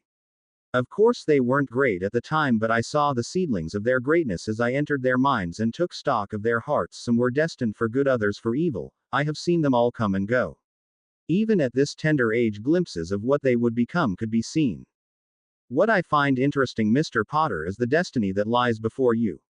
But that is neither here nor there. I am merely here to sort you into the house that will benefit you most." The hat spoke. "Oh, you can't just leave me with that," Harry exclaimed. "What do you know of my destiny? What am I meant to do?"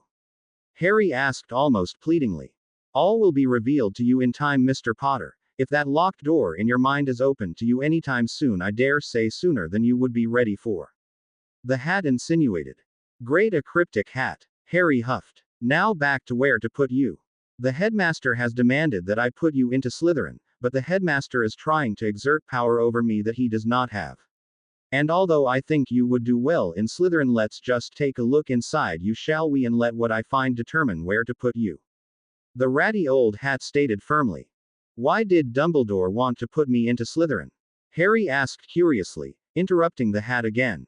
Sighing, the hat replied, "I believe he wants you isolated from those who might support you. Your family fought against the darkness during their lives, and by doing so made many enemies amongst the darker families, many of which have children in the House of the Snakes. He intends to use them to, how do you say, bring you low, put you in your place, humble and humiliate you." I could go on. The hat replied in a bored tone. "Well, that's just great. The old bastard," Harry grumbled. "Such language from such a young boy. Tisk tisk, Mr. Potter." Sorry." The student body was becoming restless as 5 minutes had elapsed since the Potter boy had sat on the stool to be sorted. It wasn't unheard of for the hat to take a while on occasion to sort someone, but this was becoming the longest in most of the students' and professors' memory. What is wrong with that blasted hat? Dumbledore mumbled to himself. I told him where to place the boy. What could possibly be holding him up? My, Mr. Potter, you are indeed difficult. Plenty of courage. A heart of a lion beats within your chest, something that would serve you well in Gryffindor, but you have in great measures both a sense of justice and loyalty as well. Helga would be chomping at the bit to get you in Hufflepuff. A sharp mind and quick wit and a thirst for knowledge makes you the perfect Ravenclaw, and yet you are cunning and ambitious with a desire to change the world around you. Salazar would welcome you warmly into his house, so where do I put you? Being what you are, Slytherin would not be the best fit for you. What do you mean by what I am? Harry asked nervously. The hat chuckled. Mr. Potter, your secret is safe with me. I have never revealed your mother's true nature either. Neither have I revealed the true nature of any of your ancestors, though there was quite a gap between your mother and the last of your ancestors to come through Hogwarts, nearly 300 years to be exact. Why, you know what I am? Harry stated worriedly. Oh yes, my dear boy, and I expect to see great things from you, Mr. Potter. Your kind has a knack for creating the most wonderful diversions. Your time here, I wager, will be quite exciting. The hat chuckled. Now, without any further distractions, let's sort you, my dear boy. Although you would do well in any house, I dare say your bondmate would be most displeased with me if I didn't put you in Ravenclaw. Harry jumped up from the small wooden stool and was greeted by a loudly cheering Ravenclaw house. Harry was nearly bowled over as Luna threw herself at him and nearly forced all the air from his lungs from the bear hug she had him in. Penelope also gave her dark-haired friend a warm hug. Harry received a lot of welcoming handshakes as he took his seat next to Luna. Harry had also noticed his good friend Cedric Diggory over at the Hufflepuff table, who gave him dual thumbs up. A glance over to the deputy headmistress saw a disappointed Minerva McGonagall, who had hoped that the son of James Potter would be in her house. James, for all his pranks and troublemaking, held a warm place in her heart, and she had hoped to have his son under her care as well. In contrast, Phileas Flitwick was bouncing in his seat that the boy who lived would be in his house. Lily Evans had been one of his favorite students. She had been a prodigy in charms and runes, and when she graduated he had given the head of the Department of Mysteries a personal glowing recommendation for the impressive young witch, the first he had ever given. He expected the son of Lily Evans to be just as talented and looked forward to being his head of house. He glanced at the ancient-looking headmaster, who seemed to have issue with a twitching left eye and a tightening around his mouth. Harry supposed that Dumbledore was not too happy with the hat not putting him into Slytherin. Thinking of Slytherin, he knew his true mentor was the head of Slytherin House. Severus Snape had become the closest thing to a father figure that Harry had ever had, and he loved and admired the hooked-nosed professor and felt a slight pang of remorse that he was not in Sev's house. Severus had explained to Harry prior to the start of the school year that he could not openly show any kind of deference to him. In fact, he would need to be hard on him publicly to keep up appearances, not only in front of Dumbledore but in front of the students in his house, who many were the children of former Death Eaters. Severus knew, as Albus did, that the Dark Lord had not been completely destroyed that fateful All Hallows Eve night, and for this purpose had Albus kept Severus around to be used as a spy when the Dark Lord returned.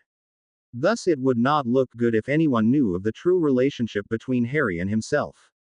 Harry had been saddened by this, but knew that in order to keep his mentor safe he would need to play his part as well. As a means of keeping in touch, though, Harry had given Severus one of the two-way communication mirrors Harry had found in his trust vault. He and Luna had figured out how they worked. By placing a drop of your blood in the center of the mirror would become attuned to you. Then all you need do is call the name of the person the other mirror was attuned to, and Viola. Severus had been touched by the gesture and told Harry that he would keep the mirror with him, but to only use it to contact him if it were very important or an emergency, and preferably not during regular school hours. Slytherin. The hat called out, and an olive-skinned boy named Blaise Zabini walked over to the House of the Snakes. Dumbledore stood from his seat and addressed the students. Now that we have been sorted, let the feast begin. With a wave of his hands, the empty house tables were soon groaning under the immense weight of platters heaped with food of all varieties, carafes full of pumpkin juice, and large bowls filled with Luna's favorite dessert, pudding. I just knew you two would be in Ravenclaw. Penelope Clearwater gushed. Oh, you'll just love it in our house. We have our own private library in our commons room, and Professor Flitwick is the best head of house. The B-owned prefect stated with unabashed pride. Not to mention we have group study sessions every night and tutors for every subject. We like to be ready for anything. Harry and Luna smiled laughingly at their friend. We're glad to be here as well. Luna stated. I like having friends around me. Penelope gave her a one-armed hug. You'll make a ton of friends here, Luna. You and Harry are too sweet and charming not to make a bunch.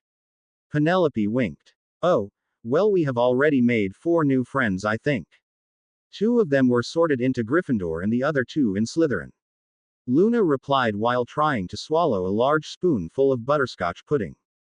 Penelope raised an impressed eyebrow.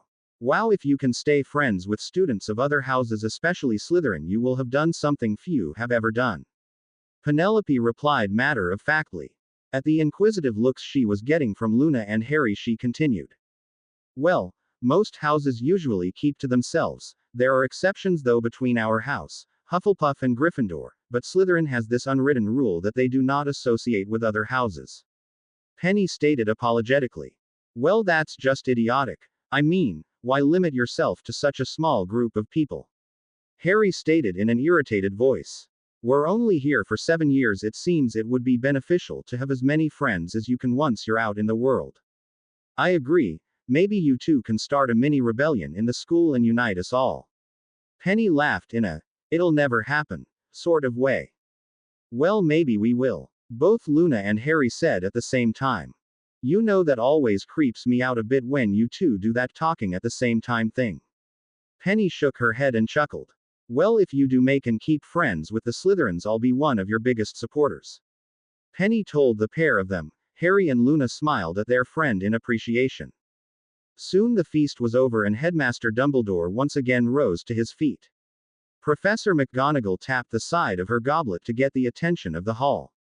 All heads turned to the headmaster, who smiled back at them with a twinkle in his eye. Now that we have been fed and watered, I have a few term announcements to make.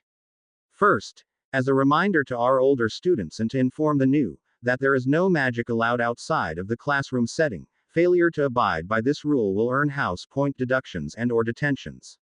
Habitual violation of this rule and you could face expulsion.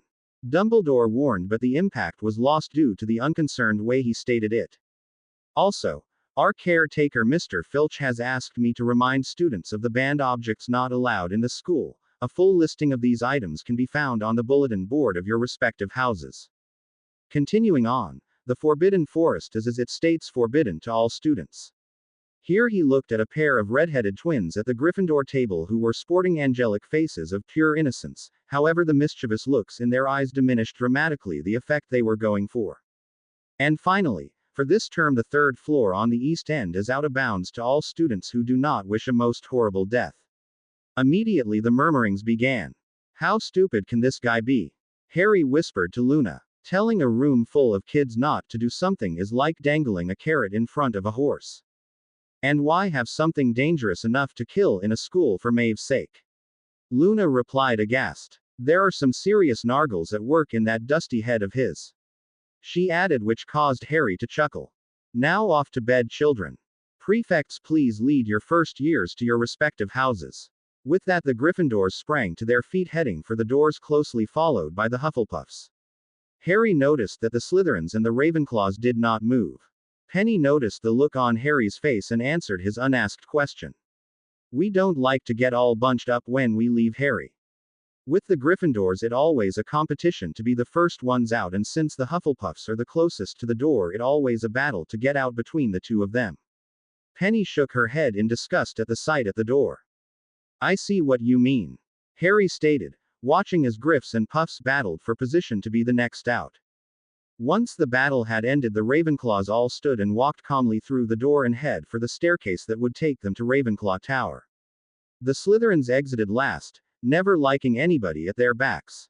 Luna grabbed Harry's hand as they, along with the other first years, followed Penelope and the other 5th-year prefect to the West Tower that would lead them to their home away from home for the next 7 years.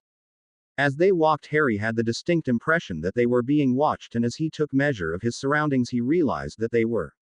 Hundreds of portraits lined the walls of the ancient castle, portraits of moving people who were whispering to their friends in other portraits. Harry didn't know why, but this unsettled him a bit. He had of course seen other moving portraits during his time in the wizarding world, but those only seemed to have a preset playback of some kind and only lasted for a few seconds. These portraits, however, seemed almost sentient and were completely interactive as he witnessed several of the portraits of people talking and welcoming the new students and introducing themselves. The group suddenly came to a bare wall with only a stone statue of a raven at about 7 feet above the floor.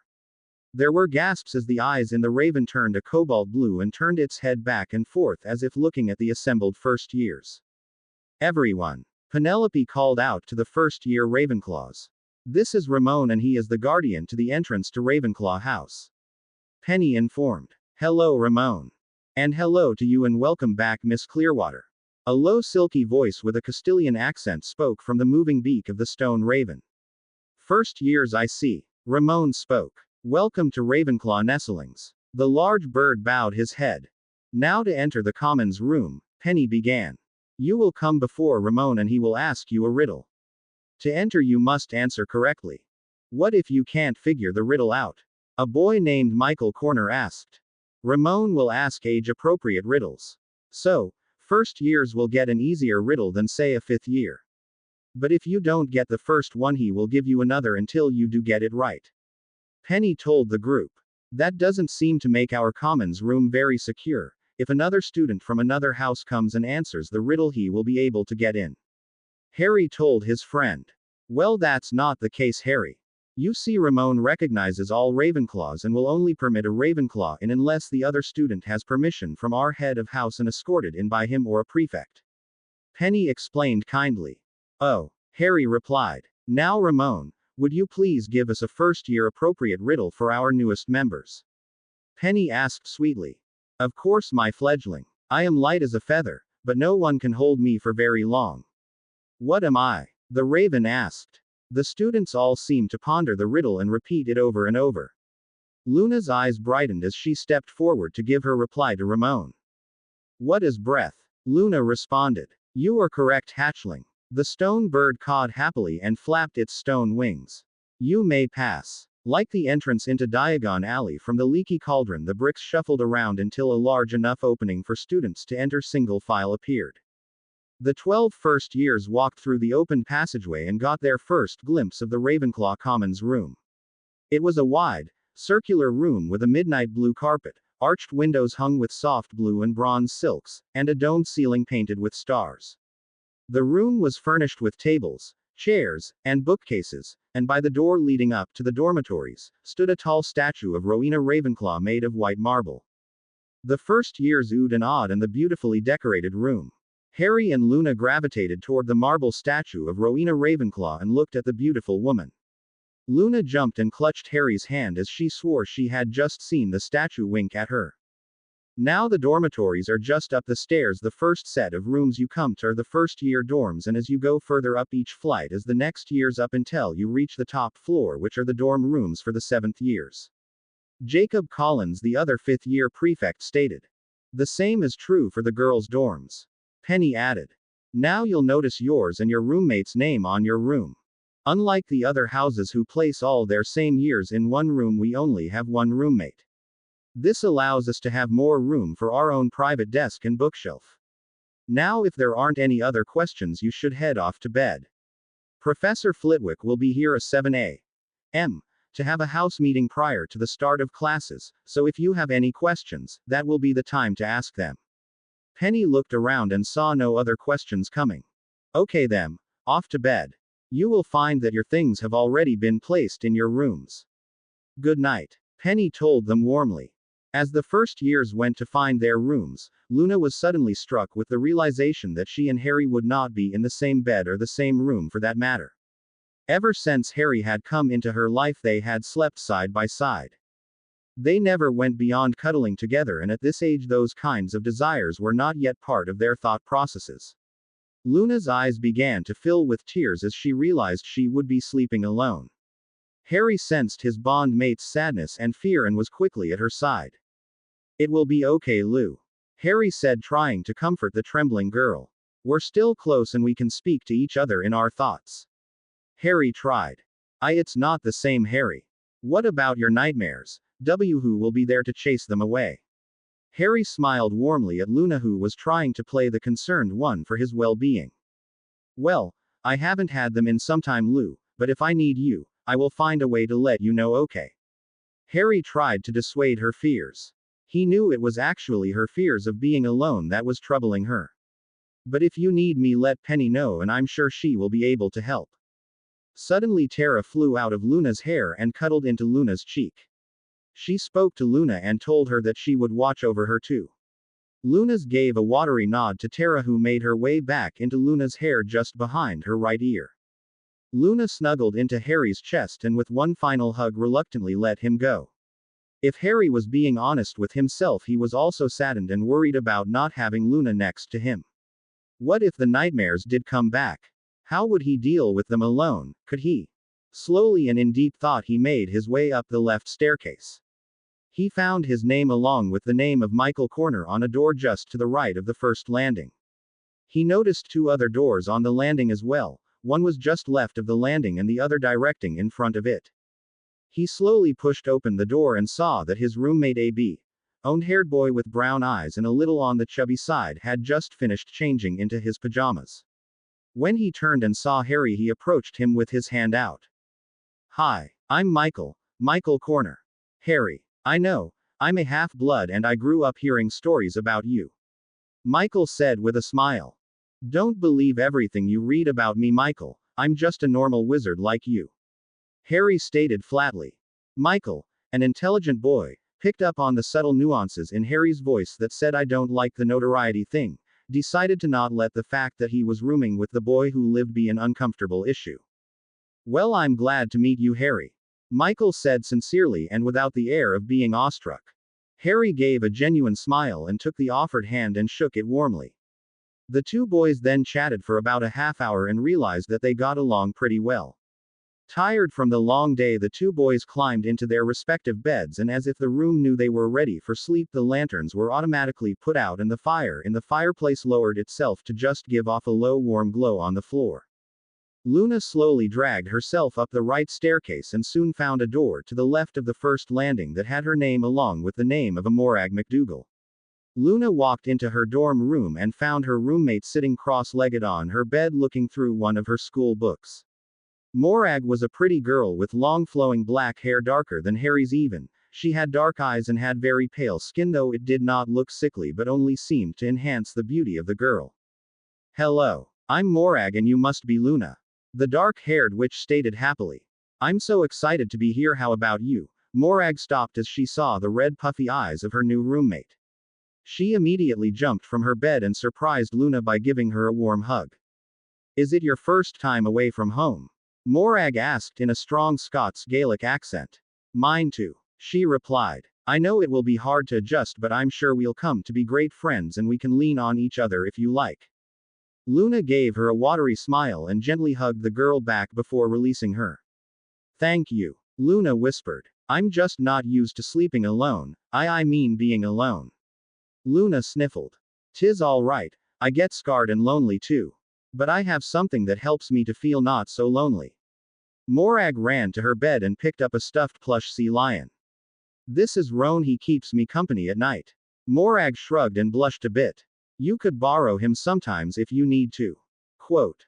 Luna was touched at the kind gesture and thought that yes, here was someone she could see herself becoming good friends with. Luna turned toward her large canopy bed and took out her flannel nightgown from her trunk. She crawled onto her bed after wishing Morag a good night and closed her bed curtains. Tara flew out of her hair and sat down on one of the large down pillows at the head of the bed. Her soft musical voice was comforting to the owned witch, but she still longed to be with Harry. She wondered if Harry was feeling the same way. Harry and Luna lay on their respective beds and wandered into that place within their minds where they could be with each other. Harry walked to the large shade tree that sat on the top of a large knoll that looked over a crystal blue lake. He saw that Luna was already there with her back resting against the tree. How are you doing? Harry asked gently as he sat down next to her. Luna's hand automatically found its way into Harry's as she leaned her head on his shoulder. I don't know yet, was her reply. But I guess I'll have to learn to manage. She sniffled. Harry. Luna began. What happened to you when we entered the Hogwarts grounds? Harry knew what she was referring to. The moment he had crossed the wards of Hogwarts, he collapsed to his knees. Not sure exactly, Lou, but I suddenly felt like a tidal wave of magic just washed right over me. It felt like every cell in my body was overloaded with this incredible sensation of power. It was just too much to handle all at once. Harry surmised. Huh, but you're all right now, right? She asked concernedly.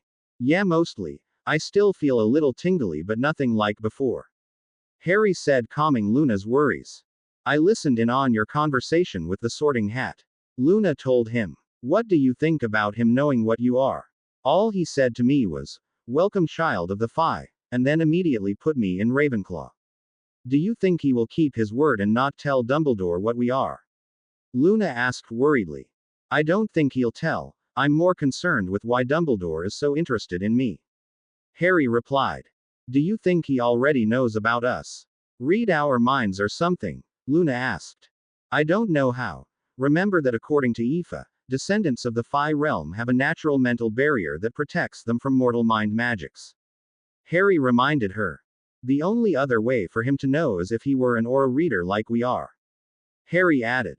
Do you think he is? Luna asked. Honestly, I don't know. He could be. He answered. Well, I suppose we should call it a night. I'm sure tomorrow will be busy. Night, Harry. Good night, Luna. Tomorrow we start our new path. The quaintly decorated room with its gas wall lamps and rustic furniture had become a familiar sight to the boy who lived. For the last few years it had been a place of safety and instruction, a place where Harry was treated to a vision of a life that he could have had if fate had not intervened.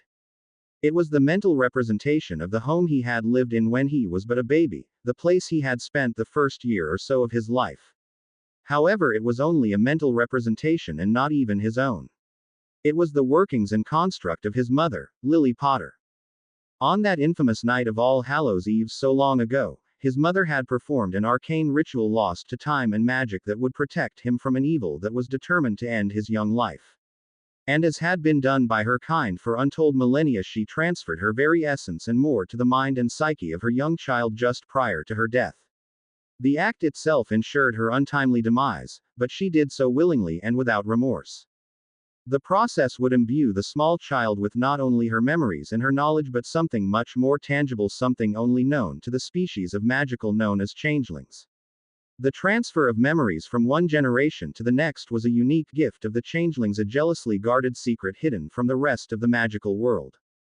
Harry was wandering around in the mindscape he found himself in and stopped in front of a door that did not fit within the stylings of the quaint little cottage he saw about him. This door was large and seemed to be made of iron with large rivets along the edges. Harry had seen this door many times here, but he had never been able to open it. He had received cryptic replies to his questions about the door from his mother, which was becoming more and more frustrating to the young wizard. Harry placed his palm on the door and immediately was bombarded with what sounded like 1,000 voices whispering madly to him, each trying to call his attention, wanting to be heard. Harry's head began to swim and he strained to make sense of what he was hearing, but the voices were too jumbled to just isolate one. Abruptly the voices stopped as he felt a hand gently squeeze his right shoulder. He slowly turned from the door and stared up into the eyes that were identical to his own. The face was warm and inviting, and fiery red hair framed the porcelain skin of Lily Potter, who stood smiling at her son tenderly. I see you have inherited your father's unceasing sense of curiosity. Lily chuckled. How many times have you tried to open that door now? She smiled at her son, her eyes twinkling. Harry blushed and averted his eyes from his mother, that made her chuckle even more. I know you're curious about what's behind the door, Harry, but I'm not sure if you're quite ready to deal with what you will find. I know I felt overwhelmed when I opened my door, she stated with a slight shiver. Harry looked at her speculatively. You had a door like this in your mind as well? Harry asked. Lily nodded slowly to her son. Oh yes. And like you, I wanted to know what lay behind it, but at the same time it frightened me. I could hear them calling to me as well, begging me to let them out, just as I'm sure you have. But I was very afraid at what might happen. She told him. But you were able to open it. Harry asked. I was. I was a little older than you are now, Harry. It was the summer between my second and third year. It took me all summer just to wrap my mind around what I discovered, and it wasn't till almost my fifth year before I fully understood and could take advantage of the gift I was given. She replied, pulling him away from the door and sitting down on the comfortable sofa, taking him with her. Harry turned toward her, his face full of inquisitiveness. What is this gift, Mum? Why did it take so long for you to understand it? And what are? All will be explained, Harry. Lily chuckled musically. I can answer some of your questions, but one at a time, love. She smiled warmly. Harry's heart began to beat faster with excitement. His mother had always deflected his questions before, and now here she was willing to answer some of them. He calmed his mind and ordered his thoughts, searching for the question he most wanted to ask her. What are we, Mum? The Fae called me a changeling, Aoife called me undefined, and the Sorting Hat intimated that I was different as well. So I would like to know, what am I? Harry asked softly and carefully. What are we? Lily looked at her only child and took both of his hands in hers. It's a rather long story, sweetheart, but one we are willing to tell you if you choose to want to learn the history of our kind. But for now, I will give you just a brief history with a promise that one day you will have all the knowledge you desire. Lily took another deep cleansing breath before starting to speak. We, Harry, are the guardians of magic. She paused. We have existed since time began, since the first cave dwellers first felt the spark of magic within them. The origins of our kind, however, has been lost to the ages. Our memories do not go back that far, unfortunately. Our memories, mine and soon to be yours, stretch back nearly 6,000 years. Oh, there have been others of our kind that have memories that go back much further. Our calling has been the same since our kind came to this realm. We watch and remember, and at times we are called upon to save magic so that it may be returned when it is near extinction. I don't understand, Mum. Harry looked at his mother in confusion. How can your memories go back 6,000 years? That, Harry, is part of the gift that we, our kind, pass on to one another.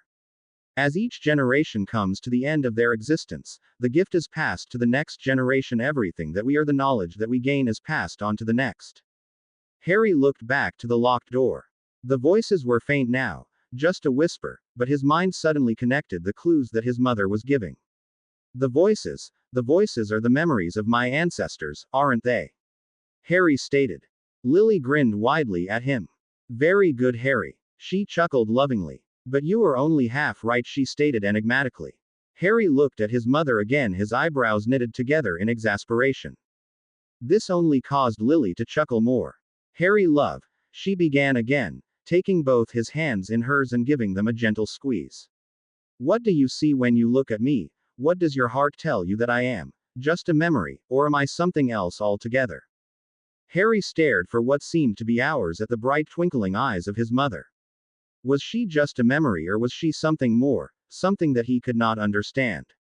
She felt so real to him. She was completely interactive, she was intelligent and responded emotionally to him. At the same time, he knew that the mind was a very powerful thing, but he absolutely refused to believe that he was seeing some sort of psychological delusion. She had told him stories of her life and of his father's, and was told things that he never had been privy to before. He had an absolute knowledge of Hogwarts, its classrooms, the library, greenhouses, and for some reason knowledge of where the roomiest broom closets were located. Emotions, he felt her emotions and knew they were not coming from him. He felt her pride in him and her sadness that her life with him had been cut so short. But the most intense emotion was the love she felt for him. It was, in a word, overwhelming. No, she was definitely much more than just some memory locked in his mind. She was something else entirely, but he still did not know exactly what she was. Harry mused. Lily was quiet while she watched the internal workings of her only son. He was a bright boy, and thank the deities above, more like her than his father James. Oh, she loved James, but in their youth James had been a bit of a snob and entitled. At first she had been repulsed by the handsome boy's pranks and superior attitude and his constant pursuit of her. Eventually James had realized that the object of his affection was not impressed by his childishness and came to a life-changing epiphany that it wasn't she that should measure up to him but he that should measure up to her. James finally became the man that was worthy of the beautiful and intelligent, which I think you are more than memories, much more. Harry told her firmly. But still, what are we? Am I a wizard or something else? Are you? I mean, were you more than just a witch? Harry asked almost pleadingly. The short answer is yes, you are a wizard, but the way you channel and use your magic is quite different. She stifled a giggle when Harry just seemed more confused than ever. Let me explain, Lily stated. A normal witch or wizard calls upon their magic from what they call their magical core. Although an interesting way to phrase it, ultimately it is not so. You see, every human born has a unique genetic code that determines a person's height, eye color, hair color, predisposition to certain ailments, etc. In the case of witches and wizards, they have an additional genetic marker that allows them to pull some of their life force from themselves and refocus it and expel it from their bodies. With me so far? She asked with a half grin at the glassy-eyed boy. I think so. Please go on. Harry replied. Lily smiled and ruffled his hair. Now, as I was saying, witches and wizards have the ability to take some of their life force and expel it from the body. Some of the first magic performed by mortals was wandless magic, but it was not very powerful and it was completely done by accident. Accidental magic, Harry stated with a nod. Lily smiled and nodded as well and then continued. Mortal magic is intent-based, Harry, though most mortal magicals don't realize it. Many centuries passed before a clever Greek wizard discovered that by using a foci that had magical properties increased the potential and power of their magic. She stated. Wands. Harry replied knowingly. Actually, staffs were created first, but eventuality wands were invented for those who did not like to be encumbered with something as large as a long tree branch. Soon wands became the norm and the staff faded into mortal history. So are staffs more powerful than wands? Harry asked. In the hands of a powerful wizard, or in other words a magical who can access more of his life force, yes. She told him. But because it is more draining to use a staff than a wand, it was more practical for the weaker sort to choose a wand.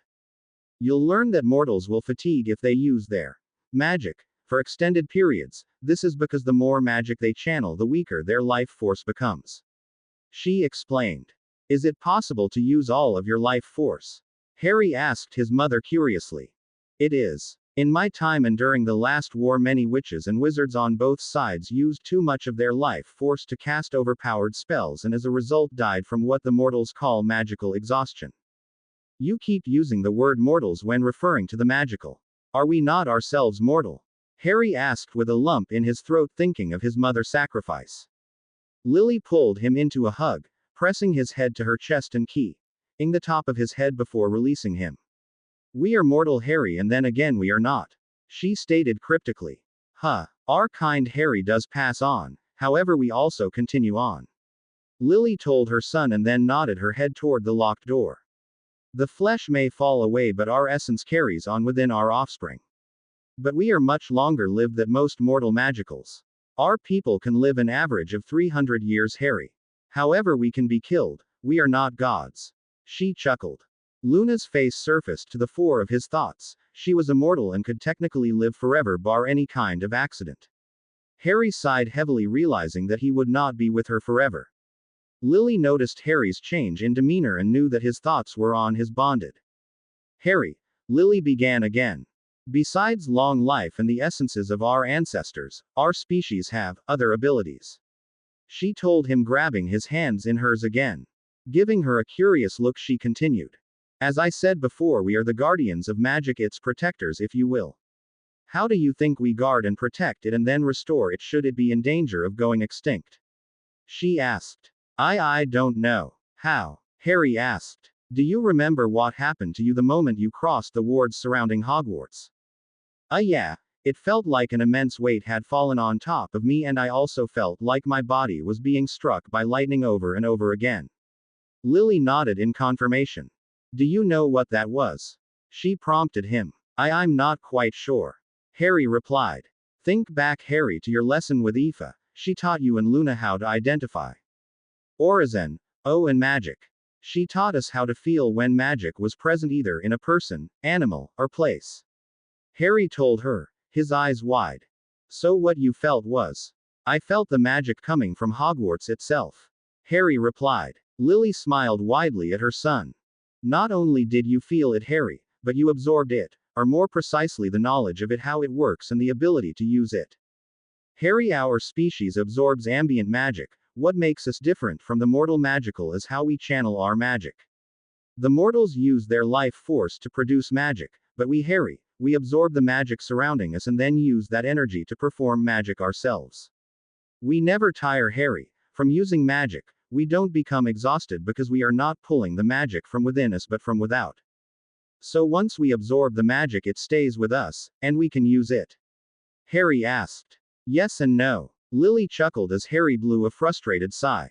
The magic does speak to us and we gain an understanding of it, but understanding does not give ability, Harry. Only time and practice gives ability along with magical maturity. Do you understand? Lily asked, raising an inquisitive eyebrow. Yeah, means I still have to study and practice. Harry grimaced, eliciting a mirthful chuckle from his mother. That in your body and your abilities have to mature as well. Some magics will be beyond your ability to use them. Now this is how we guard magic so that the knowledge is never lost. Harry nodded in understanding. You also mentioned that we can return magic to someone. How is that done? Not necessarily magic, Harry, but a restoration of a magical ability that has atrophied, or in other words, has become severely weakened.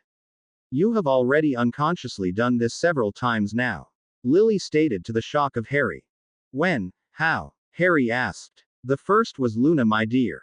Harry stared at his mother in confusion. It was becoming a common look for him during their conversation. Lily had to stifle another chuckle, but her eyes sparkled with obvious mirth. Luna, before you contacted her, was already able to use some latent abilities from her Phi heritage, but not the full measure of her ancestry. It was not till you two came together that her other abilities began to emerge. The longer you are in close proximity to each other, the more aggressive will her Phi heritage assert itself until the more human side of her will be overcome by the Phi side. So, I'm responsible for her becoming a fairy?